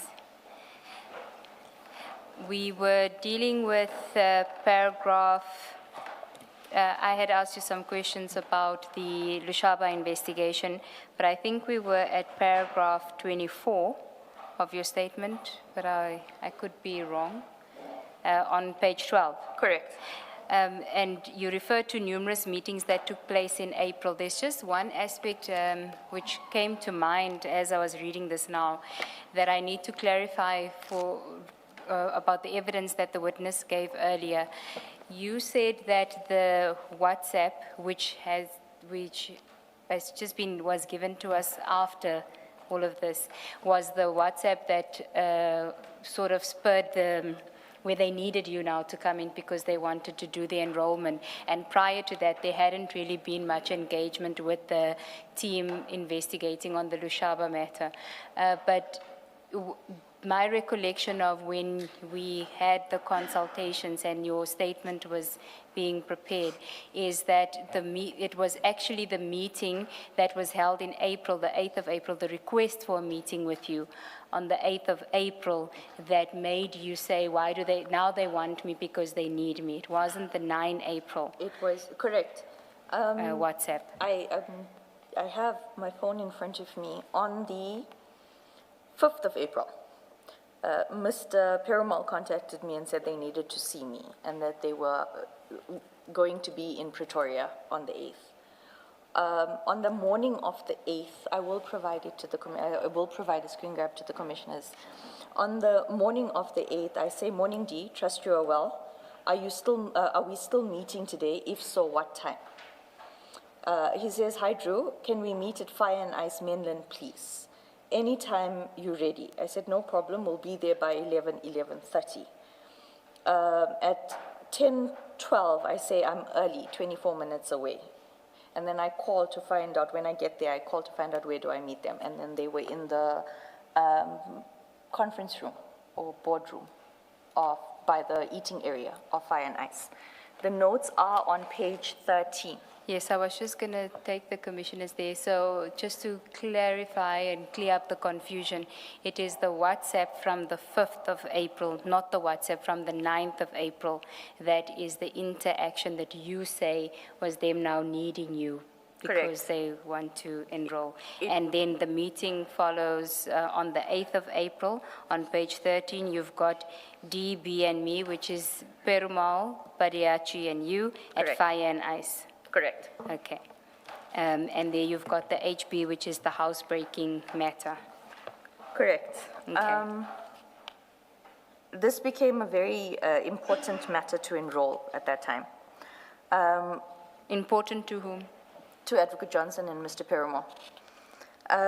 So there was a meeting with regards to where I stand and what has been done by them. So they were briefing me on what they've done in the investigation. Sorry to interject. I think you just need to give context, and maybe I need to do that now, is that by the 8th of April, your affidavit that we had looked at earlier had been submitted to Advocate Johnson. Correct.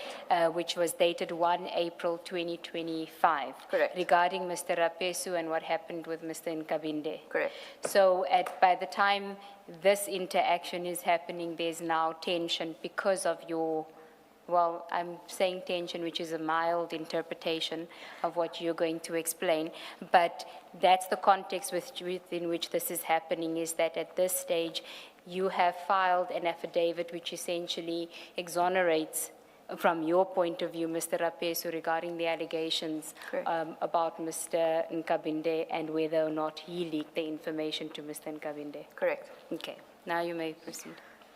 Just to add on the tension was so intense that later on there's even a team coercion meeting. I was repeatedly told by both Advocate Johnson and Mr. Perumal that they don't trust me anymore because of that affidavit. And it's not as if they were just saying, "We don't trust you." Advocate Johnson actually said to me, "There's a lot of distrust by the team members against you because of your affidavit." So this meeting was, I really didn't want to be there. That's probably why I even forgot it happened. I apologize for that. There was no malice on my part. So they wanted to discuss the housebreaking matter. For some reason, they had, without me knowing, 28'd or subpoenaed the loss file. The loss file is an internal file that's kept for reporting of equipment that is issued to you by your employer. If you lose it, then you have to fill in those documents or file an affidavit, give the CAS numbers, etc. They had subpoenaed the internal fact-finding file. That was basically the internal investigation into the loss of those items. Retake const file. I cannot remember what that means. So can I just understand this note? This is now just a recordal of everything that you had just told us earlier on was contained in Mr. Rapesu's statement or his report, or? It's, this is now them telling me what they did after Mr. Rapesu stopped. Oh, okay. So then I don't think we need to go over this. This was just for me to bring to your attention that your dates were wrong regarding the 9 April conversation, the 9 April WhatsApp exchanges. So we can then go back to your statement where you say there were numerous meetings, paragraph 24. There were numerous meetings that took place in April. All of them mounting from tension between the team and myself, because Advocate Johnson had indicated that the team had great distrust towards me because of the affidavit I deposed, to essentially stating that Mr. Rapesu could not have been the source of the leak regarding the investigation into Mr. Nkabinde. This affidavit was deposed to sometime in the first week of April 2025. If I may just speak to this distrust. I had spoken to Mr. Sissoko, and I had asked him if Mr. Perumal and Mr. Padiachi were witnesses in this Rapesu investigation. How is it that they've had sight of my affidavit for them to now state that they distrust me based on my affidavit? Okay. Paragraph 25. On April 2025, a meeting was held. 24 April 2025, a meeting was held with the project diversion team. Present was Advocate Johnson, Mr. Perumal, Sissoko Padiachi, project manager Tsepo Shlale, Patam Lambo, senior investigator, Charles Els, investigator, Venan Vessels, the chief financial investigator. Mr. Sissoko and me. By this time, Mr. Rapesu was no longer on the project. At this meeting, a second written presentation was made to Advocate Johnson. I pointed out that I had received affidavits late, and none of the documents secured in terms of the Section 28 processes had been made available to me. Mr. Perumal attempted to deny knowledge of the Section 28 summonses that were issued in respect of General Lushaba's bank account, those issued by Mr. Rapesu in December 2024. I was shocked and reminded him of the events surrounding the issuing of those summons. In fact, he was copied on Mr. Rapesu's Section What email, attaching the summonses. Tensions were high at that stage, so much so that I had to address the issues with Advocate Johnson and Mr. Sissoko, which I did in an email titled Prosecutorial Instructions Considered as Disrespectful and Nonsense. In this email of 25 April 2025, I also raised the issues that investigators were not complying with SOPs during the investigation. I will return to the 24 April 2025 meeting later under the relevant topics. I became aware... Sorry, Ms. Ramsamy, can I just ask you to look again at that date, because you may be to go to your notes on page 20, file 11. because it's got takedown. The title of that says takedown plus or minus 7 May, What pages? on page 20 of file 11.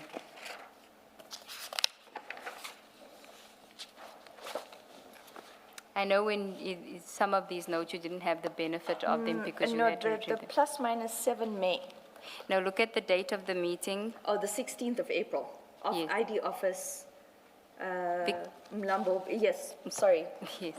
Yeah, I Because did- that's the meeting where the ID is present. You've got the people that have attended right after the date. You've got at ID's office, Mlambo, Brian, Dylan, Ayanda, Dylan again, Dylan again, ID, Sissoko, Charles, which all correct. corresponds to the attendees on paragraph 25, but you say it's 24 April, and I think it's 16. No, it is the 16th of April, I apologize.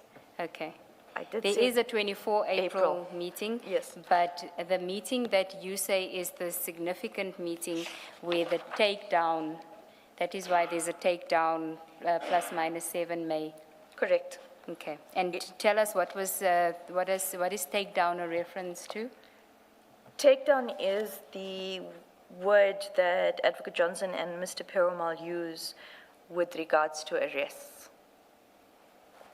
Okay, so the arrests, what were you being told about the takedown? I was instructed that the takedown for Mr. Lushaba and the 3 others was to take place on the 7th of May, plus minus 7th of May. That was the target date. Correct. And were you given any information as to the significance of that date? No, I was not. Okay. And then you have the reference memo ×2 and hard drive. What does that mean? There was an issue of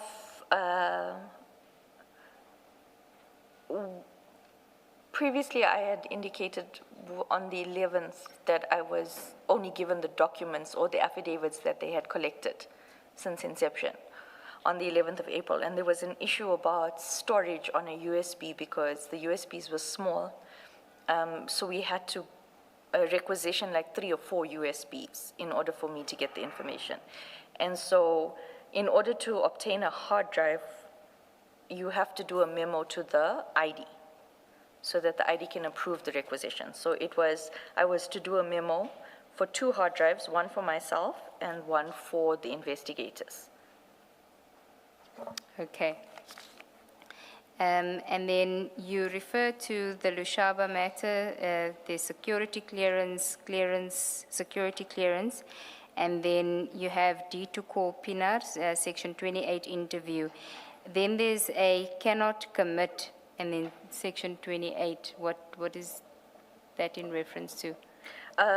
Mr. Perumal had indicated that Pinar indicated that she cannot commit to attending a consultation without a 28 service. Okay. She needed the subpoena. Okay. She had to be subpoenaed.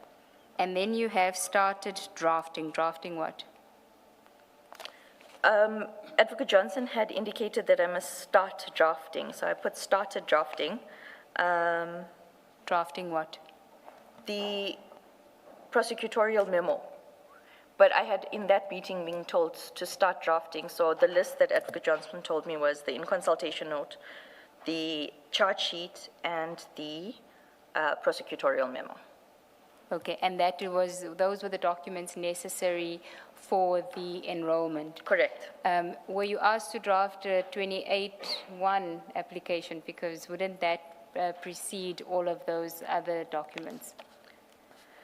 The 28-1 request for drafting was only made to me on the 27th of May, 2025. Okay, so the request to draft the 28-1 investigation application for authorization for that investigation was only given to you on the 27th of May, that instruction. But on the 16th of April, you are already instructed to draft the in-consultation memo, and that is for purposes of enrollment, even though the 28-1, you're not yet in a 28-1. Correct. It was at this time that I told Advocate Johnson that the quality of the statements are so poor that I highly doubt her timelines could even be met. Yes, I think there is a WhatsApp where you say, you're asking for an extension. Correct. Okay. And we'll get to that. So then the next thing you say, signed Kumalo equals clearance not authorized. What does that mean? If memory serves, it was with regards to the fact that when Kumalo was appointed, his clearance was not authorized. Okay. And that is a different investigation under project diversion. I was writing as everybody was speaking, so it's possible that the line was supposed to be above it. Okay, the line being now you're in phase 2, which is the unlawful appointments, which General Kumalo would fall under that, which is the vetting. Correct. And that would be General Kumalo and General Masemola, or is it General Kumalo and General Madondo? Both. Okay. And just remind us again, insofar as General Masemola and General Kumalo is concerned, the allegation there is related to General Kumalo's appointment as the head of the Divisional Commissioner of Crime Intelligence. Correct. And General Madondo and General Kumalo, what is the allegation there? Is that General Kumalo facilitated the transfer or promotion of General Madondo to Crime Intelligence, while well knowing that her security clearance or application for top security clearance was refused. Okay, so when you have the reference to 7 May there for the takedown, is it Lushaba on the housebreaking? Correct. Okay, and then what were to happen to the other arrests? The instruction was that there were going to be arrests every 2 weeks. Arrests in respect of the other matters every 2 weeks? In respect of the other matters. So the arrests would go, and each meeting it changed the order. So this meeting it was Lushaba, Mukwele, Madondo, Masemola Kumalo. Okay. Then before you continue with your statement at paragraph 25 on page 12, can we go to file 11, page 21? I'm on 21? Okay. This is still a continuation of the meeting of 16 April. I just want you to tell the commissioners why General Masemola's name is mentioned in that note.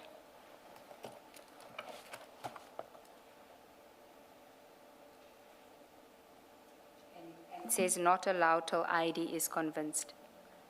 I was informed in that meeting that General Masemola was served with a section 28 to appear before a designated member of the ID to answer questions. In that meeting, the ID asked me, why is NASCOM being served? And I'm like, I literally did this, and I pointed to Perumal. And she wanted an explanation as to why it was to happen. And so she gave Mr. Perumal an instruction that he must phone NASCOM and tell NASCOM that the ID instructed that he is not to respond to that 28. And that a letter was to be drafted by Mr. Perumal to withdraw the 28 served on NASCOM. And she wanted Mr. Perumal to advise her as to why it was necessary to 28 and interview the NASCOM. Yeah, this wasn't just 28 for General Masemola to provide documentation. It was for him to appear before who was going to be the interviewer. So he was supposed to appear before that person under subpoena to answer questions related to what? So I think that's why Advocate Johnson stopped it. Not because it wasn't, she wouldn't have wanted it to happen. She just didn't understand how it was going to happen. 28 interviews are to be conducted with a prosecutor present. I was the only prosecutor on the matter except for Advocate Johnson. Neither of us knew that the NASCOM was subpoenaed to come to be interviewed. So who was going to do the interview and for what purpose? Because at that point, I didn't even know what information they wanted to question NASCOM on. And what was Mr. Perumal's reaction to Advocate Johnson saying that it must be placed on hold until she is convinced? He was very angry. He was extremely angry. In fact, after the meeting, he stormed out of the meeting. When Advocate Johnson, so he threw his pen down twice during that meeting. Once when I said that the statements, 90% of the statements are futile because they're so poor. And then the second time was when Advocate Johnson said the 28 interview was not taking place. And after the meeting, he was spitting fire. And he was saying that ID doesn't know what happens with these things. The ID doesn't understand how these things work. I'm going to explain it to her. Once I explain it to her, she let it happen. Okay, if we go to 22, there's that a reference in your notes to that as well, where it says call NASCOM withdrawn interview. Is that in relation to the same issue? Correct. Okay. And was it done? Was the National Commissioner advised that he shouldn't appear? Correct, and a letter of withdrawal was sent, as well as the instruction of Advocate Johnson was to go and physically obtain the subpoena served. It was to be brought to her. She was to scratch over it as cancelled or withdrawn, and it must be taken back to NASCOM. Now, who would have signed that subpoena? I haven't seen the subpoena, but the only person that would have been able to sign such a subpoena is Advocate Johnson. But she didn't know about it, as far as you were aware, because she said it must be withdrawn in that meeting. So did you believe her that she didn't know anything about it? Is it a case of she did not know or she was not convinced that it's necessary? I can't answer that specific question. I can only tell you that the only person that could have signed it was her. So unless she was signing documents for Mr. Perumal without reading it and without an explanation, she knew. So if she says it must be withdrawn, it means she must have known that it exists. Correct. So it was it, who brought the topic up about that 28? It was Brian that said that that NASCOM will be here at 1 o'clock. Yes, so she didn't bring up the topic? No. Did you get the sense that she didn't know about the Section 28, or she knew about it, as Commissioner Kumar was putting, that she knew about it, but she now wanted to put it on hold until she was convinced it needed to be done? I'm trying to remember her reaction. So she was typing while we were talking, and then Brian said that, and she turned to me because I was sitting directly in front of her, and she asked me, why is NASCOM coming here? And I said, I don't know. So in my memory, it seemed like she was genuinely shocked. So I would go with the fact that she signed a document that she didn't read. Well, we don't know that she signed it, and if I recall correctly, when there was another Section 28 summons that had been flighted at the Commission during Advocate Johnson's evidence where she hadn't signed it. It was signed by a DDPP. She indicated that they do have, or she does give that delegation. Are you aware of that? Like, have you seen any Section 28 signed by anyone other than Advocate Johnson? Yes. If she was unavailable at MANCO, EXCO, on leave, sick leave, etc., she would if it's for an extended period, we would get an email saying that the ID powers are allocated to a specific deputy director. And in that period, only that director could exercise the powers of the ID. If she was away for just the day or she was in a meeting and she couldn't attend to it, generally, very recently, it was a situation where I was told by Mr. So we were trying to get to consult with the witness who's in witness protection. And those letters have to be signed by Advocate Johnson. And I had contacted Mr. Belluchin to say that, I'm sorry, we can't get the document signed because the ID is not here. And he said, no, I was told that Mr. Malinal can sign. Okay. Then can we skip a few pages in your notes and we'll go back to your statement later. Page 24 of file 11.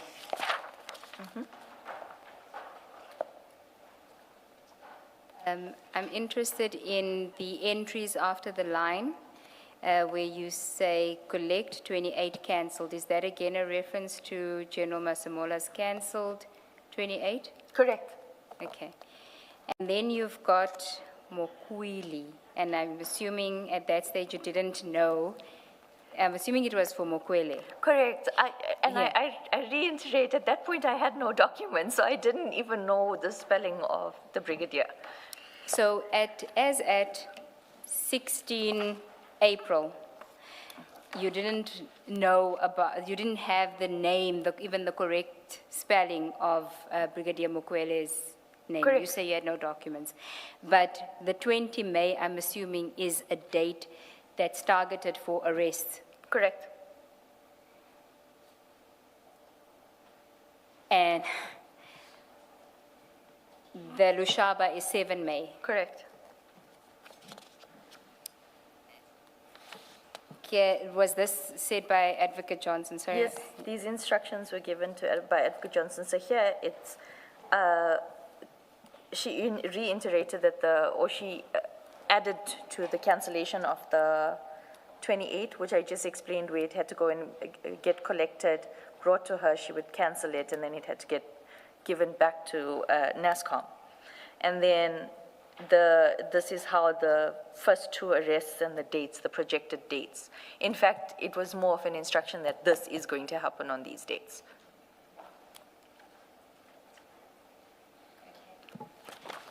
Then we can go back to your statement. We've now clarified at paragraph 25 that the date is the 16th. You've already said who was in attendance and that Mr. Rapesu was no longer there. Maybe you can go from you'll correct me if you've dealt with that. I think you've dealt with that. Paragraph 26 is where we're at. Thank you. I became aware that on 9 May 2025, a meeting was held in my absence with Advocate Johnson, Mr. Sissoko, and Mr. Sissoko, where the investigators, Mr. Perumal and Padiachi, complained that they could no longer work with me. They cited my April 2025 affidavit regarding Mr. Rapesu's victimization, but I suspect it is because I was not going along with their irregular investigation processes. I had no knowledge of the process of the investigation, notwithstanding my instructions to be kept informed. At one point, I received affidavits from witnesses who had been referred to as Section 204 witnesses. I had not been consulted on possible Section 204 witnesses. I was also given the affidavits that were already commissioned. I had previously informed Advocate Johnson that I had not perused the Section 204 statement, to which she replied that it was discussed with her and she approved of the Section 204. When I was told that the distrust related to my affidavit, I asked Mr. Sissoko whether it was because I mentioned in my affidavit, 1, Advocate Johnson had informed us in the meeting that she had met with Minister Mkhunu, or perhaps the fact that I had mentioned General Gininda. had been mentioned in our project diversion meeting, or perhaps that we were investigating Mr. Nkabinde. Mr. Sissoko responded that it was probably all of the above. It was also during this time that Advocate Johnson instructed us to effect arrests on project diversion every 2 weeks, starting from the first week of May 2025. But for reasons that annoyed Advocate Johnson, this did not happen as she'd planned. Can you just tell us why it didn't happen as planned? What was the issue? I sent a WhatsApp to Advocate Johnson in a very polite manner, speaking on behalf of the whole team after I was screamed at and belittled by the investigators, that the investigations were incomplete, that there were problems with the statements that needed to be sorted out, that there were contradictions between witnesses, severe contradictions between statements, where the subordinate is even contradicting the supervisor's affidavit. And furthermore, that I had only received all the documentation on the 11th of April. I was still going through everything. It was a lot, and I was not going to be ready. If we can go to your WhatsApps with Advocate Johnson on page 258, bundle 10, file 10.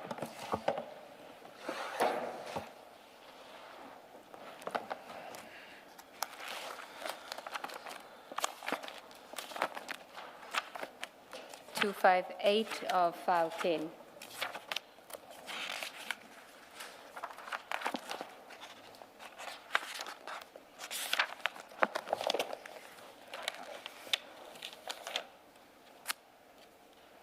I think we can start on 257 actually. Okay. That's where, this is on the 24th of April 2025. Thank you. Morning, Advocate Johnson. We just had a team meeting on the arrests for first leg. We won't be ready on projected date of 5 to 7 May. And first leg is what? It's the Lushaba. Lushaba takedown. Correct.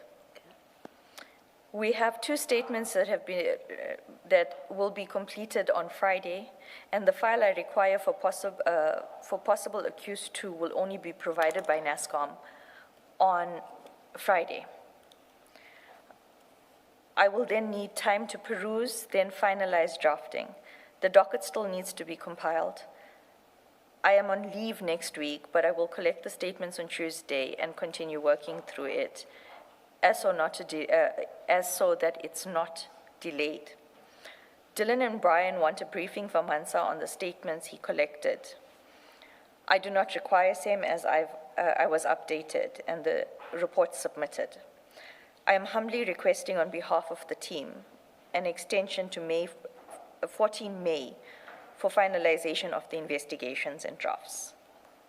Then if we go to 258, her response. It's fine. I will need a final briefing before takedown. Prepare prosecution memo also for DPP perusal. Noted, we will comply. Thank you.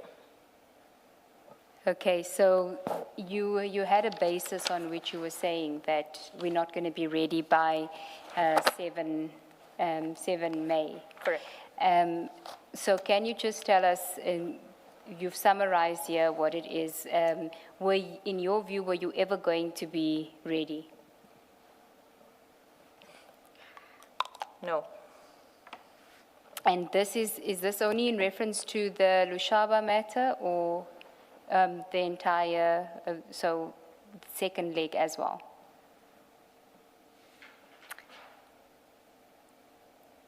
Pretty much, okay, the Lushaba matter, the 2 statements and the file from NASCOM was required. With the Mukwele leg, oh boy, the evidence.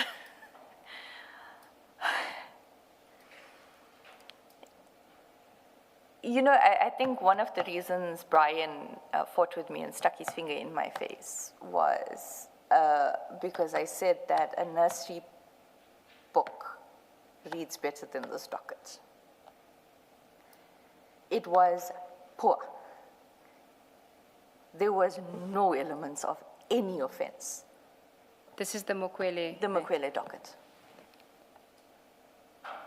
But on the Lushaba matter, as I understand it, you were of the view that there was a prima facie case, but whether it fell within IDEC's mandate Correct. was the issue for you. Correct. And Advocate Johnson had said that it does because it's not housebreaking, it's defeating ends of justice, etc. Correct. Okay. So when you are informing her here that you want an extension, you're asking for an extension to 14 May on the Lushaba matter. Correct, for finalization of investigations. Did that mean that every other arrest was going to then be delayed by 2 weeks? What was the... The entire project and the projected dates were going to be delayed. Then we can go back to your statement. May 2025, Lushaba enrollment. Sometime in May 2025, might have been the third week of May. I had to enroll the Lushaba matter, but I encountered issues with the affidavits that had been filed and asked the investigators to attend to the necessary. I could only make an assessment on the evidence based on what was contained in the statements. The investigators obtained supplementary statements, but this became an issue because the initial statement was so-called Section 204 statements. As stated earlier, Advocate Johnson approved the Section 204 processes without my input.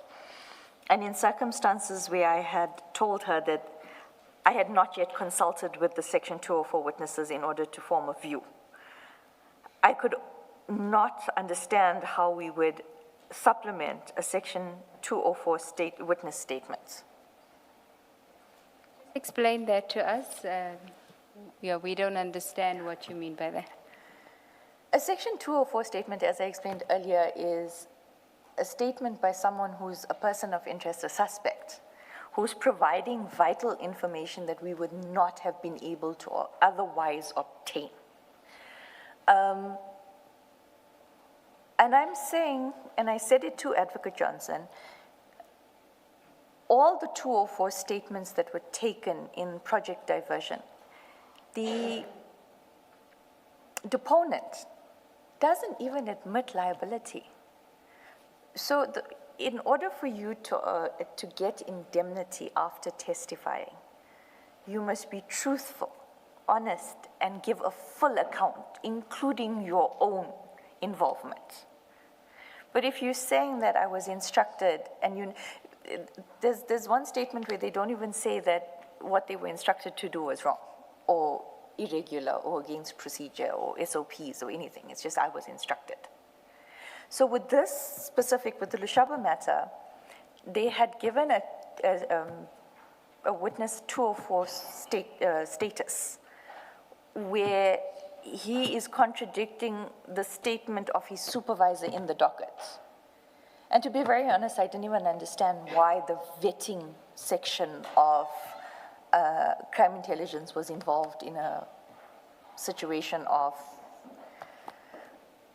it did assist to an extent once I did read the vetting file with regards to the contradictions of how the process worked and the consultation with Mr. Lushaba in the vetting versus what was said in the docket versus the friend's statement of going to get medical assistance, whereas Mr. Lushaba told the vetting officer that he did not.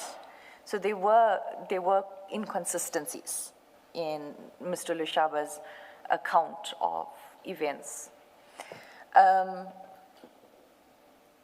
But that specific 204 statement, he basically said, oh, well, I didn't see or I didn't really believe the guy, so I didn't sign off on the file.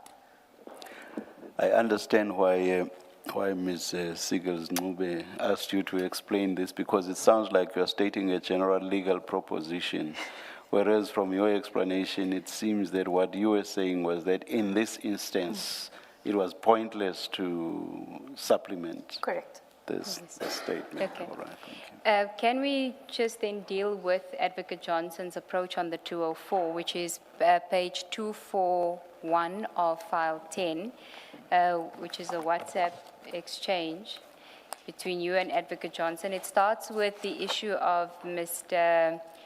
Nkabinde, but at the bottom of your message at 10:56 on the I think it's the 24th of Jan already. 24th of January, already, there's discussions about a 204. This was one Correct. of your issues, your concerns. Correct. 241, the last paragraph in your 10:56 message. Yes. You can read from there. The witness for vetting, the team asked me to discuss 204 status with you, but I have not perused statement as yet. Advocate Johnson replied, Chief discussed with me while he was here. I agreed to a 204. And then you say thank you.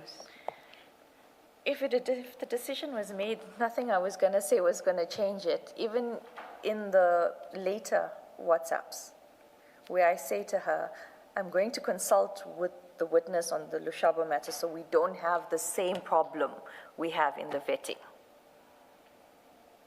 And what did she say to that? If I can remember, it was okay. Okay, so in your concern about the 204 started very early on. Yes, and it was addressed by myself, and then in the fight that I spoke about with Mr. Rapesu, Mr. Padiachi, and Mr. Perumal. We are on a 2813. We are determining the veracity of accusations. How is a witness being given what could essentially be indemnity at that early stage? And correctly so, you're going to get evidence that's going to taint your investigation because you're going to lead in the direction of someone who's a suspect. Can I just ask a different question about this? In the normal course, at which point do you get to, now it's time to get a section 204 from this particular witness? This is in the normal course of your investigation, eventually prosecution. That's my first question. The second question is, where does the authority lie to make the decision that we will make this witness to be a true? Because I can imagine that there are witnesses that you should be prosecuted, even if they were going to tell on themselves. Correct. You know, you say this is too serious. I hope you do that, to say this is too serious to let them get away with, as a 204 witness. So it's really two questions. Is in the normal course of your work culminating in a prosecution, where does the 204 lie decision, as in we're in the process, but two, who actually makes that decision? With regards to where it lies, as a prosecutor and also from investigations that we've already done, I've not been working with this team on other matters.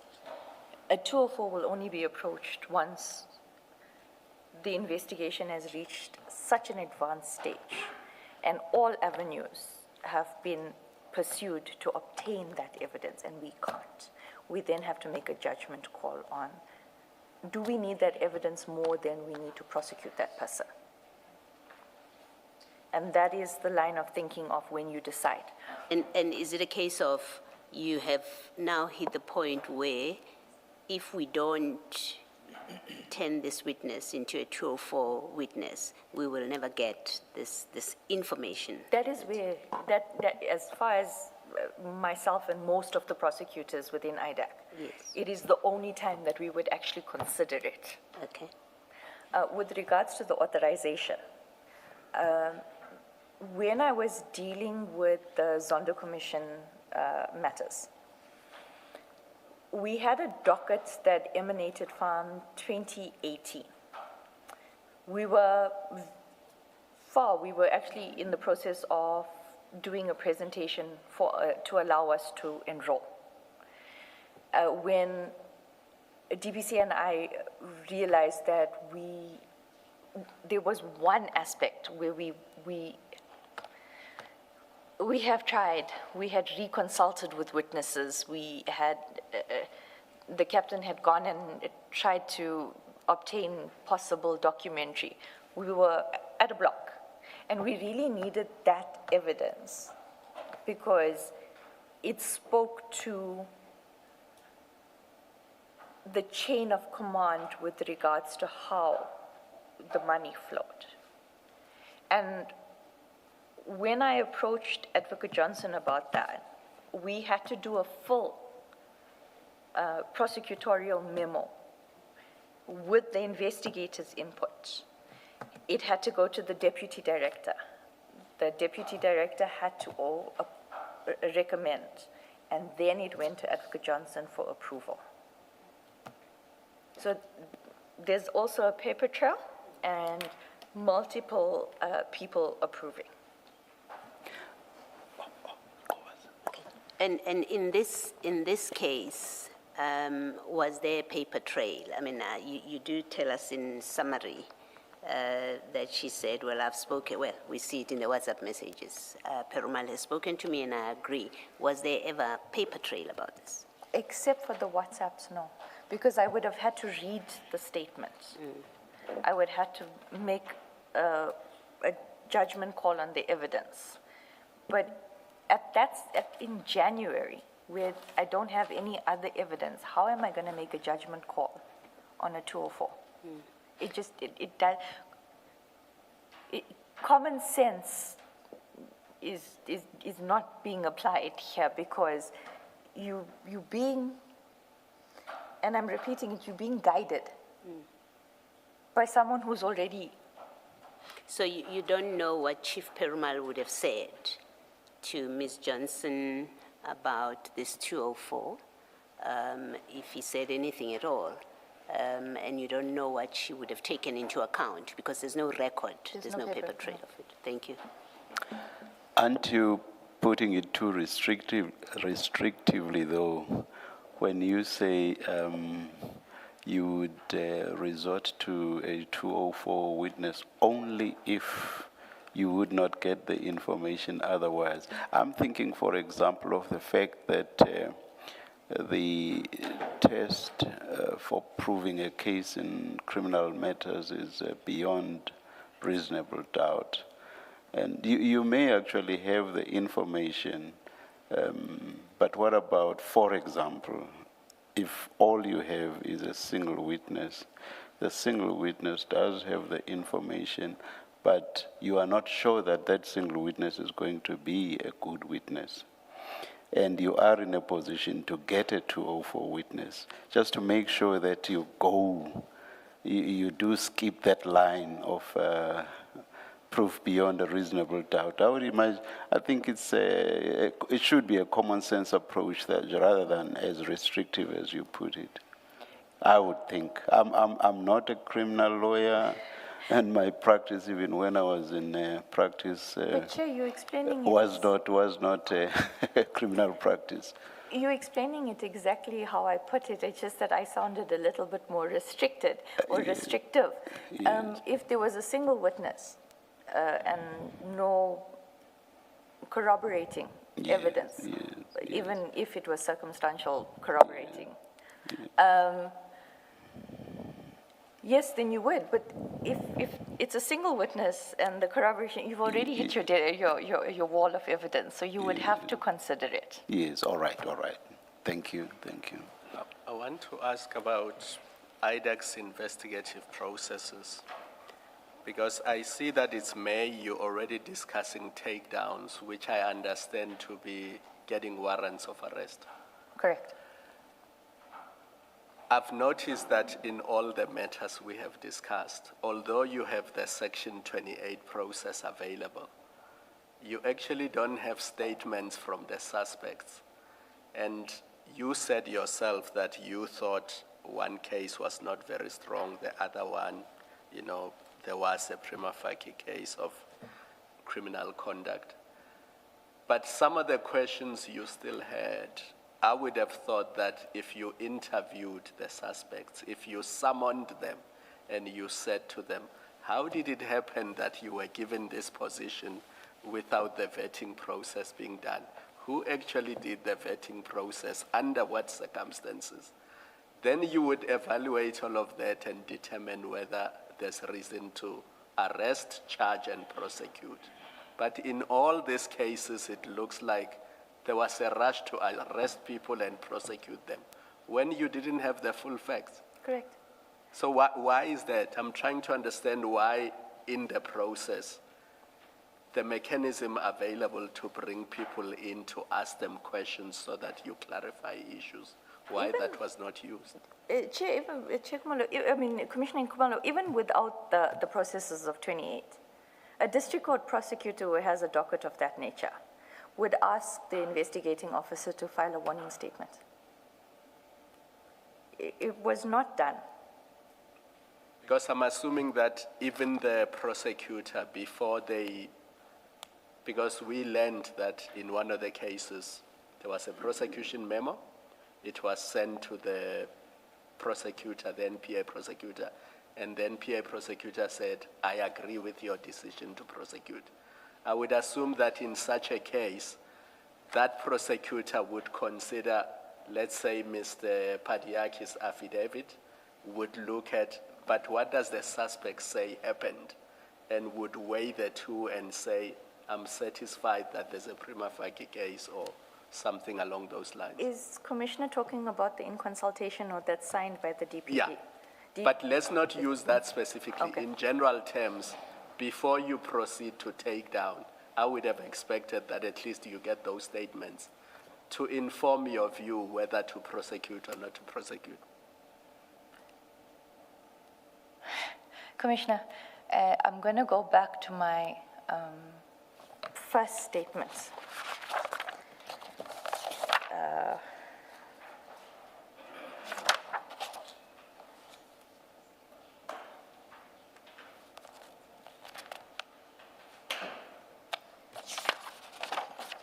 If Advocate can just help, I'm looking for the part where I speak about the orchestrated attack. The orchestrated attack. Now you're putting me on the spot. I apologize.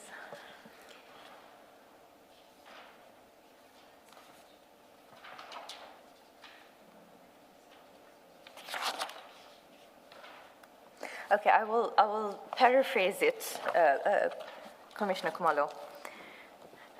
I started on last week Thursday by saying that the evidence I'm going to provide to the Commission will demonstrate that there was an orchestrated attack and plan to arrest people. So, and I said it earlier, and I said it again now, common sense doesn't prevail. Regulations don't prevail when manipulation is happening. It's page 21, paragraph 50. Thank you. I'm indebted to Ms. Poe for that. Thank you, Advocate. I think you can go from before I deal with the event, so almost towards the end of paragraph 50 on page 21. It's fourth line from the bottom. Thank you. Before I deal with the events that transpired from the 6th of December 2024, I want to make it clear that Advocate Johnson and Mr. Perumal launched an orchestrated attack on General Masiamola and Lieutenant General Khumalo using IDAC's powerful investigation tools. So common sense did not prevail when the plan and the evidence was being manipulated. So they could have, but they chose not to because their plan was to... Correct. Did Ms. Johnson say why why the agency. I accept that if indeed this was an orchestrated scheme, it's understandable that, not as inapproved, but understandable that things would not proceed in the normal course, to follow the rules, to follow common sense. This is why we only act once we've gathered everything. You do a 204 only at a certain point when you've gathered everything.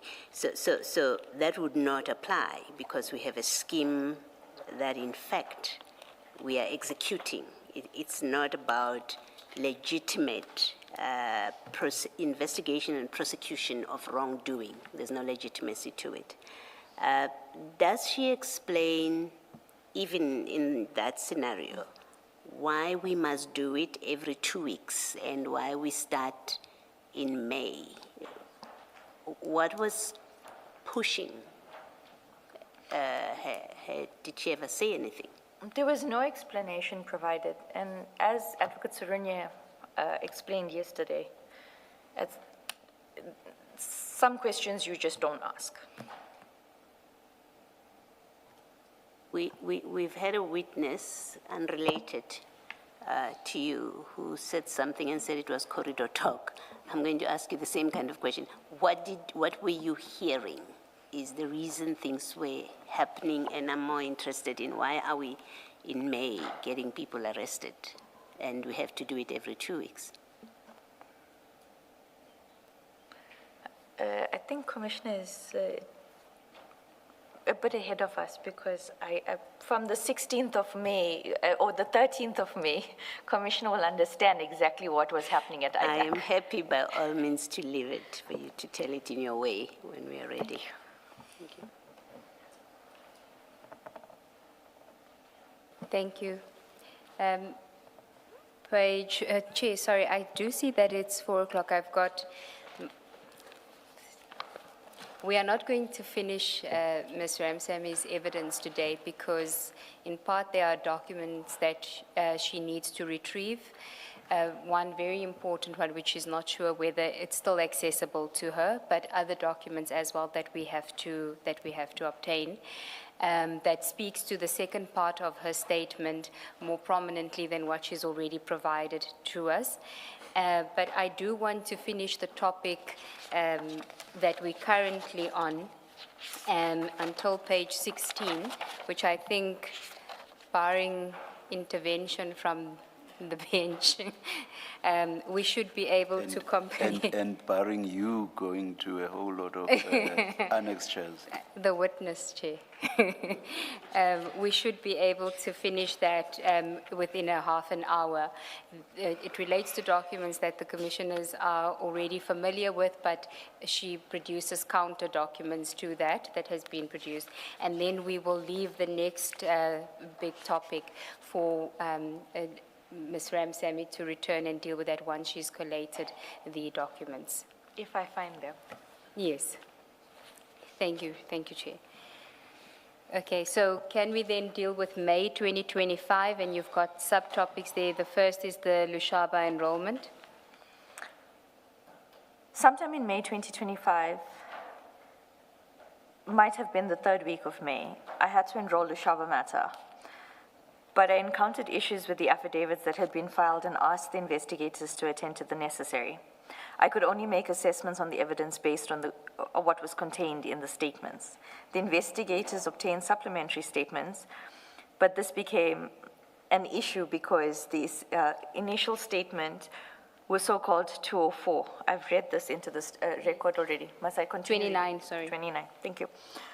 On or about the 16th of May, I informed Advocate Johnson during a meeting that I had serious concerns about the evidence because the team was not following the prosecutor-guided method. Advocate Johnson told me that I should make a verbal presentation to address the issues, but in effect, the sense I got was that she was not going to side with me over Mr. Perumal. In June 2025, I was instructed by Advocate Johnson to prepare a 28-1 for all crime intelligence matters as an umbrella application. I will deal with this in detail later. Can I just correct you? It's not June 2025. I think you said it was 27 May, was it not? That's when Correct, you- it was you on the prepare it 27th of May. You prepare it in June. Yes, I prepared in June, correct. Sorry about that, Advocate. Next paragraph, and then we'll go to those documents. Page 15, the Mokwele matter, section 2813 authorization. I think that should be section 28.1 Correct. authorization. I will deviate slightly from my timeline in dealing with the events of May 2025. It is better that I deal with the events thematically instead of chronologically.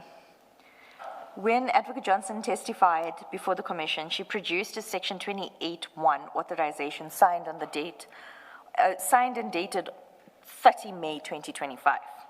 In the Mokwele matter, as well as a 28.1 application purportedly from me to her, dated 30 May 2025. Just want to go to that. So if you go to file 8, page 3288.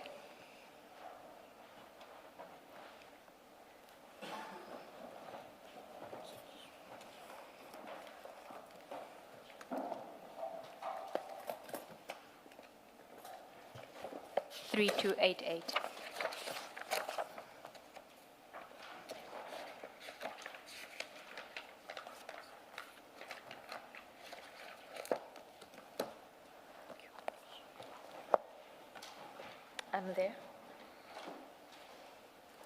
Okay, this is the document that you are referring to in your statement at paragraph 31, which was the document that Advocate Johnson testified to as being the application that was prepared by you, dated 30 May 2025. Is that the one? Correct.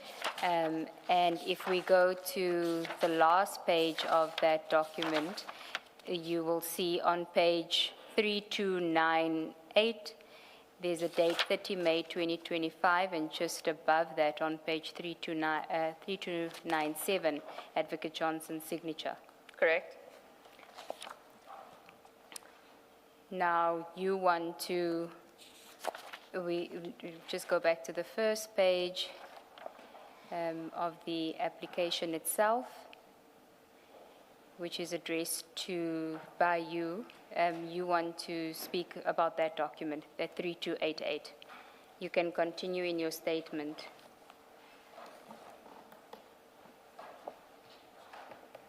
Thank you.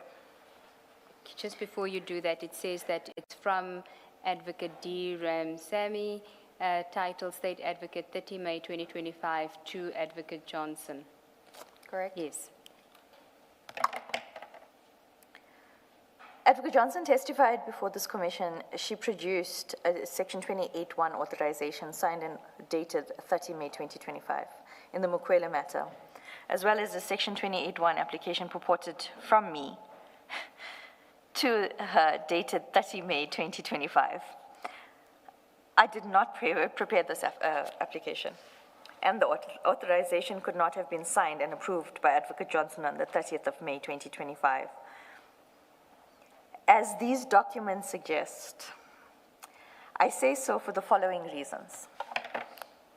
During the meeting— Sorry, before you say that, so what you're saying is that the document that Advocate Johnson produced that she indicated was the authorization for the 28.1 investigation into the Mokwele matter, and that was preceded by an application drafted by you, sent to her, in order for her to authorize the investigation on 30 May 2025, you say you did not prepare that document. Correct. Okay. And you say that not only did you not prepare it, but that authorization couldn't have been, that investigation couldn't have been authorized by Advocate Johnson on the 30th of May 2025. Correct. Okay, and then you tell us why you say so at 32. During the meeting on the 27th of May 2025,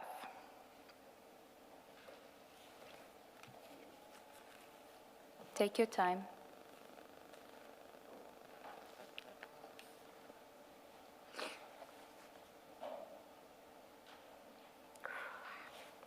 Advocate Johnson instructed me to prepare one umbrella, section 28, one, for all crime intelligence matters. May I please have a moment? Let's adjourn.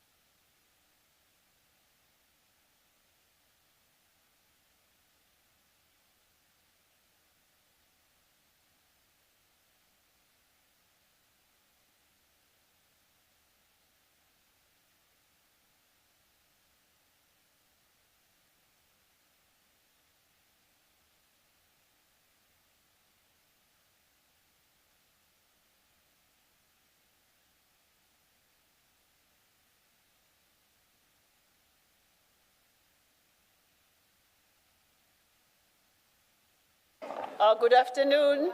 We're just about to resume. Please, let's keep our phones silent. Thank you.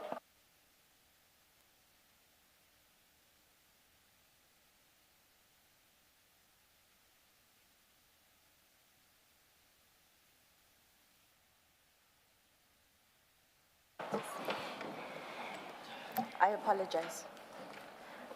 No need at all. Thank you, Chair.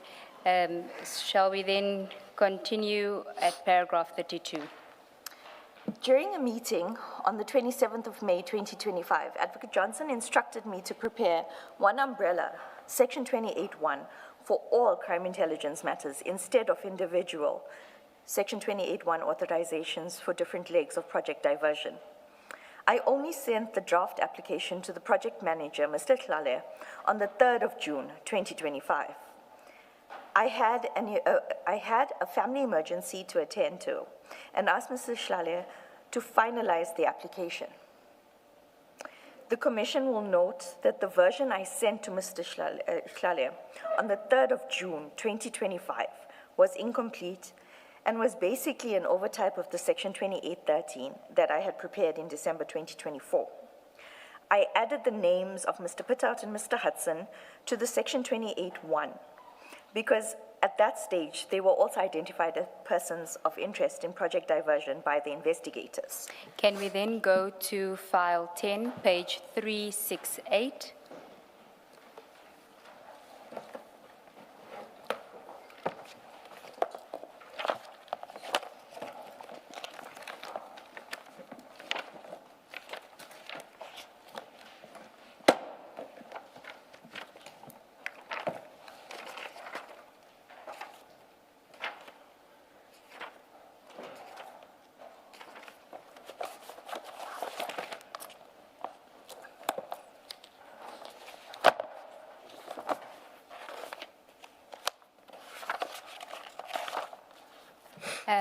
So that is the email that you sent to Mr. Tlale, who's the project manager. The title is Section 28(1), and it's you sent it on the 3rd of June 2025, 7:42 in the morning. Correct. And can you just read what you say to him? Good morning. Please work your magic and send me the consultation note and the PP memo so that I can send to the ID. You are appreciated. I'm a terrible formatter of documents, so I send it to the project manager to format for me before I submit my documents to the ID. And then you have, you can see the attachment, it says IDAC new matter on that page, and then from 369 is the version that you sent to Advocate Johnson on the 3rd of June, dated 2 June 2025. Correct. And you say this is what you sent, and it was an umbrella 28(1). Correct. And what did she mean by umbrella 28(1)?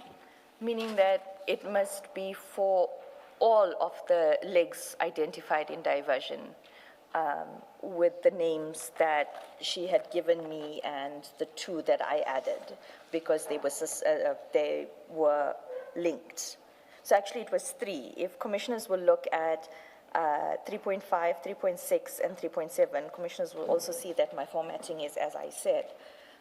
Captain Mogashwa, Captain Hudson, and Colonel Pitout. You're ahead of us, page 371. 371, my apologies. We'll note that those were the names that were added, but the remainder of the names stay as the 2813. And if we go to page... So can I just understand? That list that you're referring to, that's paragraph 3. Correct. You have much more than just the 3 that you've mentioned, Pitout, Hudson, Mogashwa. You have other people as well.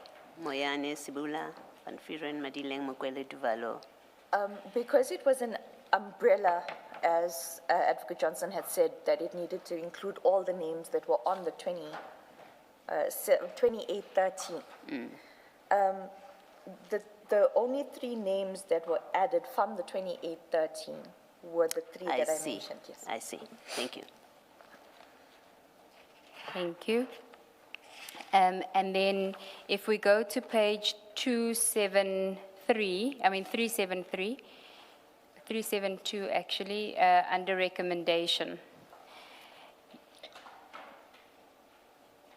Your draft is still referring to, it is recommended that an investigation in terms of section 2813 of the NPA. So you, as you say, you were really just over-typing on your 2813 that you did in December. Correct. And you had a family emergency, so you sent it to Mr. Tlale. He must. If I can just explain, I was literally copying and pasting onto a new document just to change the heading and the date. And I was doing it in the car with the laptop on my lap. So the purported 30 May, there's a paper trail of when I sent an electronic trail of when I actually sent. It could not have been signed on the 30th of May. And if the commissioners look at page 369, it includes from Advocate Santos Manuel, Acting Deputy Director. The one Advocate Johnson provided to the commission doesn't even have that. It just says State Advocate. So are you saying the one she provided to us is a fabrication? Yes.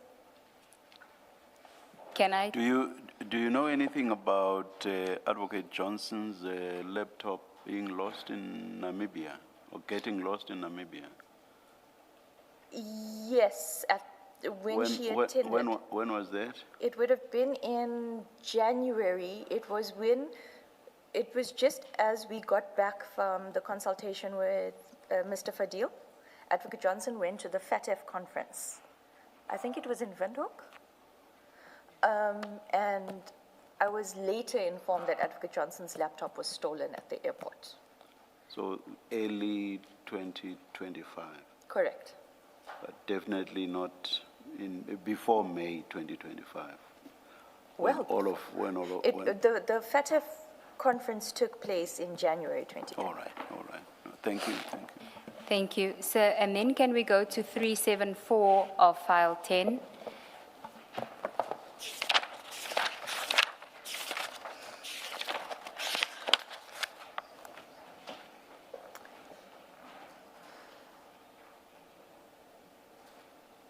Are you there? Yes. And this is a WhatsApp from Advocate Johnson. Oh, it's actually a WhatsApp on the 3rd of June, 2025, from you to Advocate Johnson. And your WhatsApp on the 3rd of June, 2025, so that's the same day that you emailed the document to Mr. Tlale. Correct. In the morning. You then, on the 3rd of June, 2025, send an WhatsApp to Advocate Johnson. Can you read it and tell us why you were greeting her like that? So on the 27th of May, 2025, Advocate Johnson indicated that she was going to leave for Germany. She was attending a conference. However, I was instructed that even though she was in Germany, when my drafting was done, I was to email it to her so that she can authorize it. So when I say Guten Tag, it's because she's in Germany. So I say, Guten Tag, Advocate Johnson. Trust your trip is going well. I have emailed you all the requisite documents. The last supplementary was filed on Sunday. Team has perused and provided input, and the project manager has formatted. I await your guidance, corrections, and instructions. She replies, hi, we now in afternoon session. We finish at 6 p.m. We'll try and finish and send tonight still. I say thank you. Praying hands. At 16:03, Advocate Johnson sends me a WhatsApp, check your email. I reply, doing so now. Thank you, Advocate Johnson. This is now 16:23. Thank you, Advocate Johnson. Have a blessed evening. She replies, thanks, girl. And when she replies to that she send it, check your emails, it's because she's sending the documents back to you, but not the 28-1. Correct. Right? And if we can then go to, we just have to see if that document is in. the bundle, because it's some of the documentation that still needed to be included, those email exchanges. If you'll just bear with me on the, if you can go to page 331, my apologies. File 10. On file 10, yes.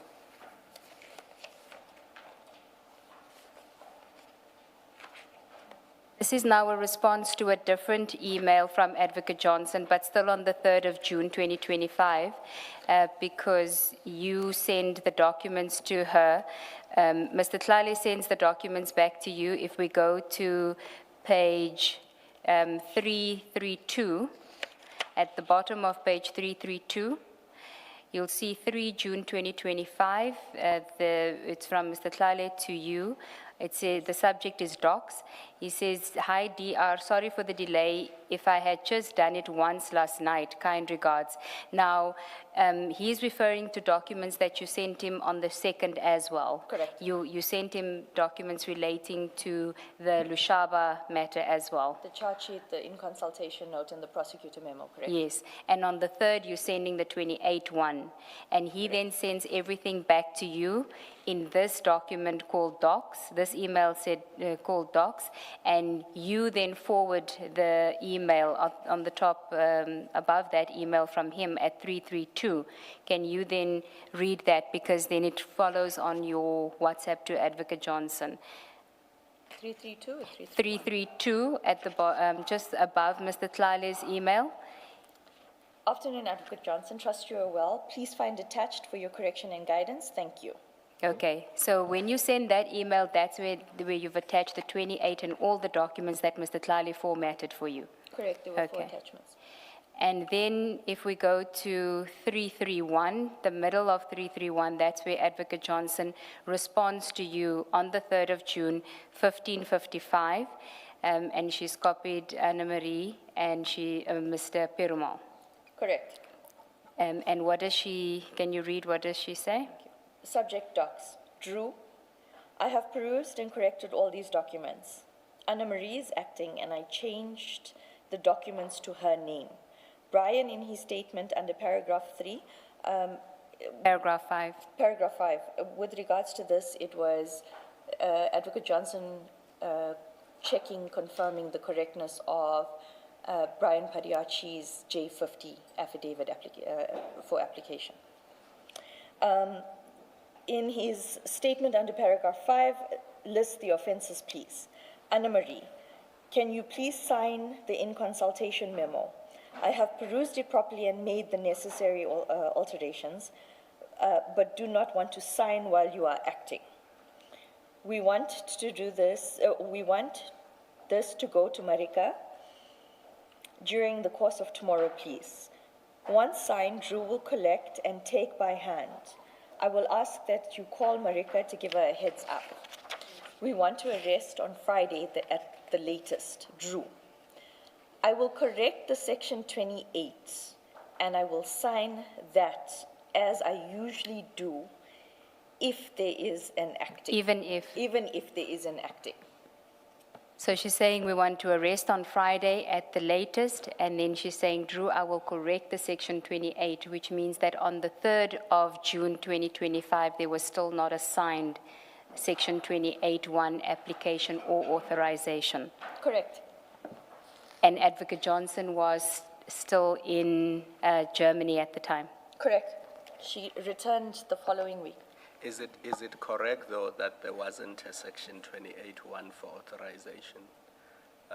We took this up with Advocate Johnson, and then she said there was the December one, which was still, operational, and this one was being done for a different purpose.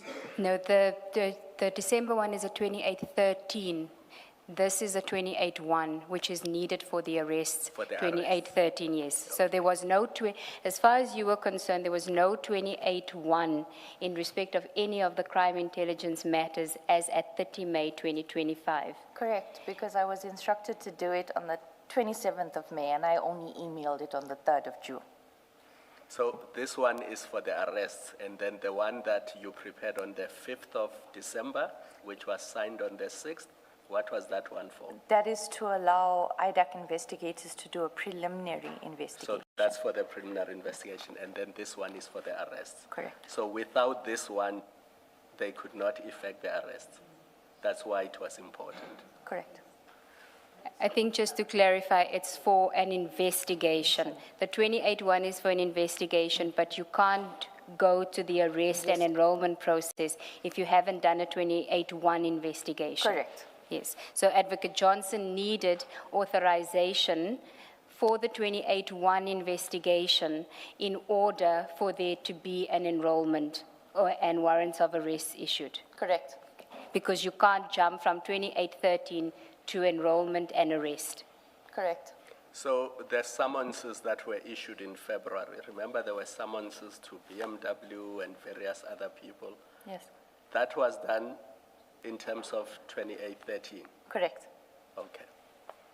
Well, they should have been done in terms of 2813. Sorry, say that again? They should have been done in terms of 2813 2813 because there was not a 28-1 authorized. Now, if she wanted the arrest to happen on the 7th of May, how could that have happened if there was no 28-1?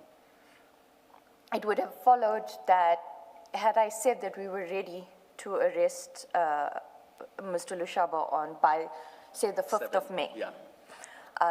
Exactly how I did it now, I would have submitted a 28-1 with all my accompanying documents for enrollment.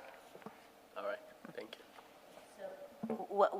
It looks like what she was doing, and correct me if I'm wrong, with this 28-1 now, which is to authorize an investigation. We are at the 3rd of June, and you're going to effect arrest on the 7th. It was really to trick the system. Appearances of, we already had an investigation authorized on the 3rd earlier, and now we are arresting when in fact, in the intervening period between the 3rd of June, if that's when she authorizes, and the 7th, there really would not have been an investigation because you've already done the investigations without the authorization. Am I correct in that construction? If I can go back to the 27 referral I did in 2023. Thank you. After the investigation was at a level where we knew that there was sufficient evidence to proceed, myself and the deputy director on the matter did an application setting out all the evidence to apply for a 28-1. And then all the other processes, the finalizations of the affidavits and enrollment happened. Here you would not have had that because you've already done your investigation before Correct. there was authorization. The 28-1 should have been done a lot earlier yes. Yeah. So it was being done at this stage, considering that a date for arrest has already been decided and it's just going to be in a few days' time. It was just for appearances of compliance, really. Correct. Thank you. Regarding the document of the 30th of May, is it? Yes, because yours is the 3rd of June. The one of the 30th of May, subject to what Ms. Johnson, or Advocate Johnson will say, because we said we will give her an opportunity to respond. Subject to what she says, it looks like what she did, if in fact she did this, constitutes forgery and uttering, actually. Yes, and I cannot understand why she would do it in my name. Thank you. Thank you. Can we then just go back to your statement? At paragraph 33, you dealt with the trailing emails. The document provides, so maybe just start 33 from scratch. It is clear from the trailing emails that follow thereafter, including emails from Advocate Johnson, that they could not have been assigned Section 28(1) authorization on the 30th of May 2025. The document provided to the Commission is a complete fabrication.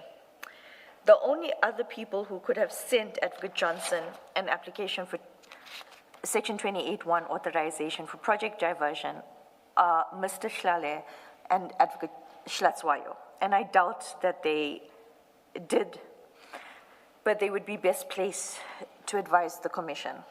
I certainly did not prepare an application for Section 28(1) authorization on the 30th of May, 2025. That possibility of Ms. Tlachuayo and Mr. Tlale sending it to, it doesn't arise here because she relies on what is in your name. So for that authorization. Correct. Okay. And then the next paragraph is, I think we had explored with you why you think Advocate Johnson would have, it's not even backdated because it's not the document that you had sent her at all, but why that document would have been produced and dated the 30th of May 2025. And in the course of that discussion, we had made you aware of an affidavit by Lieutenant Colonel Kumalo about the devices of Mr. Matlala, which had been demanded by IDAC, and the date on which that was demanded. And we're going to flight it on the, and then if you could just read into the record paragraph 34. Thank you. I am aware of now, I apologize, as informed by the evidence leaders, is that Lieutenant Colonel Ntate Kumalo testified that on the 30th of May 2025, at around 11:30 a.m., Mr. Perumal called him, and when he returned his call, Mr. Perumal requested the cellular phones of Mr. Vusimuzi Matlala for downloading. I have been shown this affidavit by the evidence leaders in preparation of this statement. According to Lieutenant Colonel Kumalo's affidavit, Mr. Belichin produced an approved search and seizure warrant. I do not know if the purported 28(1) authorization of 30 May 2025 and the request for Mr. Matlala's devices on the same day are connected. What I do know is that a 28(1) in respect of the Medicare 24 matter was authorized on the 16th of May 2025, and this could be used to obtain the downloads for Matlala's devices on the 30th of May 2025. But as I deal with later, I suspect that Advocate Johnson and Mr. Perumal knew that the Medicare 24 investigation was unlawful from inception. They may have wanted to rely They may not have wanted to rely on that authorization to obtain Mr. Matlala's devices because of the unlawfulness. I deal with this later. We'll just display that affidavit by Lieutenant Colonel Kumalo, where he says that on the 30th of May, Mr. Perumal contacted him regarding obtaining the devices, and then he says in another paragraph that Mr. Belichan showed them the approved, I don't know what the relevance is of the approved search and seizure warrant to accused address. And you deal with it later, and your advice at some point or your observations that you made to the team at the time on the Matlala matter or the Medicare 24 matter seems to have been what they actually followed, because what they were going to do in order to get those devices from SAPS, you said to them, you can't do it that way. And it seems that the way that you had suggested to them was the way that they followed. Correct. Okay. And because I had distanced myself from this matter, it was only when I saw this that I realized that the advice that I had given them with regards to how search warrants of this nature are supposed to be done was followed. Because prior to that, they actually just wanted to go and seize the devices, the actual devices, which breaks chain of custody. And that you only found out that they followed your suggestion when you saw the affidavit of Lieutenant Colonel Kumalo, and what he describes is what you had suggested to them at the time. Correct. Confirm. Okay, thank you. Is there anything else you want to say on this topic of the 28-1 before I ask the chair if we can adjourn for now? I want an age analysis, an ink age analysis of that 28-1 signature. On Advocate Johnson's 30 May. Because really, this not only is Advocate Johnson deceiving the commission, she's throwing a junior under the bus. What kind of leadership is that? Is that really leadership? And now I'm speaking from emotion. Thank you, Mr. Msemi. I'm not an expert in the field, but I doubt that a 3-day difference would be of assistance. Well, Chair, you assume that it's a 3-day difference. No, actually, Chair, we have done one where we could determine that it was a... I hear you. Thank you, Chair. That is the evidence of Ms. Ramsamy for now. We'll adjourn on a date to be advised, Chair. Okay.